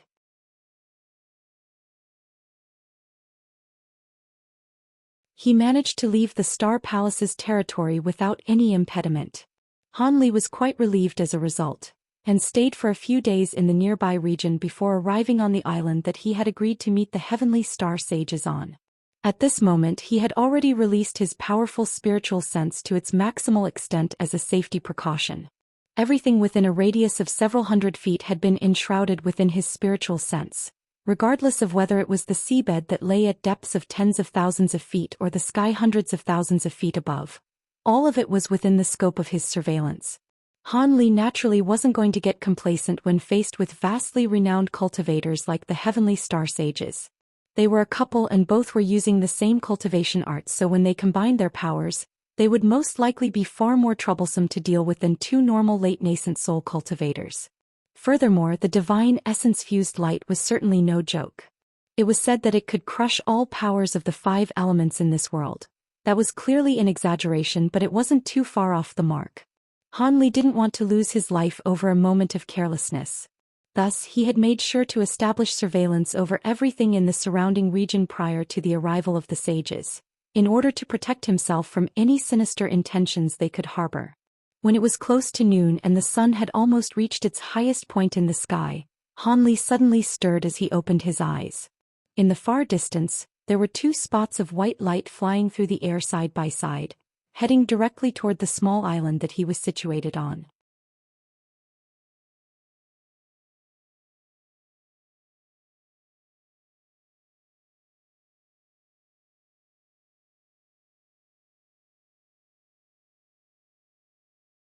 However, our Star Palace is located quite close to the teleportation formation, and a palace elder is permanently settled there to guard the formation. If you teleported to the scattered star seas using that formation, there's no way that the 2 of us would have been oblivious to your arrival. Aside from that, it's possible for someone to fly here from the Great Gene, but the journey will take upward of 10 years and will be quite a perilous one. There's almost no one who would do something so stupid. How did you get to our scattered star seas, Brother Han? Wenqing asked with undisguised curiosity in her eyes. I merely arrived here by chance and not intentionally. As for the method through which I got here, it's very difficult to replicate, so you don't need to be concerned about anyone else emulating it. Han Li gave half of a reply and didn't elaborate any further. Ling Xiaofeng and Wenqing looked at one another, and they could see the confusion in each other's eyes, but they did press the issue any further. The man asked, Has Elder Zhao informed you of our objective for meeting you here? Han Li was silent for a moment before chuckling as he said, He did mention it. Apparently, the two of you wish to discuss with me matters regarding a breakthrough to the deity transformation stage. I naturally couldn't refuse such a tempting invitation. Indeed, the two of us have been stagnant at the late nascent soul stage for several centuries, but I'm sure we can still provide some insight that can prevent you from going down the wrong path, as well as several methods and secret techniques that will assist you greatly in making a breakthrough to the deity transformation stage. Of course, whether you'll be able to succeed or not in the end will be up to you, Wenqing continued with a pleasant smile on her face. Oh, that does sound great, but surely you wouldn't disclose those secret techniques to me free of charge, right? A hint of caution flashed through Han Li's eyes. If you had agreed to become Yuling's Dao partner, then we would naturally have unconditionally presented you with this information. However, seeing as you turned down our offer, we can only strike a deal with you, Brother Han, Wenqing said in a slightly forlorn manner. What deal would you like to propose? Han Li's eyes narrowed as he looked at Wenqing with a calm expression. A serious look appeared on Wenqing's face as she replied, It's quite simple. I hope to provide these secret techniques and insights in exchange for your assistance to help our daughter take care of the Star Palace, all the way until she can look after the Star Palace on her own. You want me to assist fellow Daoist Yuling? Han Li's brows furrowed with a contemplative expression on his face. The heavenly star sages weren't in a hurry either. They waited patiently while Han Li digested their proposition. Fellow Daoist Ling is currently only at the early nascent soul stage, right? Han Li asked. Indeed she is. A smile reappeared on Wenqing's face as if she could already guess what Han Li was going to ask next.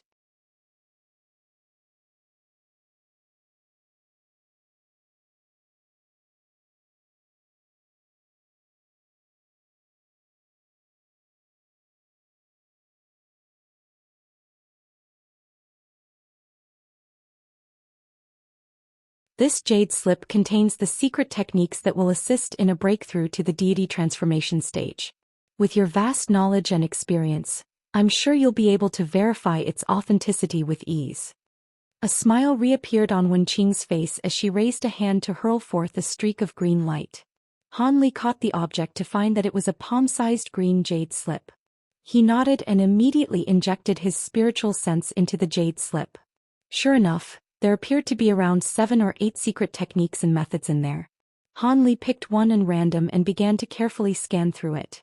Unbeknownst to Han Li, just as he was verifying the authenticity of the contents in the jade slip, Wenqing took a glance at Ling Xiaofeng and a hint of smug look appeared on her eyes. 10 minutes later, Han Li withdrew his spiritual sense from within the jade slip and said, Indeed, the content authentic and will be very useful to me. Alright, if that's the case, then we have a deal. The two of us still have important matters to attend to, so we won't stay here any longer, Ling Xiaofeng said with an indifferent expression. Haha, this place is still part of the Star Palace's territory, so I should be the one bidding farewell to the two of you. Han Li chuckled as he cupped his fist in a salute. He then transformed into a streak of azure light and covered a distance of over 200 feet in a flash. The speed of his movement evoked a hint of surprise even in the hearts of the heavenly star sages. As the azure streak of light disappeared into the distance, Wenqing turned to her Dao companion and asked, No wonder he's so arrogant. He does indeed appear to have the skills to back himself up. What do you think? Will he fall for our trap? As long as he still wants to progress to the deity transformation stage, there's no way he won't fall for the trap. Even though all of the secret techniques we provided to him are genuine, he'll know when he puts them into practice that they'll either provide only an infinitesimal effect, or be impossible to achieve at all. Only the method we provided to use the power of the 5 elements to break through the bottleneck is plausible, And at his age, if he were to begin cultivating the divine essence-fused light now, he should be able to completely master it within his lifetime. Do you think he'll be willing to pass up this shortcut? A cold smile appeared on Ling Xiaofeng's face. That's true. In that secret technique, we briefly mentioned some of the divine essence-fused light's special attributes and powers. Even if he isn't interested in progressing to the deity transformation stage, there's still a good chance that he'll be tempted into using this cultivation art. If he plans to cultivate the divine essence-fused light, then he must draw upon the power of the divine essence-fused mountain and go through the same process we went through. In that case, he'll be forced to stay in Heavenly Star City. He'll probably only realize how difficult it is to completely master the divine essence-fused light close to the end of his lifespan, and that'll be countless years into the future. After such a long time, as long as Yuling can progress to the late nascent So stage, she won't have to worry about him exacting revenge on the Star Palace, Wen Qing mused with a smile. Ling Xiaofeng was silent for a moment before he suddenly said, "What if Yuling can't progress to the late nascent soul stage? She'll be in massive trouble then." Wen Qing faltered slightly upon hearing this before heaving a forlorn sigh. "We've already bought so much time for her. If she still can't progress to the late nascent soul stage, then there's nothing more we can do for her. In that case, she should give up on the Star Palace and leave Heavenly Star City to become an itinerant cultivator." Without a late nascent soul stage cultivation base, it'll be very difficult for her to establish dominance over the elders of the Star Palace. Even with the trump cards we left behind for her, they won't be able to help her forever. Our top priority now is to teach Yuling the method to refine the divine essence-fused mountain. Only after taking control over the mountain will that Han brat be wary of her. Otherwise, if he really does refrain from cultivating the divine essence-fused light until after we pass away, then come to Heavenly Star City to take the divine essence-fused mountain by force, the situation will be very bad for Yuling. On the bright side, Yuling's aptitude isn't bad. If she can find a suitable Dao companion for dual cultivation, there's a good chance that she'll be able to progress to the late nascent soul stage with the help of some pills, Ling Xiaofeng analyzed. In any case, we've done everything we can to take care of this Han brat. Now we have to get rid of the Archsaint of the Six Paths and Wan Sangu in the next century or so. This is a really inconvenient juncture for the demon beasts in the outer seas to be wreaking havoc. Looks like we'll have to call a temporary truce with the Starfall Coalition and take care of these demon beasts first. Wen Qing's brows furrowed as resigned look appeared on her face and she said, these demon beasts must planning on revoking our agreement as no deity transformation cultivators have appeared in the inner seas for many years, and we currently have less great cultivators than in other periods as well. These demon beasts really are idiots. We dared to forge this agreement in the first place, so naturally wouldn't fear revocation from them. After the past tens of thousands of years of careful preparation, the inner seas have already been transformed into an unimpregnable fortress by us cultivators. Even if those 10th grade demon beasts join forces and attack us all at once, they still won't be able to force their way into the inner seas. Besides, as far as I'm aware, the current sea race isn't a completely unified entity either, Ling Xiaofeng harumphed coldly. You're referring to the conflict between the flood dragons and the Swan Ni. 1. Swan Ni is a Chinese mythological creature said to be one of the dragon's 9 sons. Race? Wen Qing asked. Indeed. The Swan Ni race in the outer seas isn't much more powerful than the flood dragons to begin with, and they're only able to exert dominance with the 2 10th grade demon beasts among their ranks. However, the 10th grade Grand Elder of the Swan Ni race passed away 300 years ago, so the flood dragons are unwilling to concede anymore. We just have to devise a plan to start a war between these 2 major demon beast races, and we'll have nothing to worry about. Ling Xiaofeng was very confident. Your confidence is greatly reassuring. It's a shame that the Spirit Stone mines on Green Spirit Island have been taken, though.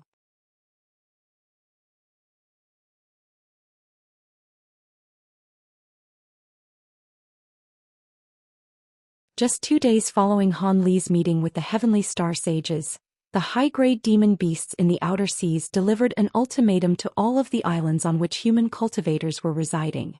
All humans were to leave the outer seas within 3 months, and anyone found after that would be killed on the spot.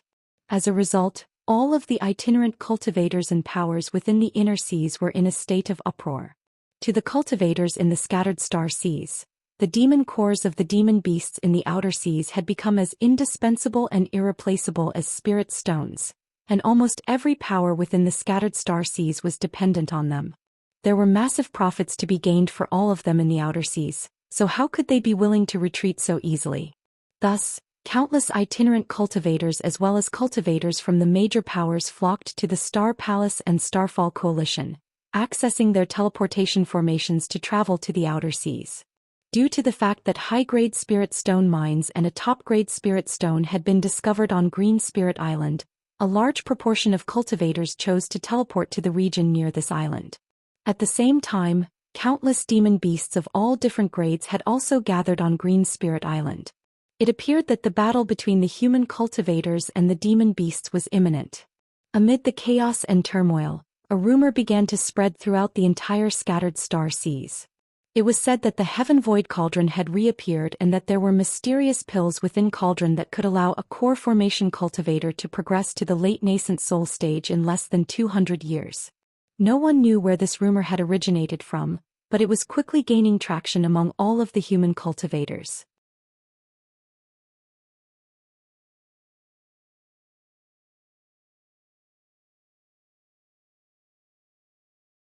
Devil Lake Island was a nondescript island situated on the outskirts of the inner seas. The only ones who were aware of its location were the itinerant cultivators who resided on the other nearby islands. The reason why this island remained in the memories of these cultivators and was given such a peculiar name was because there was a material that could be found on the island, a material known as green copper that was produced in several lakes on the island. The material wasn't very rare nor valuable, but it was essential for refining several types of unique treasures. As such, some low-grade cultivators would occasionally travel to this island to secure this material. Perhaps it was due to the fact that these lakes contained large quantities of green copper, but in any case, all of the lakes were as green as jade, far greener than the water in a normal lake. Furthermore, if a mortal were to fall into the river, they would be able to float without doing anything. As such, the coined term of Devil Lake gradually became popular in the region around the island. However, this island only had scarce forestry and no spirit veins, so it received very few visitors. However, on this day, there were around 50 to 60 low-grade cultivators gathered beside one of the lakes. All of the cultivators were busy setting up several complex makeshift formation spells. Most of these cultivators were at the chi condensation stage, and there were only around 6 or 7 foundation establishment cultivators among them. In the air above the center of the lake, there were 3 core formation cultivators gathered, and they were discussing something quietly among themselves. A wrinkly gray-robed elderly man turned to the other 2 with a dejected frown, and said, "Junior Marshal Brother Lei, we're not going to fail again this time, are we? For the sake of breaking this restriction, I've almost had to expend all of my savings. Throughout this process I've spent over 200,000 spirit stones. If we fail again I won't have any more spirit stones to offer." A handsome blue-robed man harumphed in reply, "Humph, you're exaggerating things far too much, Senior Marshal Brother Wu. You're the wealthiest among all 3 of us. The gold inscription pavilion you own is extremely renowned in this surrounding region, so how could you possibly be unable to spare these spirit stones? You may be unaware of this, Junior Marshal Brother Lei.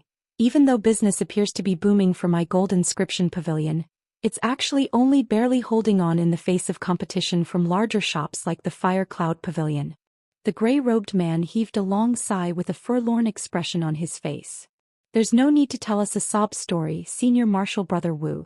Your gold inscription building has been running for a long time, and if there were no profits to be gained from it, why haven't you closed it down already?"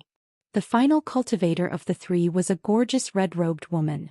She had a supple backside coupled with a voluptuous chest, and her large watery eyes seemed to be capable of captivating one's soul. The gold inscription pavilion was quite profitable in its earlier years, but that was only when Master was still around. Ever since Master Man disappeared over 100 years ago, the other larger shops have been exerting a lot of pressure on me, seeing as I no longer have a nascent soul cultivator as my backer. The first few years were all right as they were still wary of a potential return from Master Man. However, 20 years ago, ever since news had spread of Master Man succumbing to his injuries following his battle with the Arch Saint of the Six Paths, business has been deteriorating day after day. If it weren't for the fact that I'm a late core formation cultivator myself, my shop would have most likely been forcibly taken from me already. I'm much more envious of your carefree and leisurely lifestyles. A wry smile appeared on the elderly man's face. I have no interest in hearing about these things. All I know is that I haven't contributed any fewer spirit stones to this cause than you have, senior martial brother. Furthermore, you're the only one who has been struggling in the aftermath of Masterman's disappearance. With Master's fiery personality, he offended countless cultivators during his lifetime. Now that he's disappeared, I've been targeted by his enemies as someone to exact their revenge against. I was hunted for several decades before I finally managed to shake them off. In contrast, you've gathered your own forces and can rely on your ties with the Bloodlight sect to keep you safe. You're the only who's truly living a carefree and leisurely life, senior martial brother Wu. A bitter look appeared on the blue-robed man's face as the pungent odor of blood wafted from his body. What are you saying, junior martial brother? If it weren't for the fact that I have many disciples under me, I would have emulated you too and gone into hiding long ago. Why would I continue to toil like this? Setting aside the massive costs I'm incurring every single year, I have to offer a large number of spirit stones each year to the Bloodlight sect just so I can continue to benefit from their protection. My life is nowhere near as easy as you make it out to be. In comparison, I've heard some things about what you've been up to in the past few years, junior martial brother. Your title as the Bloodhand Devil is vastly renowned among us core formation cultivators. The cultivation art you're using allows you to progress rapidly through slaughter, and now you've already progressed from the early core formation stage to the mid-core formation stage. The elderly man seemed to be intent on showing everyone else how miserable he was. The blue-robed man raised his eyebrows with displeasure and he wanted to continue the argument, but the beautiful woman chuckled and interjected, Senior Martial Brother Wu, Junior Martial Brother Lei, there's no need for you two to continue quarreling. Ever since Masterman disappeared, all of us have been struggling. However, if we can obtain the treasures hidden within this secret cave abode, I trust that Master's collection as a mid-nascent soul cultivator will be enough for us to split among ourselves. When that time comes, we can either go into hiding or seek protection from other powers, and at the very least self-preservation shouldn't be an issue. Upon hearing her words, the elderly man and blue-robed young man looked at one another and they really did stop arguing, thereby hinting at the fact that they were both somewhat wary of this woman. The three of them looked on in silence as the low-grade cultivators down below continued to set up formation spells. After a short while, the blue-robed man suddenly said, Senior Martial Sister Kai, you're sure that Master's secret cave abode is actually under this restriction, right?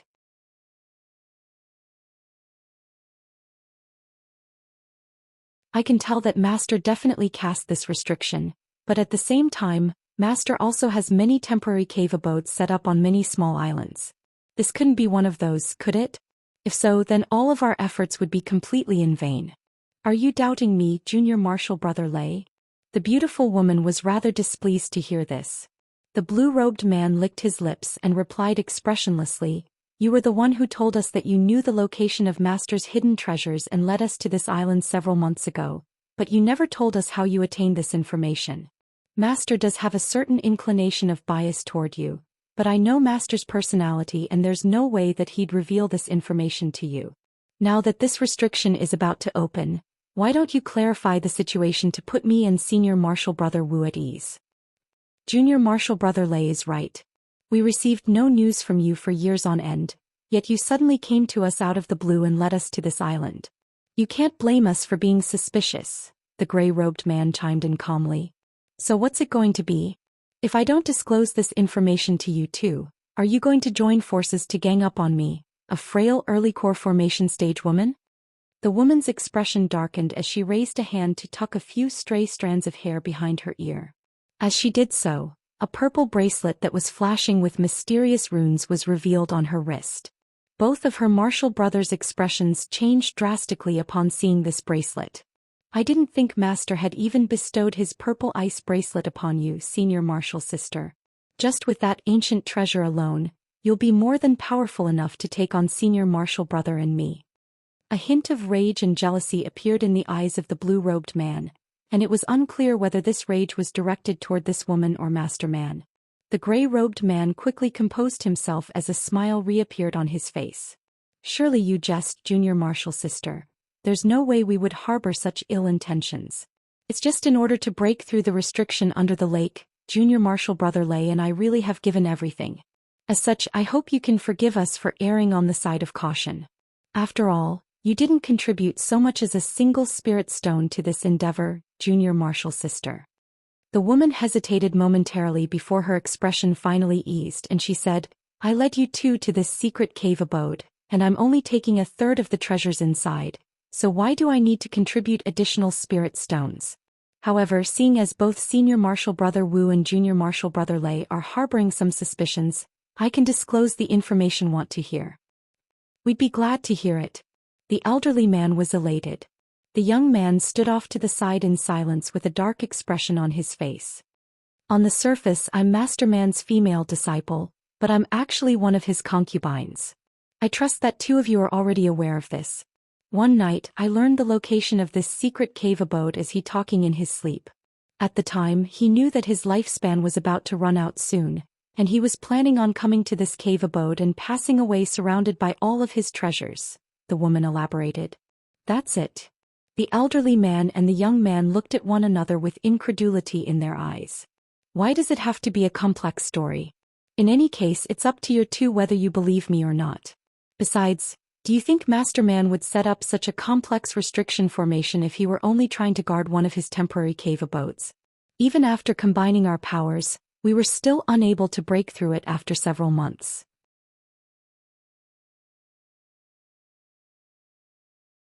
Is there any plausible explanation for this other than the fact that is the secret cave abode where he keeps all his treasures? The woman retorted. A contemplative look flashed through the gray-robed man's eyes before he cupped his fist in a salute, and cleared his throat as he said, You pose a convincing argument, Junior Marshal Sister. It appears that Junior Marshal Brother Lei and I were overly paranoid. Thankfully, there's only one final layer of restriction left. After we break through this one, our efforts during the past few months will come into fruition. Let me check on how they're going with setting up the formations. He then transformed into a streak of yellow light and flew toward the riverbank. The blue-robed man raised an eyebrow as he took a glance at the woman. I'll also go check on how they're progressing down there. Crimson light appeared over his body, transforming into a crimson barrier. His body then sank straight into the lake down below that disappeared. The woman pursed her lips upon witnessing the departure of her two martial brothers. At the same time, a barely detectable cold light flashed through her eyes. A short while later, the elderly man delivered some instructions to the low-grade cultivators beside the river before flying into the air to rejoin the woman. Almost at the exact same moment, the water in the lake tumbled and surged down below, following which the blue-robed man also rose into the air. The three of them were back together in the blink of an eye. Junior Marshal Brother Lei, Junior Marshal Sister Kai, the formation spells are almost. What's that? The elderly man turned to the two of them with a smile and was just about to say something when his expression abruptly changed as he turned toward the distance. Both the woman and the blue-robed man were alarmed by this sudden development, and they hurriedly turned toward that direction. There in the distance, an azure streak of light was hurtling toward them, seemingly heading directly for this lake.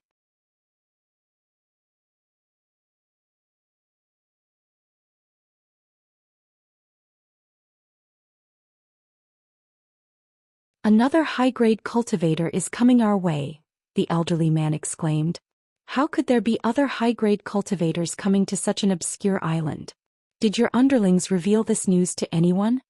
The woman immediately turned to the elderly man with an expression of shock and fury. I didn't tell any of them about our objective for this trip, so how could they have revealed anything to anyone? The elderly man hurriedly shook his head with a grave expression. Don't panic, this cultivator could just be passing through. We'll just have to keep an eye out and act according to the situation, the blue-robed man urged in a calm voice. The woman and the elderly man could only recompose themselves upon hearing this. Right at this moment, the streak of azure light that had appeared to be extremely far away mere moments ago had reached them in the blink of an eye. It was so close that all of them were already able to make out an indistinct male figure within the light. So fast. All three of them were stunned to see this as a hint of foreboding welled up in their hearts. After a few more flashes, The azure light appeared directly above their heads. The light receded to reveal an azure-robed cultivator who only appeared to be only in his 20s, an observation that was quite startling to the three cultivators down below. The young man looked down expressionlessly and asked in an implacable voice, "Is this Devil Lake Island?" The three cultivators' hearts sank in unison. They scanned their spiritual senses toward Han Li, and were even more astonished by what they discovered. The spiritual power emanating from this young man's body was clearly far more powerful than theirs, so he was most definitely a nascent soul cultivator. This was almost the worst thing that could happen. "This is indeed Devil Lake Island. Do you require any assistance, Senior? We would more than willing to lend you a hand." The elderly man hurriedly put on a smile and bowed respectfully. "That's all I need to hear. Why are all of you here?" Han Li faltered slightly at the sight of the low-grade cultivators down below before a hint of a smile appeared on his face. A stir ran through the elderly man's heart, yet he could only pull out the excuse that he had prepared in advance. "I require a large quantity of green copper to refine a few special treasures, so I brought along some disciples with me to assist me in the excavation process." This young man clearly wasn't an ordinary nascent soul, as evidenced by the fact that his spiritual sense was completely unable to ascertain his cultivation base. Something like this had never happened before. Theoretically speaking, as a late core formation cultivator, even a mid-nascent soul cultivator shouldn't have been able to hide their cultivation base from his spiritual sense. Green copper? So you're setting up those restriction-breaking formations just to excavate some green copper? The young man chuckled as he crossed his arms and glanced at the formation spells that the low-grade cultivators were setting up, then at the green surface of the lake below him. The skepticism in his chuckle was very apparent. Cold sweat was beginning to pour down the elderly man's face upon hearing this. Never would he have thought that this young man would be proficient in the art of formation spells as well. One had to realize that most formation spell masters didn't have high cultivation bases, and those with advanced cultivation bases normally wouldn't waste their time researching formation spells. Furthermore, the formation spells being set up were rather rare and obscure ones, so for this young man to be able to immediately identify them clearly indicated a high level of knowledge in this field. The woman and the blue-robed man immediately became extremely docile, lowering their heads and casting their eyes downward, making it appear as if the elderly man were the leader of their group.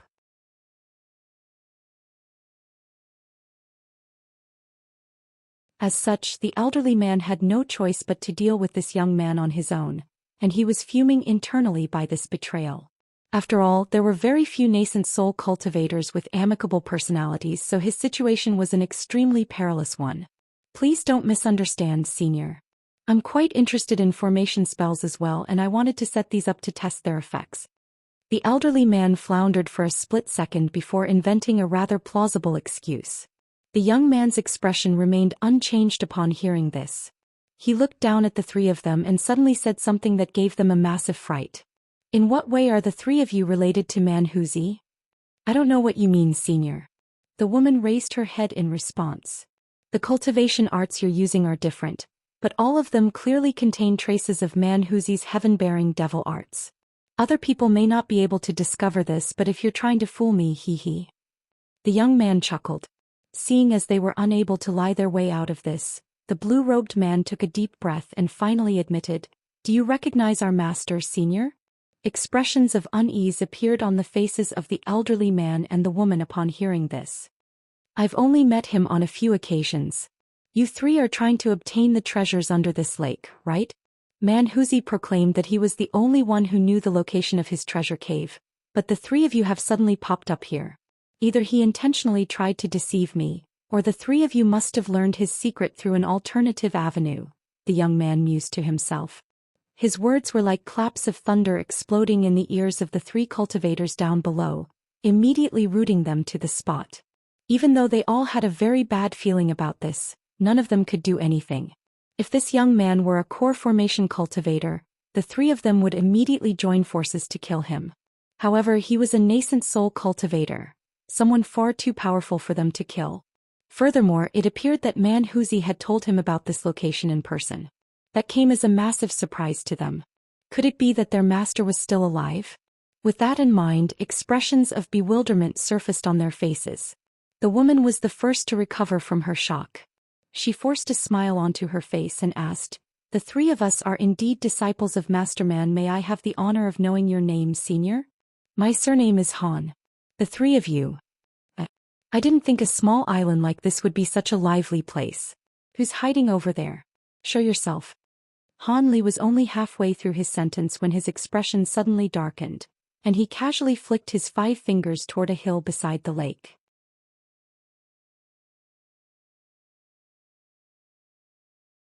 Several azure threads immediately shot forth in a flash, transforming into streaks of light that were several tens of feet in length before slashing viciously into the kill. The woman's expression immediately turned deathly pale upon seeing this. A few resounding booms erupted and the pillars of azure light managed to slice away almost half of the entire hill. However, what came as more of a surprise to the elderly man and the blue-robed man was that within the destroyed hill, a bald, brawny man appeared. This was a very large man with golden light shimmering all over his body, and it was as if his robes and attire had all been crafted from pure gold. At this moment, the man wore a shocked expression on his face and was holding a golden shield in one hand, which was releasing a semicircular barrier of light that kept the streaks of azure light at bay. "Patriarch Golden Flower," the elderly man immediately exclaimed upon seeing this man. All of a sudden, a streak of red light suddenly flashed toward the man, upon which a lithe and graceful figure quickly appeared beside him. It was none other than Man Huzi's female disciple. "Junior Martial Sister Kai, how could you ally yourself with Patriarch Golden Flower?" The elderly man immediately figured out what was going on, and an expression of shock and fury appeared on his face.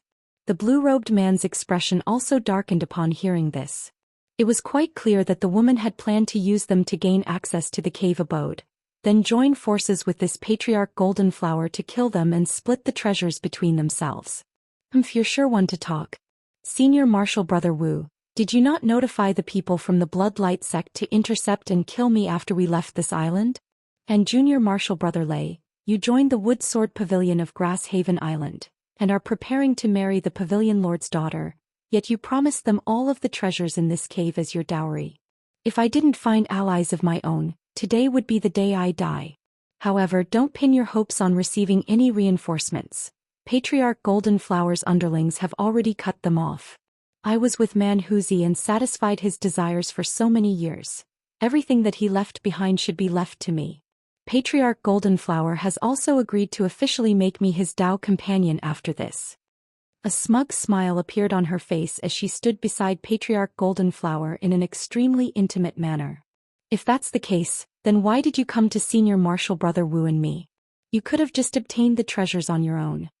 A panicked expression appeared on the blue-robed man's face, but she quickly recomposed himself. If it weren't for the fact that the restrictions under the lake are extremely troublesome to deal with, and you two were the only ones who were instructed by Man Huzi in the way of formation spells, why would I inform you two of this? The woman casting aside all pretenses and laying the cards directly onto the table. The elderly man and the blue-robed man's expressions became extremely dark upon hearing this. That's enough, you can settle your differences with those two another time. I want to speak with this fellow Daoist. Patriarch Golden Flower's brows furrowed as he cut off what the woman was about to say next. The woman fell silent obediently upon hearing this. Fellow Daoist, are you also here for the Man Huzi's secret cave abode? Patriarch Golden Flower asked. As an early nascent soul cultivator, he was also unable to ascertain Han Li's cultivation base, and that made him extremely wary. Indeed. I'm taking everything under this lake. If you don't have anything else you want to say, you can go now. Han Li hovered in the air and replied coldly. Patriarch Golden Flower was instantly enraged upon hearing this. At the same time, his heart jolted with a hint of shock.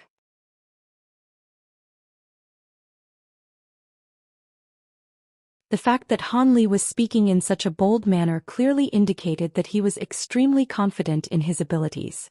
With that in mind, he suppressed the rage that had ignited in his heart and adopted a stern expression as he said, "You sure can talk big, fellow Daoist. Are you planning to send me on my way so you can take all of the treasures here for yourself?" Patriarch Golden Flower's voice had suddenly become rather unpleasant.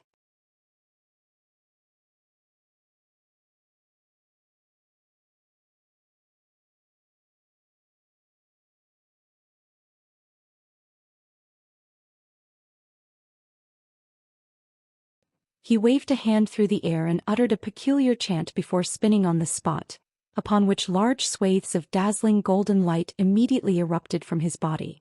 The monk's staff came crashing down and the golden light transformed into countless fist-sized flowers, creating a dense canopy that completely submerged Patriarch Golden Flower and the woman. Yellow and golden light clashed, resulting in an earth-shattering boom. Immediately thereafter, all of the light faded, leaving only a massive crater in the ground. Patriarch Golden Flower and the woman were nowhere to be seen. Han Li faltered slightly upon seeing this before giving a cold harumph as he released his spiritual sense in all directions around him. He then abruptly slashed a hand behind him, and a massive streak of azure light was sent hurtling into a certain spot in the air. A dull thump rang out as golden flowers appeared from thin air. Patriarch Golden Flower emerged from space while hugging the woman to his side with one arm. The golden flowers before him were shuddering sporadically, yet he had managed to ward off Han Li's sword chi attack.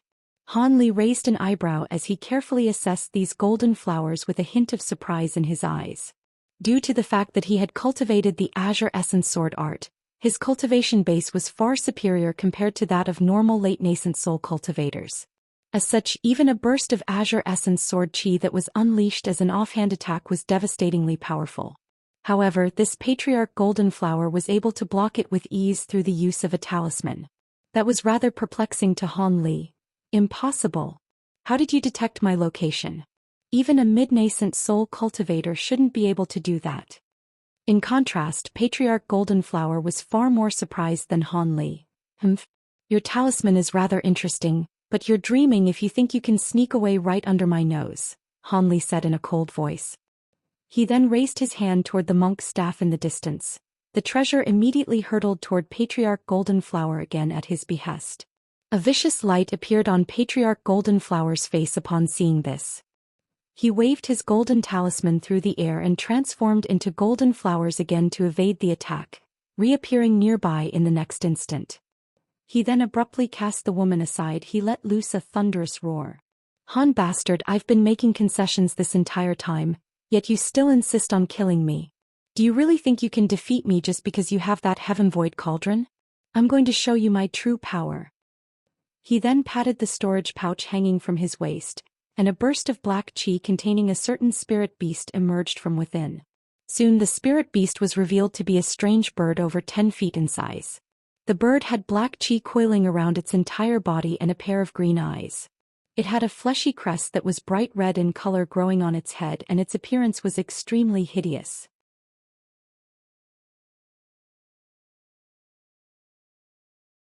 As soon as it appeared, it began to utter an extremely unpleasant noise as it stared viciously at Han Li, seemingly possessing enough intelligence to identify the fact that Han Li was the enemy. A ghost dove? You keep things like this around? Han Li clicked his tongue in wonder, but he wasn't panicked nor flustered in the slightest. He also patted a pouch hanging from his waist and cries of an ape rang out from within. A black streak of light shot forth before spinning in the air, revealing a small monkey with gleaming black fur. It was none other than the Weeping Soul Beast. The beast rose to its feet in an unsteady manner, seemingly still a little dizzy and disoriented. However, its eyes immediately lit up with elation at the sight of the ghost dove nearby. Black light flashed and the beast's body swelled drastically, transforming into a massive black ape over 100 feet tall in the blink of an eye. Its mouth was filled with sinister fangs and its eyes emitted a cold light as it thumped its massive fists into its chest. A thunderous roar then erupted from its mouth, and it was as if it were a fiend celestial descending upon this world. Patriarch Golden Flower immediately drew a sharp breath upon seeing this. In the face of the giant ape, the aggressive ghost dove's wings tremored erratically as an extremely fearful expression appeared on its face. It was circling in the air above Patriarch Golden Flower's head, and it didn't dare to attack. At this moment, Han Li nonchalantly swept his sleeve through the air, from within which 2 small golden swords shot forth. The swords transformed into 2 streaks of light around 10 feet in length each, before flying through the air toward Patriarch Golden Flower. At the same time, the monk's staff began to crash toward Patriarch Golden Flower again at Han Li's behest. Patriarch Golden Flower's heart sank upon seeing this. He gritted his teeth and blasted a small golden clock out from his mouth. He then patted his storage pouch again and 2 bursts of green light emerged, transforming into a pair of green jade hooks after revolving in the air. Green light flashed and one of the jade hooks flashed past Patriarch Golden's hand, soundlessly slicing off 2 fingers, yet no blood was drawn. Patriarch Goldenflower cast an incantation seal in his heart, and the 2 fingers flew toward the ghost dove as 2 bursts of crimson light. The ghost dove let loose a ghastly cry before accepting the crimson light into its mouth. Upon doing so, the black chi all over its body surged and its body swelled to twice its original size, taking it to 20 feet. At the same time, its green eyes lost their former clarity and instantly turned into a crimson color. Following its transformation, the bird no longer feared the weeping soul beast, and it spread its wings as black chi poured forth from its mouth, taking the initiative to instigate a battle with the giant ape. As for those 2 green jade hooks, they had transformed into 2 streaks of green light that were keeping the 2 golden flying swords at bay. At the same time, the small golden clock told to send a golden sound wave surging through the air, thereby warding off the massive monk's staff as well. Patriarch Goldenflower heaved an internal sigh of relief upon seeing this. However, right at this moment, a hint of a deriding sneer appeared on Han Li's face. As the ghost dove reached the air above the massive ape, it blasted forth 2 bursts of black chi from above. The massive ape harumphed and a burst of yellow light suddenly swept through the air from its nostrils. The light flashed once before wrapping the ghost dove within it. The light then tumbled violently and the ghost dove was only able to utter a howl of anguish before it was reduced to a ball of black chi, which the massive ape gladly swallowed. Patriarch Goldenflower was petrified upon seeing this.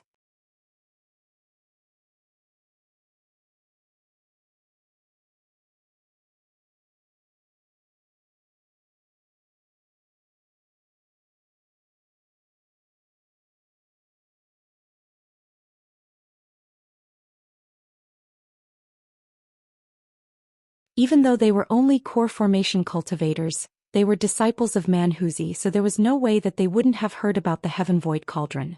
Even to this very day, the Starfall Coalition's orders to hunt down the owner of this cauldron was still in effect.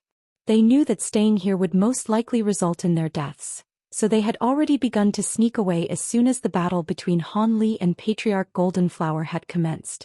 At the sight of Han Li turning toward them with a cold gaze, their heart rates accelerated through the roof as they fled in different directions as quickly as they could. As for that woman, she had realized the danger that she was in after Patriarch Goldenflower left her behind, and she also fled as a streak of red light with panic surging through her heart.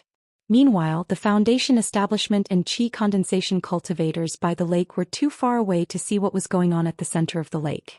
However, even from afar they could see their masters fleeing into the distance. All of them looked at one another before naturally also dispersing in sheer horror. Upon seeing this, a dark expression appeared on Han Li's face. He abruptly grabbed a spirit beast pouch hanging from his waist before raising it up into the sky. A screeching sound rang out from within the pouch, following which a burst of white glacial mist appeared, within which was contained a dozen or so snowy white centipedes. Each and every one of the centipedes was around half a foot long with pairs of transparent wings on their backs. Their appearance was very sinister and they began to fly in the air above Han Li's head. Han Li didn't say anything. All he did was point toward the 3 core formation cultivators in the distance. The 18 six-winged frost centipedes split up into 3 groups, transforming into 3 gusts of white glacial wind as they rushed toward the 3 core formation cultivators with glacial chi emanating from their mouths. They were clearly traveling faster than the prey they were pursuing. The 3 core formation cultivators hurriedly unleashed their full speed upon seeing this, causing them to accelerate even further. Thus, the 3 cultivators and 18 centipedes flew into the distance. As for the low-grade cultivators down below, Han Li couldn't be bothered to take care of them. With their absurdly slow speed, even if they wanted to report this matter to someone, it would take them at least several days, by which time Han Li would be far away from this island. However, a hint of killing intent flashed through his eyes as he turned his gaze toward Patriarch Goldenflower. The thunderstorm wings on his back flapped gently and his entire body disappeared as an arc of silver lightning. Even though Patriarch Goldenflower was already more than 1,000 feet away at this point, Han Li was able to cover a distance of over 200 feet with each and every flash.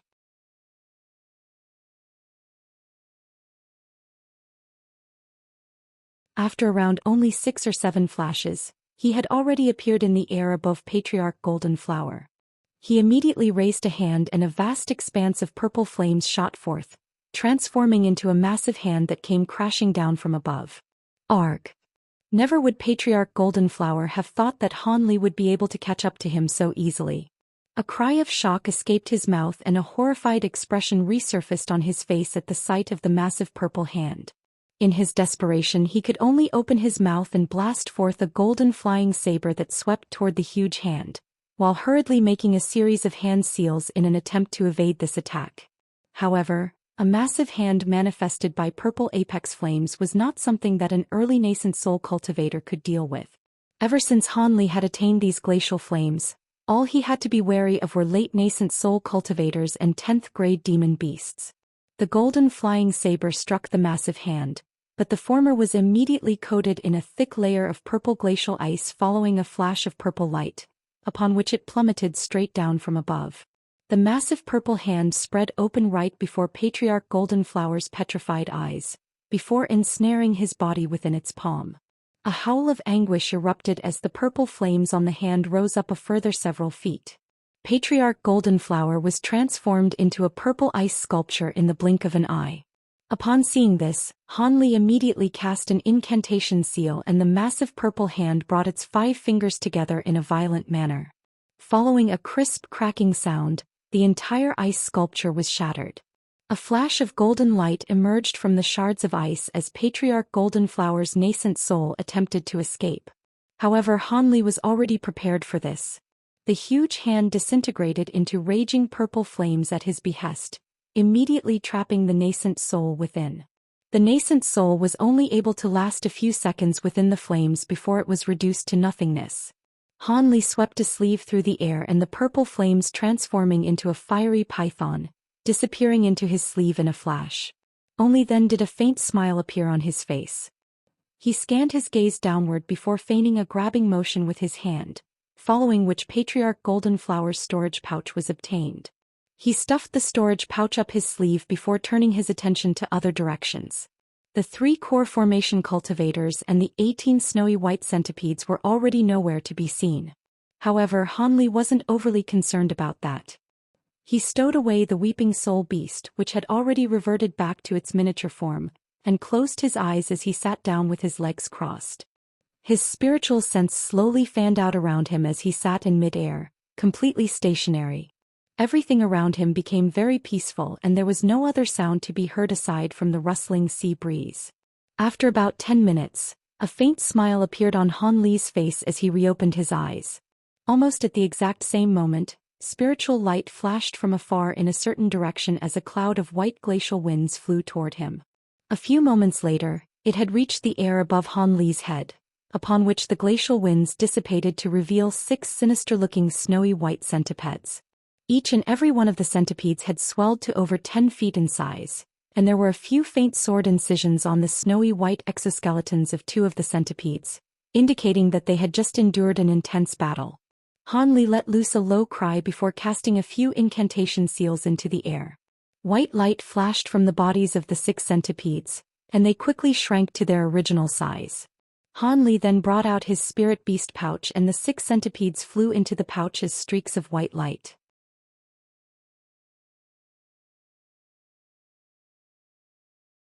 A short while later, the other 2 groups of centipedes already returned. One of the groups was completely unscathed, but there was one centipede in the other group that had had a few of its legs severed, seemingly having sustained some wounds. However, all of these spirit insects naturally had extremely powerful life forces and possessed the inherent ability to regrow severed limbs. As such, it wouldn't take long before such a minor injury was completely healed. After stowing away these centipedes as well, Han Li turned toward the center of the lake on Devil Lake Island before he flew toward the island as a streak of azure light. The streak of azure light soon disappeared into the lake. This so-called Devil Lake wasn't actually very deep. At depths of just over 2,000 feet, Han Li was already able to indistinctly make out the lake bed. However, the water in this lake really was remarkably green. Even after unleashing his spirit eyes, there was only visibility of over 100 feet. Anything that was further away than that was very blurry and unclear.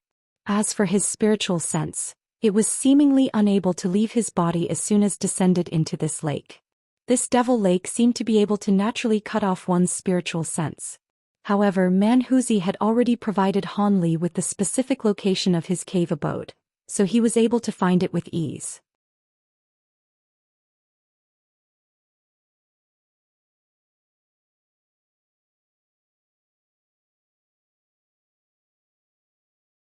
Han Li swept his gaze around him before flicking a finger, upon which a burst of azure sword chi flew toward a rock on the lake bed.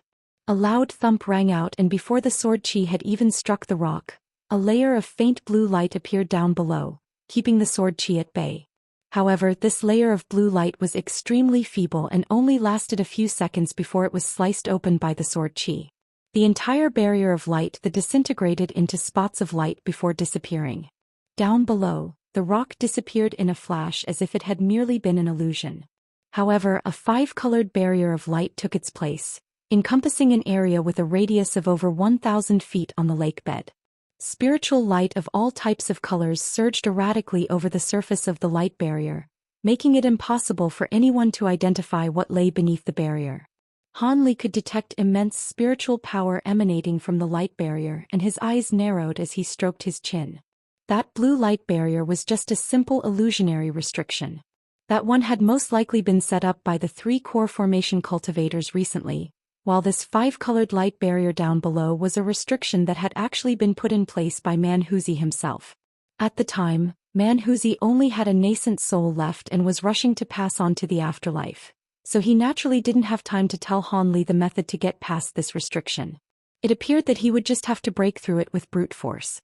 However, it was quite apparent that this restriction had been materialized using the power of the five elements, so even with his powers, it would still be a slightly troublesome prospect. With that in mind, Han Li didn't hesitate any longer. He made a hand seal and the silver light flashed within the storage pouch hanging from his waist, following which a humanoid figure emerged behind him.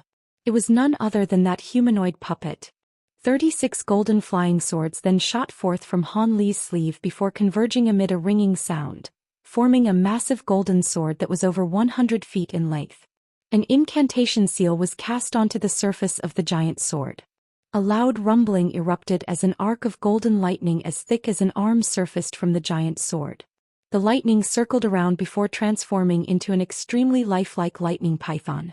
The python revolved around the giant sword several times before raising its neck and emitting a hissing sound, creating quite a formidable sight to behold. On the other side, the humanoid puppet raised a hand to summon a red bow, while its other drew the bow with a small green arrow already nocked on the bowstring. A loud thunderclap erupted as a golden arc of lightning also surfaced over the small arrow, flashing and writhing in an erratic manner. A serious look appeared on Han Li's face as he pointed his finger toward a certain direction. The giant sword then began its descent at his behest, crashing straight downward amid a burst of thunderous rumbling, as if it were a mountain-splitting divine weapon. Almost at the exact same moment, the humanoid puppet released the bowstring and a green arrow intermingled with wisps of golden light shot forth. An earth-shattering boom rang out as the surface of the light barrier tremored violently. It was then engulfed by countless arcs of lightning, and the nearby water in the lake tumbled and surged violently, creating a vortex that rose straight to its surface. Han Li stood at the center of the vortex in a completely stationary state, appearing as if he were an immovable structure amid the chaos. The light finally began to recede as the golden arcs of lightning disappeared. Han Li looked down below him and a smile appeared on his face. The five-colored light barrier down below had already vanished, revealing a small and faintly shimmering formation spell that was over 100 feet in diameter.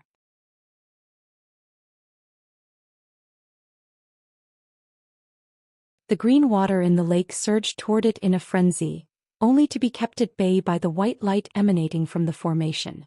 This formation had been refined using some kind of special material, thereby making it waterproof. A hint of surprise flashed through Han Li's eyes as he raised a hand to stow his puppet away. His body then swayed as he appeared directly above the formation. He wasn't in a hurry to descend and approach the teleportation formation. Instead, he decided to carefully inspect it from up above. A short while later, he nodded as he patted the spirit beast pouch hanging from his waist. Most of the six-winged frost centipedes that he had just stowed away were released once again, and he delivered instruction to them through the use of his spiritual sense. The snowy white centipedes immediately burrowed into the lake bed surrounding the formation at his behest. Only then did Han Li decide that it was appropriate to cast an incantation seal toward the border of the formation, which immediately activated the formation. White light abruptly began to flash and Han Li disappeared into the formation. In the next instant, when he recovered from the discomfort of teleportation, he looked around to find himself situated within a stone chamber. The stone chamber wasn't very large and it was completely empty. However, there was a blue stone door up ahead and it was slightly ajar. After a brief moment of contemplation, Han Li sat down with his legs crossed and released his spiritual sense.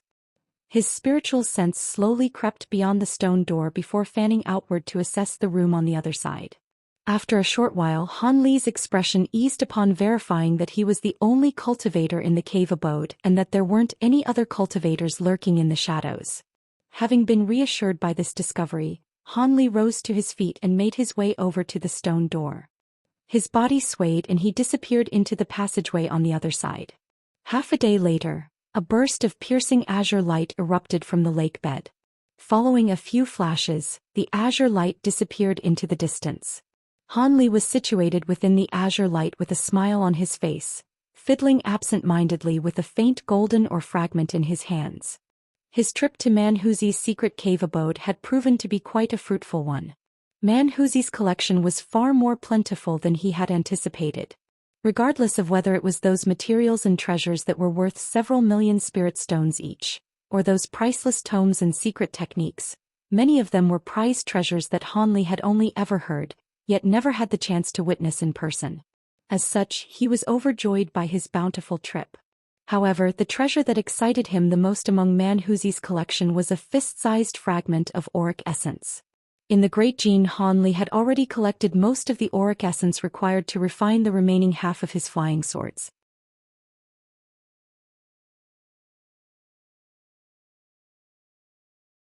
With the addition of this fragment of auric essence from Manhuzi's collection, he had gathered all of the materials he required and could add auric essence into all of his flying swords. As such, he would finally be able to set up the complete aureate sword formation with all 72 flying swords. In the past, Han Li had set up half of the sword formation with 36 flying swords, and that had already been powerful enough to pose a serious threat to a late nascent soul cultivator. If he were to complete the entire sword formation, it would definitely be unimaginably powerful. It was no wonder that the creator of the Azure Essence sword art had proclaimed that anyone who mastered the aureate sword formation would be invincible in the human world. Han Li was very much looking forward to witnessing the power of the completed sword formation. He exhaled gently and flipped over his palm, upon which the auric essence disappeared, having been stowed away into the storage pouch. After that, he continued onward at a leisurely pace. Han Li wore a contemplative look for a while before suddenly opening his mouth to produce a small cauldron that was roughly an inch in size. It was none other than the Heaven Void Cauldron. Han Li raised a hand and the cauldron hovered over the center of his palm. He made a hand seal with his other hand and cast an incantation seal onto the cauldron's lid. All of a sudden, azure light began to shimmer over the surface of the cauldron as the lid was slowly lifted, opening up a small sliver of space. Golden light flashed and a talisman shot forth from within. Han Li was already prepared for it in advance and a burst of azure light was blasted out of his mouth, striking the talisman with unerring accuracy. The golden talisman immediately shuddered before its light dimmed. It was then immobilized by the azure light, having been forced to a standstill by Han Li's immense spiritual power. Han Li quickly reached out and grabbed the talisman before carefully inspecting it. This was none other than the strange talisman that Patriarch Goldenflower had used on multiple occasions during their battle earlier. Not only could it grant one instantaneous teleportation abilities, it could also transform into golden flowers and wasps, thereby proving itself to be a very powerful and versatile artifact. It appeared that this was a unique talisman crafted by Patriarch Goldenflower. Han Li found it to be very intriguing and he couldn't help but summon it for inspection and research. At first glance, the talisman appeared to be very ordinary and mundane. Han Li recognized most of the runes on the talisman and all of them were very common runes. The only things that set it apart were those silver ancient runes inscribed on the four corners and at the center of the talisman. This type of ancient text was very mysterious, and Han Li could sense a strong primordial aura just by looking at it.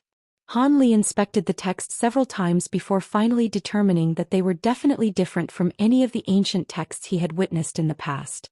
Furthermore, they seemed to be completely independent with zero ties to other ancient texts. On top of that, there were many tiny spots of golden light shimmering over the surface of the runes, and they all appeared to be living creatures, whizzing around sporadically over the runes, giving off an air of mystery and intrigue. Han Li stared intently at the golden talisman as his brows furrowed unconsciously. You think cultivators like you from the human world can decipher this type of beveled silver text?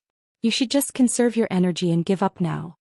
All of a sudden, the tender voice of a child rang out from within the heaven void cauldron, and the owner of the voice seemed to be very disdainful toward Han Li.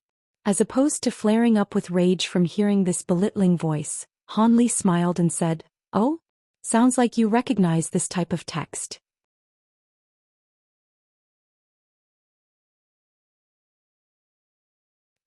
Even in the higher realm, there won't be many people capable of comprehending this text.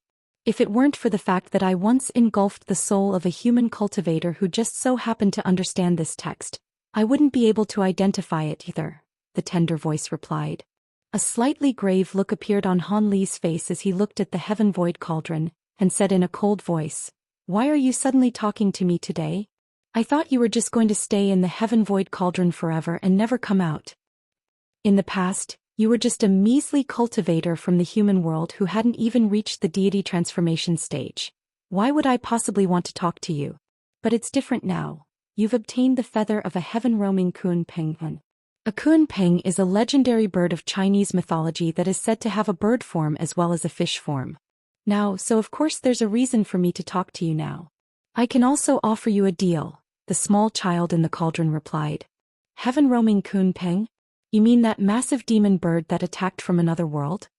Han Li's expression immediately changed as he recalled back to the incredible battle he had witnessed in the outer star seas. Hee. Demon bird? That's something that you can only say in the human world. If you were in the spirit realm and the worshippers of the Kunping, the Tianping race, were to overhear you, you'd be in a lot of trouble, the small child chuckled. Tianping race? Han Li's heart stirred upon hearing that. There's no point in telling you about things in the spirit realm now. If you can ascend to that realm, then you'll naturally figure out all of these things for yourself. If you fail to do so, then providing an introduction would just be a waste of my energy, the small child said in a disdainful manner. You sure can talk big. Even if you were once an exceptional demon cultivator in the spirit realm here in the human world, your power level is only comparable to that of an 8th grade demon beast. Who knows how long it'll take before you recover to the deity transformation stage again. Han Li jeered.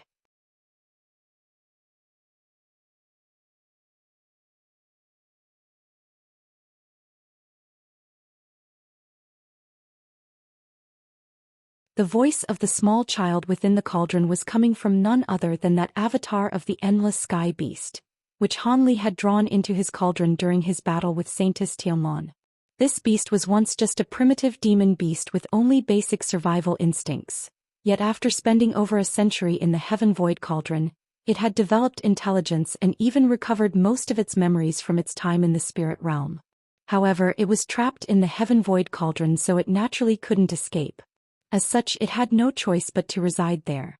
After Han Li reached the late nascent soul stage in the Heaven Void Hall, he immediately refined his 2 divine spirit treasures again. After mastering the second layer of the artifact imprint technique, he was finally able to open the Heaven Void Cauldron. The avatar of the endless sky beast immediately unleashed some sort of movement technique from the spirit realm, allowing it to escape right before Han Li's eyes and travel a distance of over 1,000 feet in the blink of an eye. At such an incredible speed, if it were to flash a few more times, even Han Li wouldn't have been able to chase it down. However, an incredible sequence of events ensued thereafter. For some reason, after the beast had traveled about 2,000 to 3,000 feet away from the Heaven Void Cauldron, azure light suddenly erupted from its body and the cauldron in unison, upon which the endless sky beast abruptly disappeared, only to reappear back inside the Heaven Void Cauldron in the next instant. It appeared that it was unable to leave the cauldron. Han Li was naturally ecstatic upon seeing this. Only then did he discover that due to the fact that the beast had resided in the heaven void cauldron for too long, its aura had already been assimilated by the cauldron, thereby placing it in a situation akin to the one that Silvermoon was in. However, it wasn't an insubstantial entity and nor was it the artifact spirit of the heaven void cauldron. As such, aside from its inability to get far away from the cauldron, it maintained complete autonomy and didn't have to answer to Han Li's commands. Thus, Han Li sealed the beast and tossed it into the cauldron again. He was planning to think carefully about the matter before deciding what to do with this Endless Sky Beast avatar. However, the Endless Sky Beast had suddenly spoken as he was investigating the golden talisman, and was proclaiming this beveled silver text to be runes found only in the spirit realm. Han Li was naturally very surprised to hear this. Haha. Deity transformation stage. Why would I want to get there? Here in your human world, it'll be impossible for me to reach that stage even after tens of thousands of years. The small child suddenly began to chortle boisterously within the cauldron. You're telling me you don't want to advance your cultivation base? Do you think I'm a gullible 3-year-old child? Han Li was very skeptical. Looks like you won't believe me until I disclose some things to you, little boy. Let me divulge some information then. I was indeed rather renowned in the demon race of the spirit realm, and my cultivation base had reached a stage that's completely unfathomable to you. However, I went through extensive effort to send my avatar to the human world. Do you think I did all this just so I can become the pitiful guardian beast of the human race? Back in the spirit realm, I have tens of thousands of demon underlings, and the spell warriors are nothing to me. The Endless Sky Beast made no effort to hide his disdain toward the spell warriors. Han Li's brows furrowed, but he didn't say anything. The small child continued, I sent an avatar to this world in order to prepare for a tribulation that I'll face in 10,000 years. If my true body is unable to transcend this tribulation and my soul is destroyed, I'll at least be able to live on through my avatar in this world, so I won't completely cease to exist.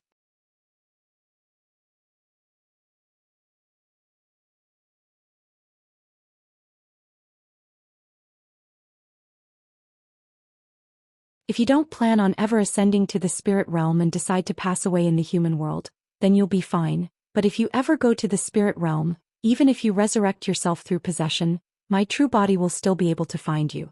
When that time comes. The Endless Sky Beast didn't complete its sentence, but the threat it was delivering was already very apparent. Han Li was at a loss for words.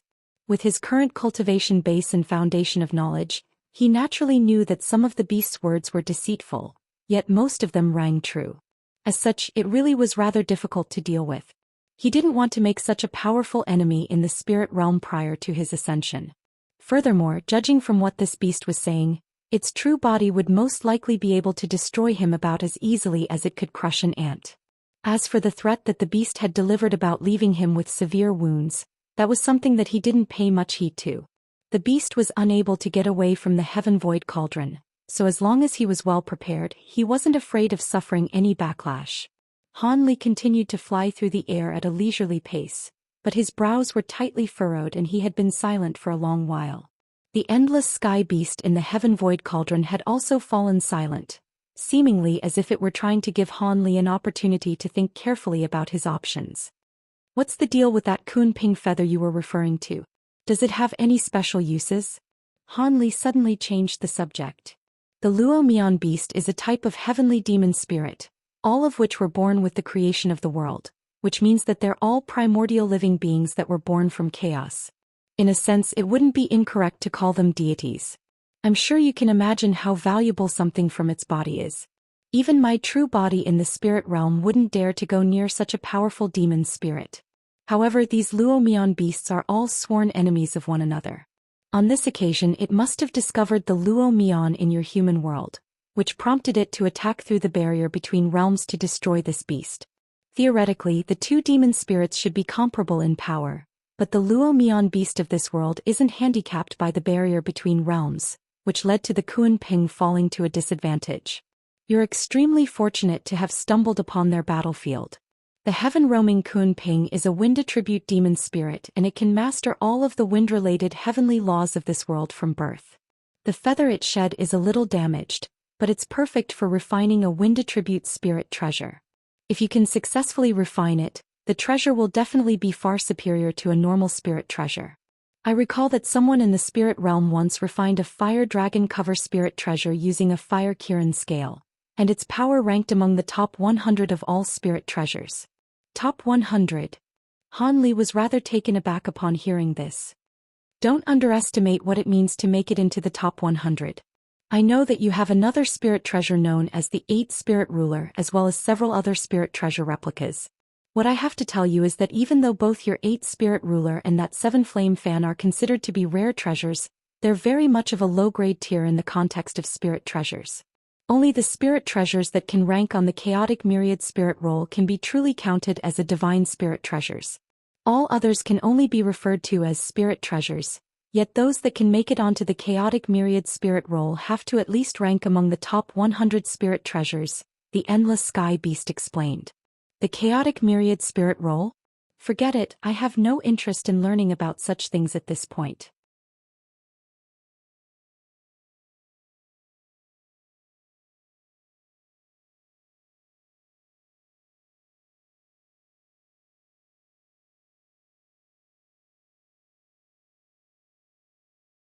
In the face of the tempting proposition, Han Li didn't appear overly ecstatic.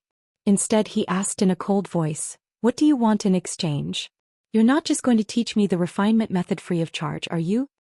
I want you to try and remove the assimilation effect the Heaven Void Cauldron has had on me, and I also want you to protect me for a while before you pass away or ascend to a higher realm. I already have an 8th grade cultivation base, but I've been in the Heaven Void Cauldron this entire time, so I haven't been able to experience my metamorphosis lightning tribulation. It's going to be a little dangerous to face the tribulation on my own, so I'm most likely going to need your help to transcend it." The Endless Sky Beast rattled off a string of conditions at once. "That's all?" Han Li's expression remained unchanged. "If I ask for more than that, you're most likely going to consider killing me, right?" The Endless Sky Beast chuckled. "Alright, if those are all of the conditions that you have, then I can certainly agree to them. However, with regard to helping you escape the Heaven Void Cauldron, that has to wait until right before I pass away or prepare to ascend. You have no problems with that, do you?" Han Li considered the pros and cons for a short while before deciding to agree. "None whatsoever. You've made a very wise decision, fellow Daoist. There's no need for us to turn on each other, so it's much better for us to be mutually beneficial to one another. As a gesture of my sincerity, I can bestow upon you this beveled silver text first." The Endless Sky Beast was clearly greatly relieved and it began to laugh heartily. "That would be good." Han Li turned to the golden talisman in his hand and gladly accepted the Endless Sky Beast's offer. However, he suddenly patted his waist following a brief moment of contemplation, and an azure bag appeared in his hand. It was none other than Patriarch Goldenflower's storage pouch. Han Li swept this spiritual sense through the pouch and all of its contents were revealed to him. Moments later, he rustled the bag and a burst of azure light erupted from within as several jade slips shot forth, all of which were of different colors. Han Li immediately checked carefully through the cultivation arts and secret techniques recorded within the jade slips, appearing as if he had completely forgotten about the Endless Sky Beast in the Heaven Void Cauldron. The beast was very considerate and didn't say anything to disrupt Han Li during this time. A short while later, Han Li raised his eyebrows and withdrew his spiritual sense from the final jade slip, upon which a puzzled look appeared on his face. He hadn't found anything related to this golden talisman from within these jade slips. Could it be that Patriarch Goldenflower hadn't refined this talisman, and had instead obtained it elsewhere? With that notion in mind, Han Li fell into deep thought. All of a sudden, his expression stirred and a thought seemed to have occurred to him. He abruptly lowered his head and his spiritual sense sank into his storage pouch again before quickly locking onto an item. Azure light flashed once again from the storage pouch as another item emerged. This was a yellow wooden box around half a foot in size with a restriction talisman plastered over its surface. Han Li raised a hand and immediately tore off the talisman before patting the lid of the box. The wooden box slowly opened itself to reveal an item. This was a fist-sized white jade badge upon which silver runes were flashing indistinctly. All of those silver runes were beveled silver text. These runes were extremely minuscule, yet they were presented to him in an extremely clear manner after he scanned over them with his spiritual sense. However, it was quite apparent that this was only half a badge and was clearly an incomplete item.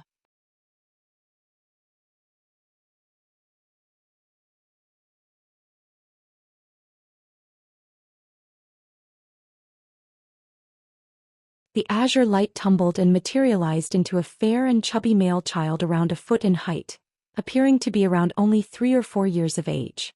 However, the small child wore a rather unbefitting dark expression on his face, and was staring intently at the jade badge in Han Li's eyes with complex emotions flashing through his eyes. There seemed to be a hint of envy but also a trace of wistfulness. Han Li's expression immediately changed drastically upon learning the fact that this jade badge was an immortal item. His heart then jolted with surprise upon seeing the emergence of the small child, but he soon relaxed. This small child was merely a human form manifestation of the endless sky beast, which it had materialized using the spiritual qi on the cauldron. Prior to the seal on its true body being undone, there was no way that it would be able to leave the heaven void cauldron. Han Li's attention was then completely drawn to this golden jade tome. An immortal item? Did I hear that right?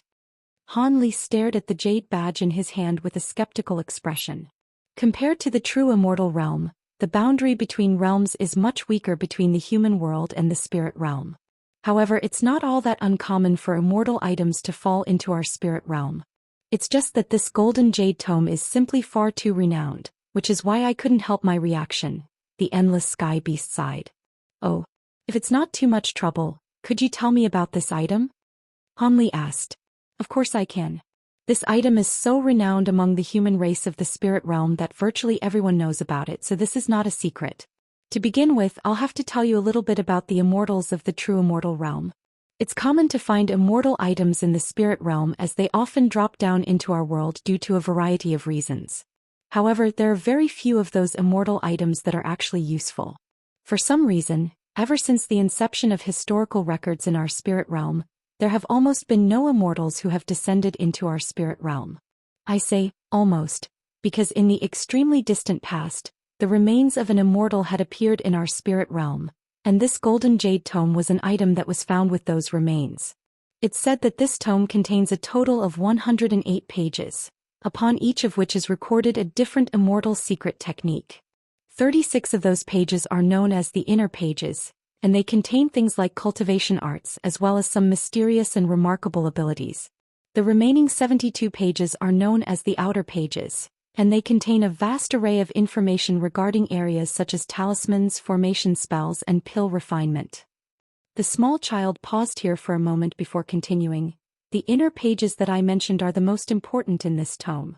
The information recorded on the outer pages is very diverse, yet not a lot of the information is truly useful in direct application, as no one has even heard of most of the materials required for pill refinement, talisman crafting, and formation setting. At most, you can only really look at those sections for research purposes. Hence, aside from the inner pages, the rest of the information in the tome isn't very practical or useful. There was a war that erupted throughout the entire spirit realm once, and everyone was mainly fighting over those inner pages. However, those pages have switched hands countless times in the past tens of thousands of years, and only the whereabouts of 7 or 8 of those pages are actually publicly known. However, almost every cultivator who has managed to obtain and successfully cultivate one of more of those pages have become extremely prominent figures in the human race. Even if they can't compare with the 3 emperors, they're still powerful enough to rule over a large settlement.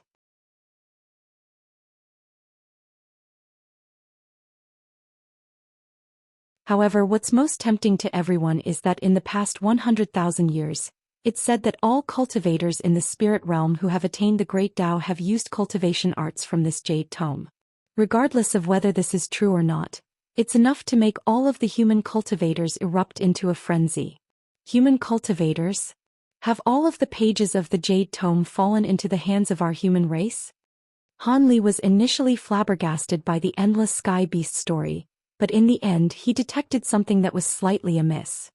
In the beginning, our demon race also participated in the war to secure the inner pages of the golden jade tome. However, not long after that, all of our seniors discovered that the tome only contains cultivation arts that are suitable for human cultivators.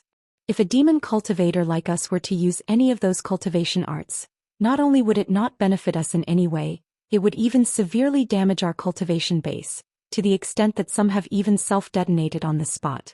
After some experimentation, our demon race completely gave up on this jade tome. The pages are indeed extremely precious, yet they're completely useless to our demon race. The remains of that immortal was also a set of human remains, so it's no surprise that the cultivation arts on the golden jade tome were created for you humans. Han Li stroked his chin and mused in a thoughtful manner. I see. But if no immortal has ever descended into the spirit realm, how do you know that set of human remains were the remains of an immortal? Perhaps they were merely the remains of an extremely powerful cultivator from the spirit realm. The small child faltered slightly upon hearing this before replying with furrowed brows. I'm not sure about the specific details there. These events took place a very long time ago and I hadn't developed any intelligence back then, so how would I know? However, what I'm sure of is that at the time, many of the most powerful beings among the human and demon races gathered together to verify that those were indeed the remains of an immortal, so I can only assume that to be the case.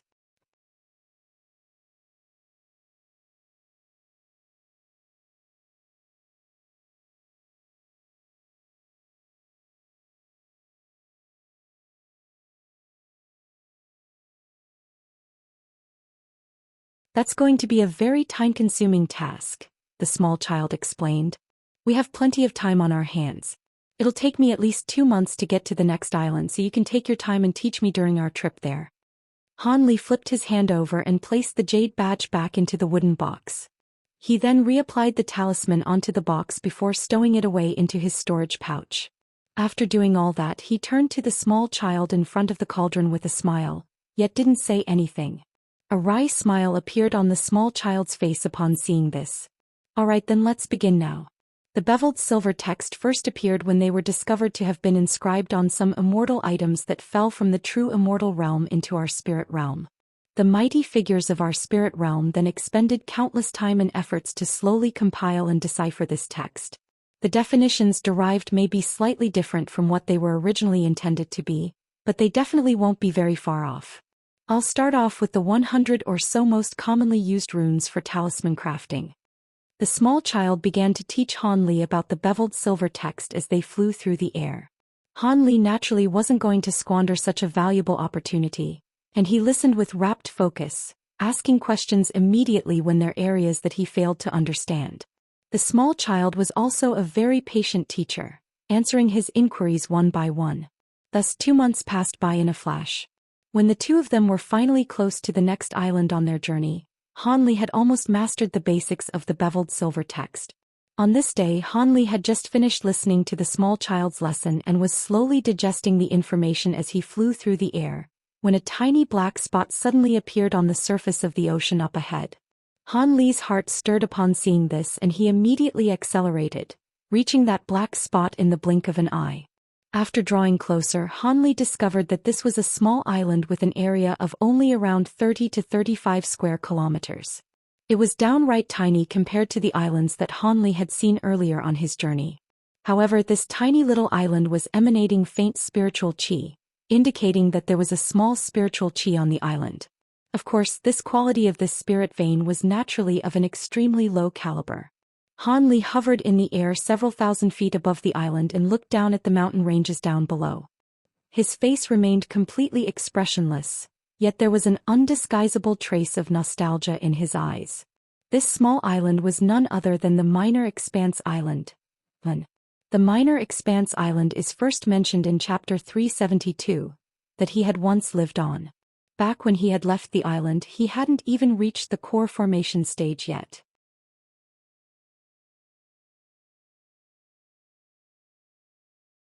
However, passing by the island now, he was already a late nascent soul great cultivator. Thinking back, this was quite a staggering transformation. Even though his heart had been very firm in his pursuit of the Geet Dao when he had left the island, never could he have imagined that he would really become a nascent soul cultivator someday. Han Li hovered above the island in silence for a long while before the nostalgic look gradually disappeared from his eyes, upon which he shot forth into the distance again as a streak of azure light.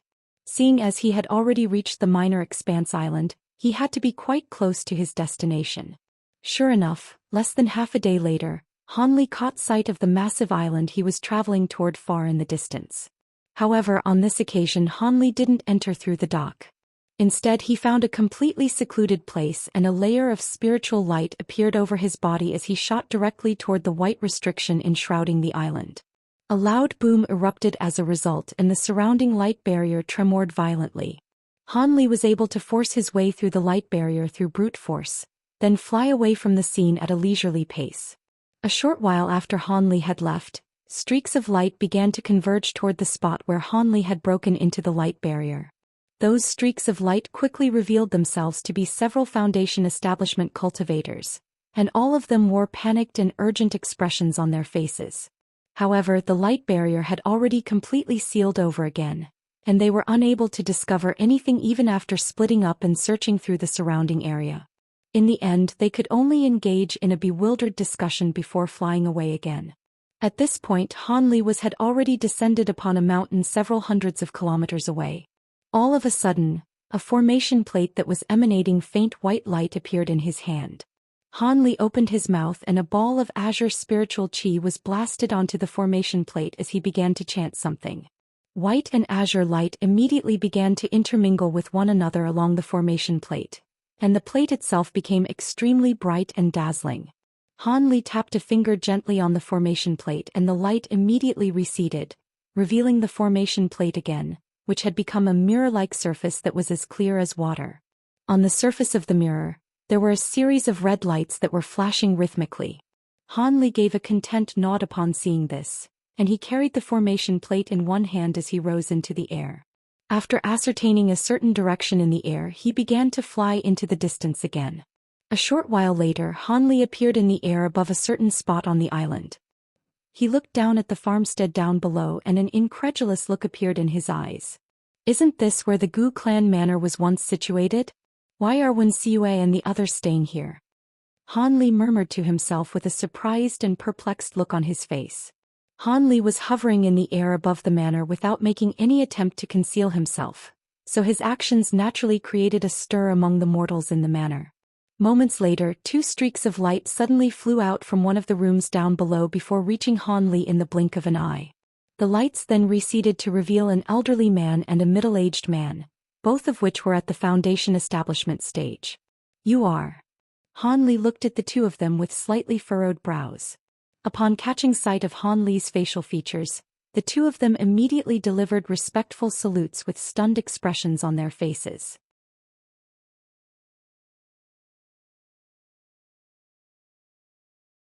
We pay our respects to Senior. We didn't know that you would be visiting this place, so please forgive us for not preparing a more thorough welcome. These two were both Wuxia and her Dao Companions Foundation establishment disciples. They were aware of the fact that Hanli was a great cultivator, so they were naturally filled with awe and veneration. Why are you living here? Where are you masters? Hanli asked expressionlessly. This is the residence of one of my in-name disciples, so I decided to bring everyone here. Master and his Dao companion find this place too rowdy for their liking, so they're living in a makeshift cave abode nearby with their daughter, the elderly man replied in a respectful manner. An in-name disciple of yours? Is he a member of the Gu clan? A peculiar look appeared on Hanli's face. That's right. You know of the Gu clan as well, Senior? The elderly man was suddenly struck by a sense of unease. The master of the Gu clan had some ties with me in the past, but that was over 200 years ago, Hanli replied. What? Is that so? The elderly man was stunned to hear this. And now I'm back at this place. Looks like I really do have some sort of affinity with the Gu clan. I'm going to meet your masters first. Get you in-name disciple from the Gu clan to see me later, Hanli instructed in an implacable tone. Yes, I'll be sure to do so. The elderly man was both stunned and elated to hear this. He didn't know what kind of ties Hanli had had with the Gu clan in the past, but at the very least it didn't sound as if they were enemies. Hanli nodded and sent his spiritual sense sweeping through the air, allowing him to quickly track down the location of Wuxia and her Dao companion.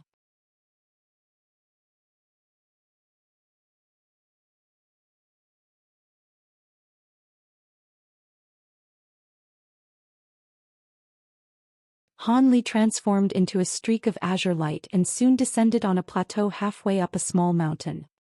He looked at the seemingly mundane and nondescript rock face in front of him before sweeping his sleeve through the air, sending a burst of azure light sweeping toward it. A loud thump erupted as the azure light struck the rock face, following which a burst of light appeared over the mountain's rocky surface. The rock face began to blur as if it were an illusion, following which a massive stone door several tens of feet tall appeared before Han Li. White spiritual light was flashing incessantly over the stone door, and it seemed that a restriction had been cast onto it. Han Li surveyed the stone door for a while before releasing a burst of flames from his hand, which immediately disappeared into the door. Moments later, an elated female voice was transmitted to him from the other side. "Senior Han, we're so glad you're here. Please wait for a moment, my Dao companion will come out to welcome you right away." A few seconds later, the white light on the stone door flashed violently a few times before dimming completely. A loud rumbling sound then rang out as the stone door was slowly opened, while 2 women and 1 man emerged from the cave abode within. They were none other than Wen Xiue's couple and their young daughter.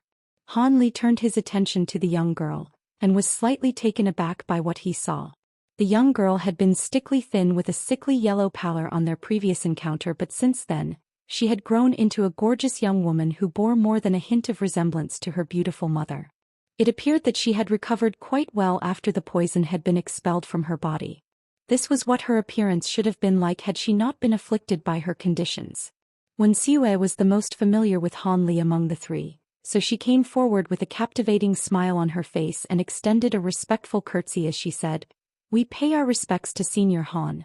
We didn't think that you would arrive so quickly, so we made no preparations in advance. Please forgive us for our oversight, Senior. My trip went relatively smoothly, so I arrived here a little earlier than I planned." Han Li waved a hand indicating for them to skip the formalities. "We've been eagerly awaiting your arrival, Senior. Please come in and have a seat in our humble cave abode." Wen Xiue stepped aside with a dainty smile to allow Han Li passage into the cave abode. "Sure. I also want to see the level of mastery your daughter has achieved in the formation spell book I left her. If she's reached a satisfactory level of mastery, then I'll take her under my wing." Han Li nodded in response before taking a glance at the young woman again. A blush appeared on Tianqiner's face from Han Li's gaze, and she immediately ducked her head. In contrast, Wen Xiue and her Dao companion were ecstatic to hear this, and they hurriedly led Han Li into their cave abode. Han Li spent a day and a night inside the cave abode. During this time, Wen Xiue and her Dao companion as well as their Foundation establishment disciples had all come to pay their respects to Han Li at different points. The elderly man from earlier had brought along a young body who appeared to be around 7 or 8 years old to see Han Li, and they also entered the cave abode, but they didn't immediately come out. Another day later, a streak of silver light shot forth into the air from the small mountain, within which the figures of a man and a woman could be indistinctly identified. A few flashes later, the azure streak of light had disappeared from view. A month later, within the heavenly south region, which was countless kilometers away from the scattered star seas. Within a massive barren valley, several black-robed cultivators were flying through their air on their respective treasures.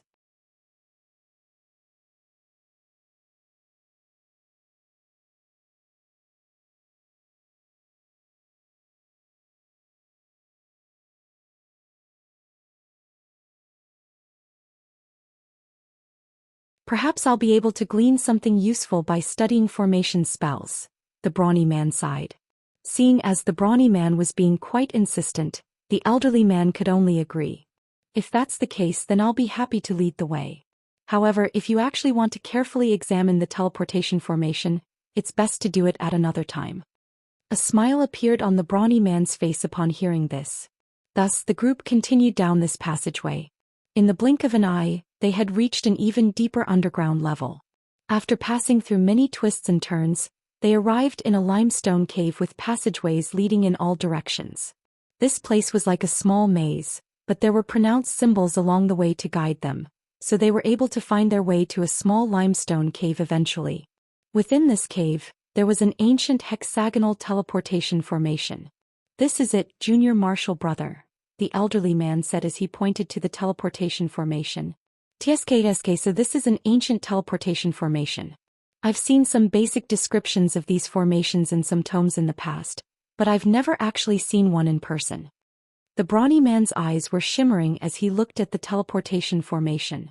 He made his way over to the formation before walking in a few circles around it, staring at it with rapt focus the entire time. The elderly man stroked his beard and looked on with a smile in silence. As for the chi condensation disciples with them, they were also quite curious about the teleportation formation, but they didn't dare to stand next to their Foundation establishment seniors, and could only stand guard by the entrance of the cave. I heard that this teleportation formation is actually in perfect condition. It's most likely only dysfunctional because there's something wrong with the teleportation formation on the other side. Otherwise, I'd also really like to teleport to the other side just to see where it leads to. In any case, you'll be guarding this place for many years from now, so you'll have plenty of time to study this formation. Let's go back for now. After a while, the elderly man felt as if they had spent enough time here, so he urged the brawny man to go back with him. The brawny man still had his back to the elderly man, yet he said something that was very strange and unsettling. Go back. There's no need for that. This is such a peaceful place. You should just stay here forever, senior martial brother. A chill immediately ran down the elderly man's spine upon hearing this, yet before he had a chance to react, he felt a cool sensation flash past his neck. A sword had flashed through, decapitating him in one lightning-fast motion. The headless body of the elderly man fell straight to the ground.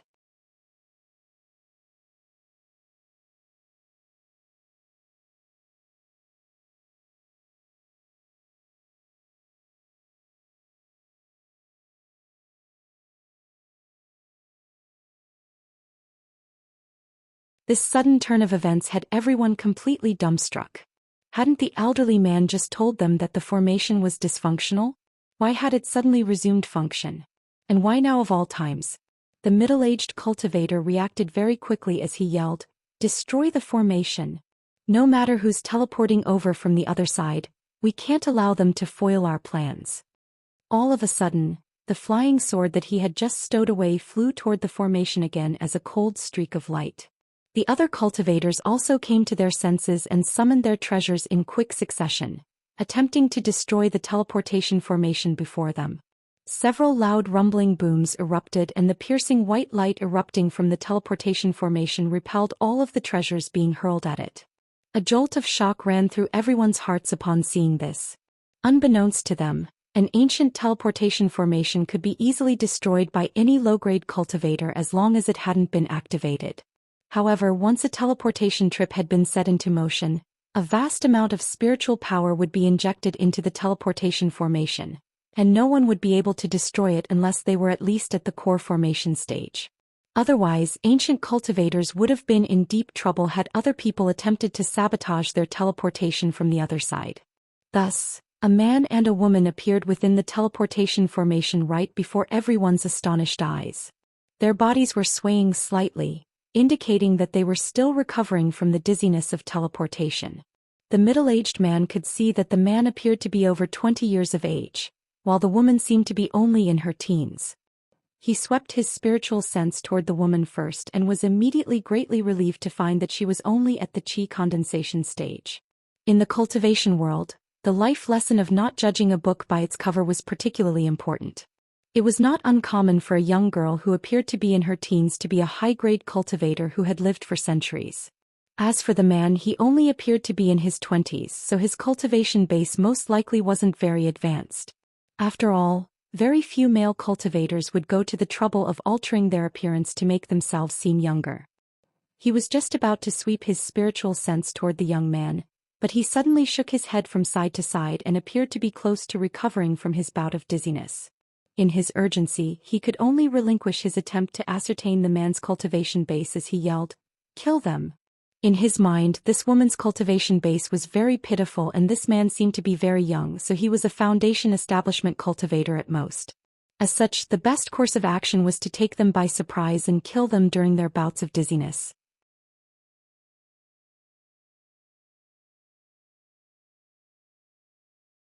However, an expression of horror suddenly appeared on the brawny man's face at the sight of the young man, and he hurriedly urged, "Wait. Don't do it." However, the other Devil Flame sect cultivators answered only to the middle-aged cultivator. Even though they could hear the abnormally high level of fear and panic in the brawny man's voice, they still attacked the duo in the teleportation formation without any hesitation. As for the middle-aged cultivator, he was simply under the impression that this duo may have been the brawny man's acquaintances, so he intentionally ignored him. Just as their treasures were about to strike the duo within the teleportation formation, a frosty voice suddenly sounded, "Looks like all of you want to die." Right as his voice fell, an earth-shattering boom erupted as a ball of piercing azure light exploded within the teleportation formation. It was so bright that it appeared as if an azure sun had emerged in the cave. All of the treasures were immediately shattered as soon as they came into contact with this azure light. Several streaks of golden sword chi then shot forth from within the azure light, and all of the Devil Flame sect cultivators, including the middle-aged cultivator, were instantly killed before they could even utter a single sound. The brawny man with the Meng surname remained completely unscathed, but he was too petrified to even move, and his face was deathly pale with horror. "You recognize me?" The young man slowly walked out of the formation and turned to the brawny man with a frosty expression. The young girl who was in her teens followed behind him respectfully, putting on a very obedient display. It was quite clear that she was this man's junior. The young man was naturally none other than Han Li, who had repaired the teleportation formation on the other side in the scattered star seas, and finally returned to the heavenly south region after over a month. As for the young girl behind him, she was naturally Xianxia, whose formation spell aptitude was very much satisfactory to him.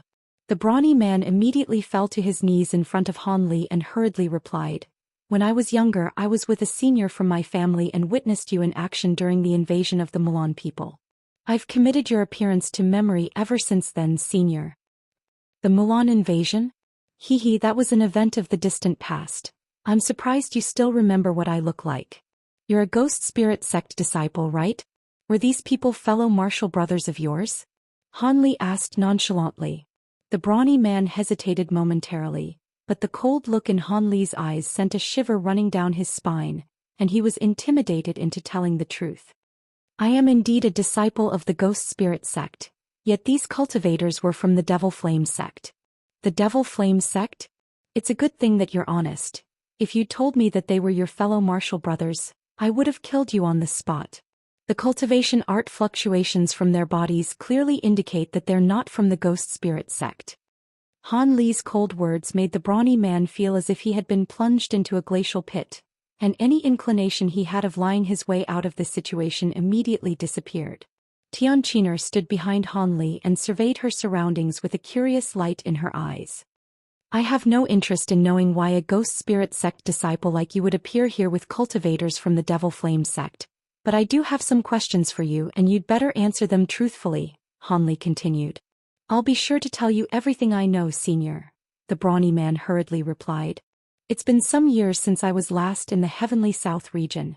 Give me a recount of what happened in the cultivation world of the Heavenly South region in the past century," Han Li commanded. "Yes."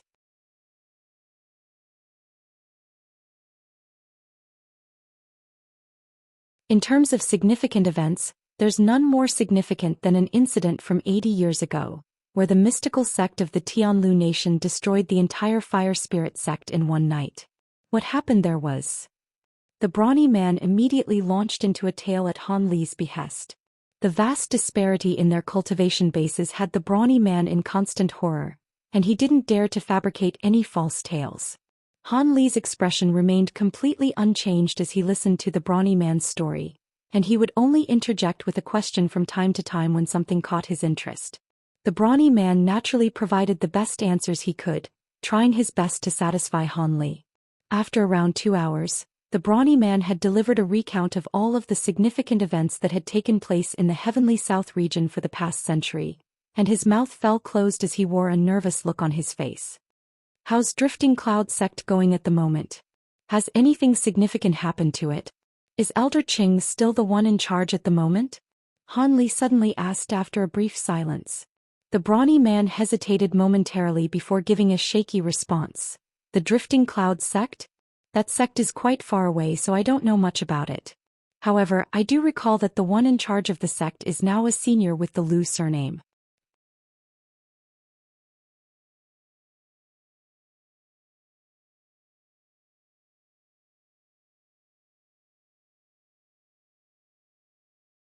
So Elder Qing must have passed away already, Han Li murmured to himself. He stared up at the roof of the cave and seemed to have fallen into the deep thought. The roof of the cave up above seemed to have been punctured by ghost spirit sect cultivators in the past, but after 100 years, there were no noticeable signs at all indicating it had been repaired. The brawny man could see that Han Li was rather absent-minded, but he still didn't dare to do anything and maintained a respectful expression on his face. All of a sudden, Han Li raised his sleeve without any premonition and burst of azure light swept toward the brawny man's head. The latter's heart jolted with shock upon seeing this, but before he could do anything he had already fallen onto the ground, having been completely knocked out. Han Li took a glance at the unconscious man on the ground before suddenly flicking his fingers in quick succession, sending several streaks of golden sword chi flying into the formation behind them. A loud boom erupted and the formation was completely destroyed. Aside from the large crater that had been left in the ground, nothing remained to suggest that the teleportation formation had ever existed. Seeing as the formation over in the scattered star seas had been repaired by him, there was no need for the teleportation formation on this side to continue to exist. Otherwise, if someone else possessed a greater teleportation medallion like the did, they would also be able to teleport to the scattered star seas. Han Li wanted this to be a shortcut that was exclusively available to him and had no intention of sharing it with anyone else. He was already extremely familiar with the structure and construction process of teleportation formations, so if required, he could erect the same teleportation formation again in this place at any time. In any case, with his current staggering wealth, the costs of materials for setting up teleportation formations, which had once seemed astronomical to him, were no longer a problem. After doing all of that, Han Li reached out and feigned a grabbing motion toward the brawny man on the ground. An immense suction force dragged the latter's head firmly into Han Li's hand. A flash of light then appeared in his eyes as he began to unleash his secret technique. After a while, Han Li released his 5 fingers and the brawny man tumbled to the ground once again. Han Li murmured to himself expressionlessly, "You're lucky that you told the truth. I'm not a man who likes to eat his words, so I won't kill you, but I naturally have to wipe away your memories of seeing me appear from this teleportation formation." Han Li had unleashed a secret technique to alter this man's memories. As such, he could only recall that an unidentifiable high-grade cultivator had seemingly descended from the heavens before killing all of the Devil Flame sect cultivators, and the ancient teleportation formation had been unintentionally destroyed by the shockwaves radiating from their battle. At Han Li's current cultivation base, unless if a deity transformation cultivator were to step in, no one would be able to break the restriction that he had set, so he could naturally rest assured. After that, Han Li released a few fireballs to incinerate the bodies of the Devil Flame sect cultivators into ashes. Brilliant azure light then erupted from his body, sweeping up the young girl behind him as they shot forth, directly upward. An earth-shattering boom rang out and the roof of the cave that had been repaired by the Ghost Spirit sect was punctured again. The streak of azure light flashed once, and Han Li had already reached the surface of the ground up above.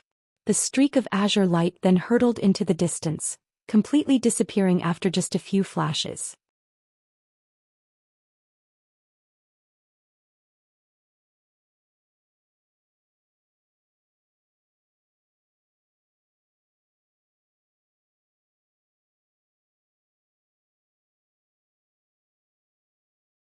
A late nascent soul cultivator? The scholar was given another fright as he also swept his spiritual sense toward Han Li. Meanwhile, Han Li stood with his hands clasped behind his back, surveying the two of them expressionlessly. After the scholar had ascertained Han Li's cultivation base with his spiritual sense, his expression had also become very strained. The two core formation cultivators glanced at one another before extending respectful bows in unison, and the elderly man said, "We pay our respects to the esteemed senior. Our sect is indeed a newly founded one. May I ask for the purpose of your visit, senior? If there's anything I can help you with, I'll be sure to do my best." The scholar also wore a respectful look on his face.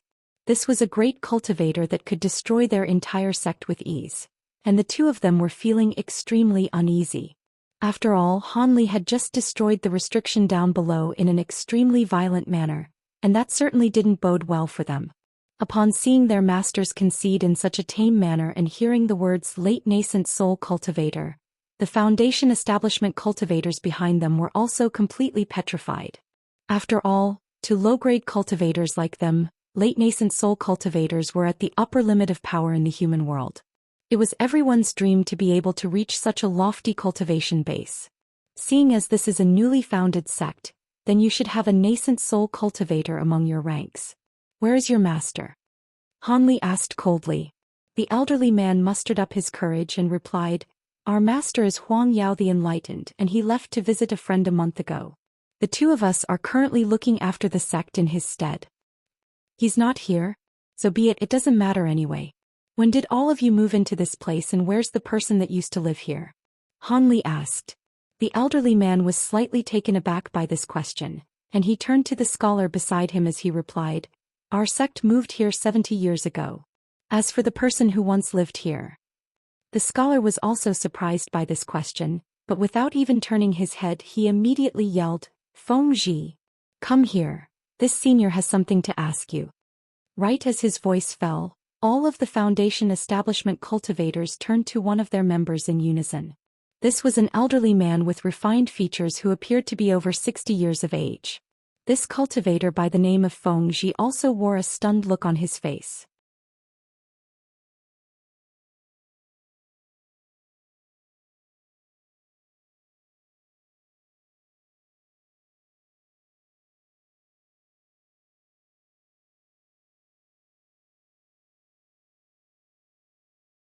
The reason why so many of our disciples are here is because we have to take care of a few matters in the state of Yuanwu, so we had no choice but to stay here for the time being.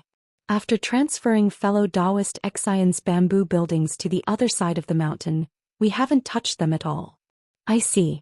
Regardless of all that, this is the past residence for an old friend of mine, and I don't want to see any other cultivators here. I trust the two of you are aware of what you should do next, Hanli said in a cold voice. The dark-skinned man shuddered and immediately said, Of course. We'll move out of this place with our disciples right away. The scholar nodded eagerly in agreement. That would be great. I'll leave you to it then. Take me to fellow Daoist Xian's bamboo buildings. Hanli turned his attention to Feng Zhi and asked him to lead the way. Right away, senior. Feng Zhi naturally didn't dare to delay as he gave a respectful reply. He bowed toward the scholar before activating his treasure and flying toward the other side of the mountain. Azure light erupted from Han Li's body, sweeping up Tianqiner within as he flew along behind Feng Zhi. The scholar heaved a sigh of relief before transmitting his voice to the dark-skinned man as he asked, Is that man really a late nascent soul cultivator? We haven't made a mistake here, have we? Why is it that he doesn't look like any of the three legendary great cultivators? Even from so far away he still didn't dare to communicate directly with words. That should be the case. The spiritual pressure he released just then was several times more terrifying than even our masters. That man is indeed not one of the three legendary great cultivators. Perhaps a fourth great cultivator had finally appeared? The dark-skinned man speculated. If that's really the case, then news of this man should have spread through the entire Heavenly South region already, the scholar murmured. Forget about it. No matter who he is, he's definitely someone whom our master wouldn't even dare to mess with. Let's hurry up and evacuate this place. If we're too slow in moving out and he decides to change his mind, we'll be in big trouble, the dark-skinned man said with a grave expression. You're right, senior marshal brother. I'll start the evacuation process right away. What a pity that we have to give up such a fantastic dwelling though, the scholar sighed reluctantly. We're already extremely fortunate. Thank heavens you recruited Feng Zhi into our sect. Without him here, I feel like that man would have destroyed our sect in a fit of rage. How come I didn't know that this disciple of yours has ties with such a powerful senior? Were you aware of this, junior marshal brother? And who was the person that lived here in the past? To think that they were once the acquaintance of a late nascent soul cultivator, the dark-skinned man sighed. You've stumped me there, senior marshal brother. You already know this. I accepted Feng Zhi as my disciple very early on, but that was only because he was a Foundation establishment cultivator.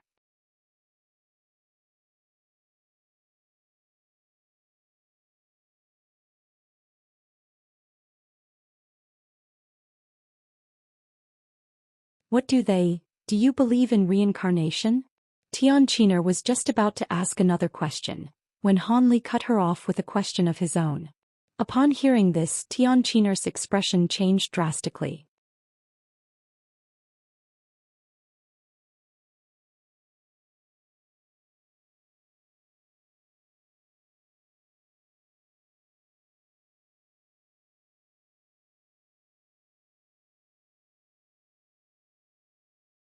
Several days after that, a streak of piercing azure light appeared near the Dream Cloud Mountains. When they were roughly 50 kilometers away from the mountain ranges, an ear-splitting cry suddenly erupted from within the azure light. The cry was like the roar of a dragon, but also like the cry of a phoenix, and even the nearby clouds were disturbed by the powerful resulting sound waves. The streak of azure light was traveling at an incredibly fast speed, and covered a distance of several tens of kilometers in just a few flashes. The immense spiritual power imbued within the cry had alerted all three of the major sects within the Dream Cloud Mountains. Everyone within those sects, from ordinary Qi condensation and foundation establishment disciples, to nascent soul elders, were all stunned upon hearing this cry from afar. All of the nascent soul cultivators sprang into action at once, emerging from their respective sects to see which powerful being was declaring his arrival at the Dream Cloud Mountains in such a reckless manner. Thus, when Han Li was still close to 10 kilometers away from the mountain ranges, 5 streaks of light had already come out to meet him, and they appeared to be nascent soul cultivators from the 3 sections. Han Li's heart stirred up seeing this. His emotions had been in a state of disarray at the thought of being able to see Nangongwan again soon, but he was forced to calm himself down here. The azure light receded and the loud cry subsided as Han Li revealed himself with Xianxia by his side. He then turned his attention to the 5 streaks of light hurtling toward him. Moments later, a rare joyful smile appeared on his face. When the 5 streaks of light were around 300 to 400 feet away from him, the lights receded to reveal 5 cultivators, most of whom Han Li recognized. A blue-robed middle-aged man identified Han Li from afar, and following a split second of stunned inactivity, he yelled with surprise and elation, "Junior Martial Brother Han." He was none other than Lu of the Drifting Cloud sect, the very same elder Lu who had invited Han Li to join the sect many years ago. "You look well, Senior Martial Brother Lu." Han Li's smile widened as he cupped his fist in a salute. "So it's fellow Daoist Han Li. I was wondering who would be capable of putting on such a mighty display of power. Brother Han, have you already reached the late nascent soul stage?" The next person to speak was a cultivator in a set of red robes. He was none other than Child Fire Dragon of the Ancient Sword Sect.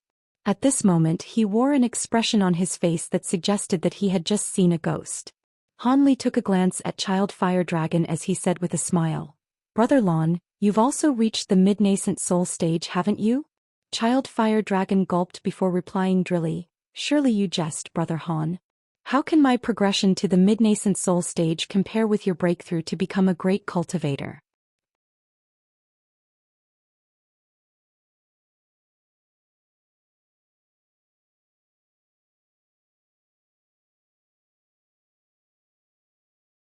"As your martial uncle, I don't really have anything good to give you. Here's a protective treasure that I've used in the past." Lu Luo laughed heartily as he patted the storage pouch hanging from his waist, upon which a shimmering red crystal ball appeared in his hand, which he offered to Xianxia. Xianxia faltered upon seeing this before extending another delighted curtsy, then accepted the treasure with a joyful expression. Han Li smiled upon seeing this exchange before the two of them flew toward the Drifting Cloud sect with Xianxia in tow. On the way there, Lu Luo gave Han Li a rough recount of what had happened in the Drifting Cloud sect during the past century. However, the most important events were naturally the death of Senior Martial Brother Qing, and Nangongwan's perilous situation.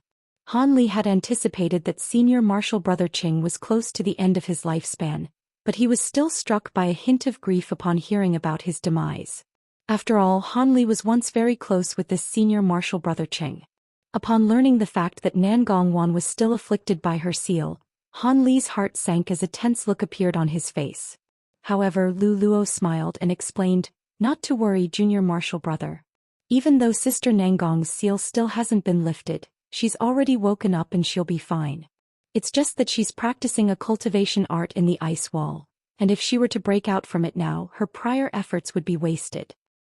You're tuning in to the Zhou Xian's Legacy YouTube channel. Don't forget to subscribe and join us on this journey to catch the most captivating stories.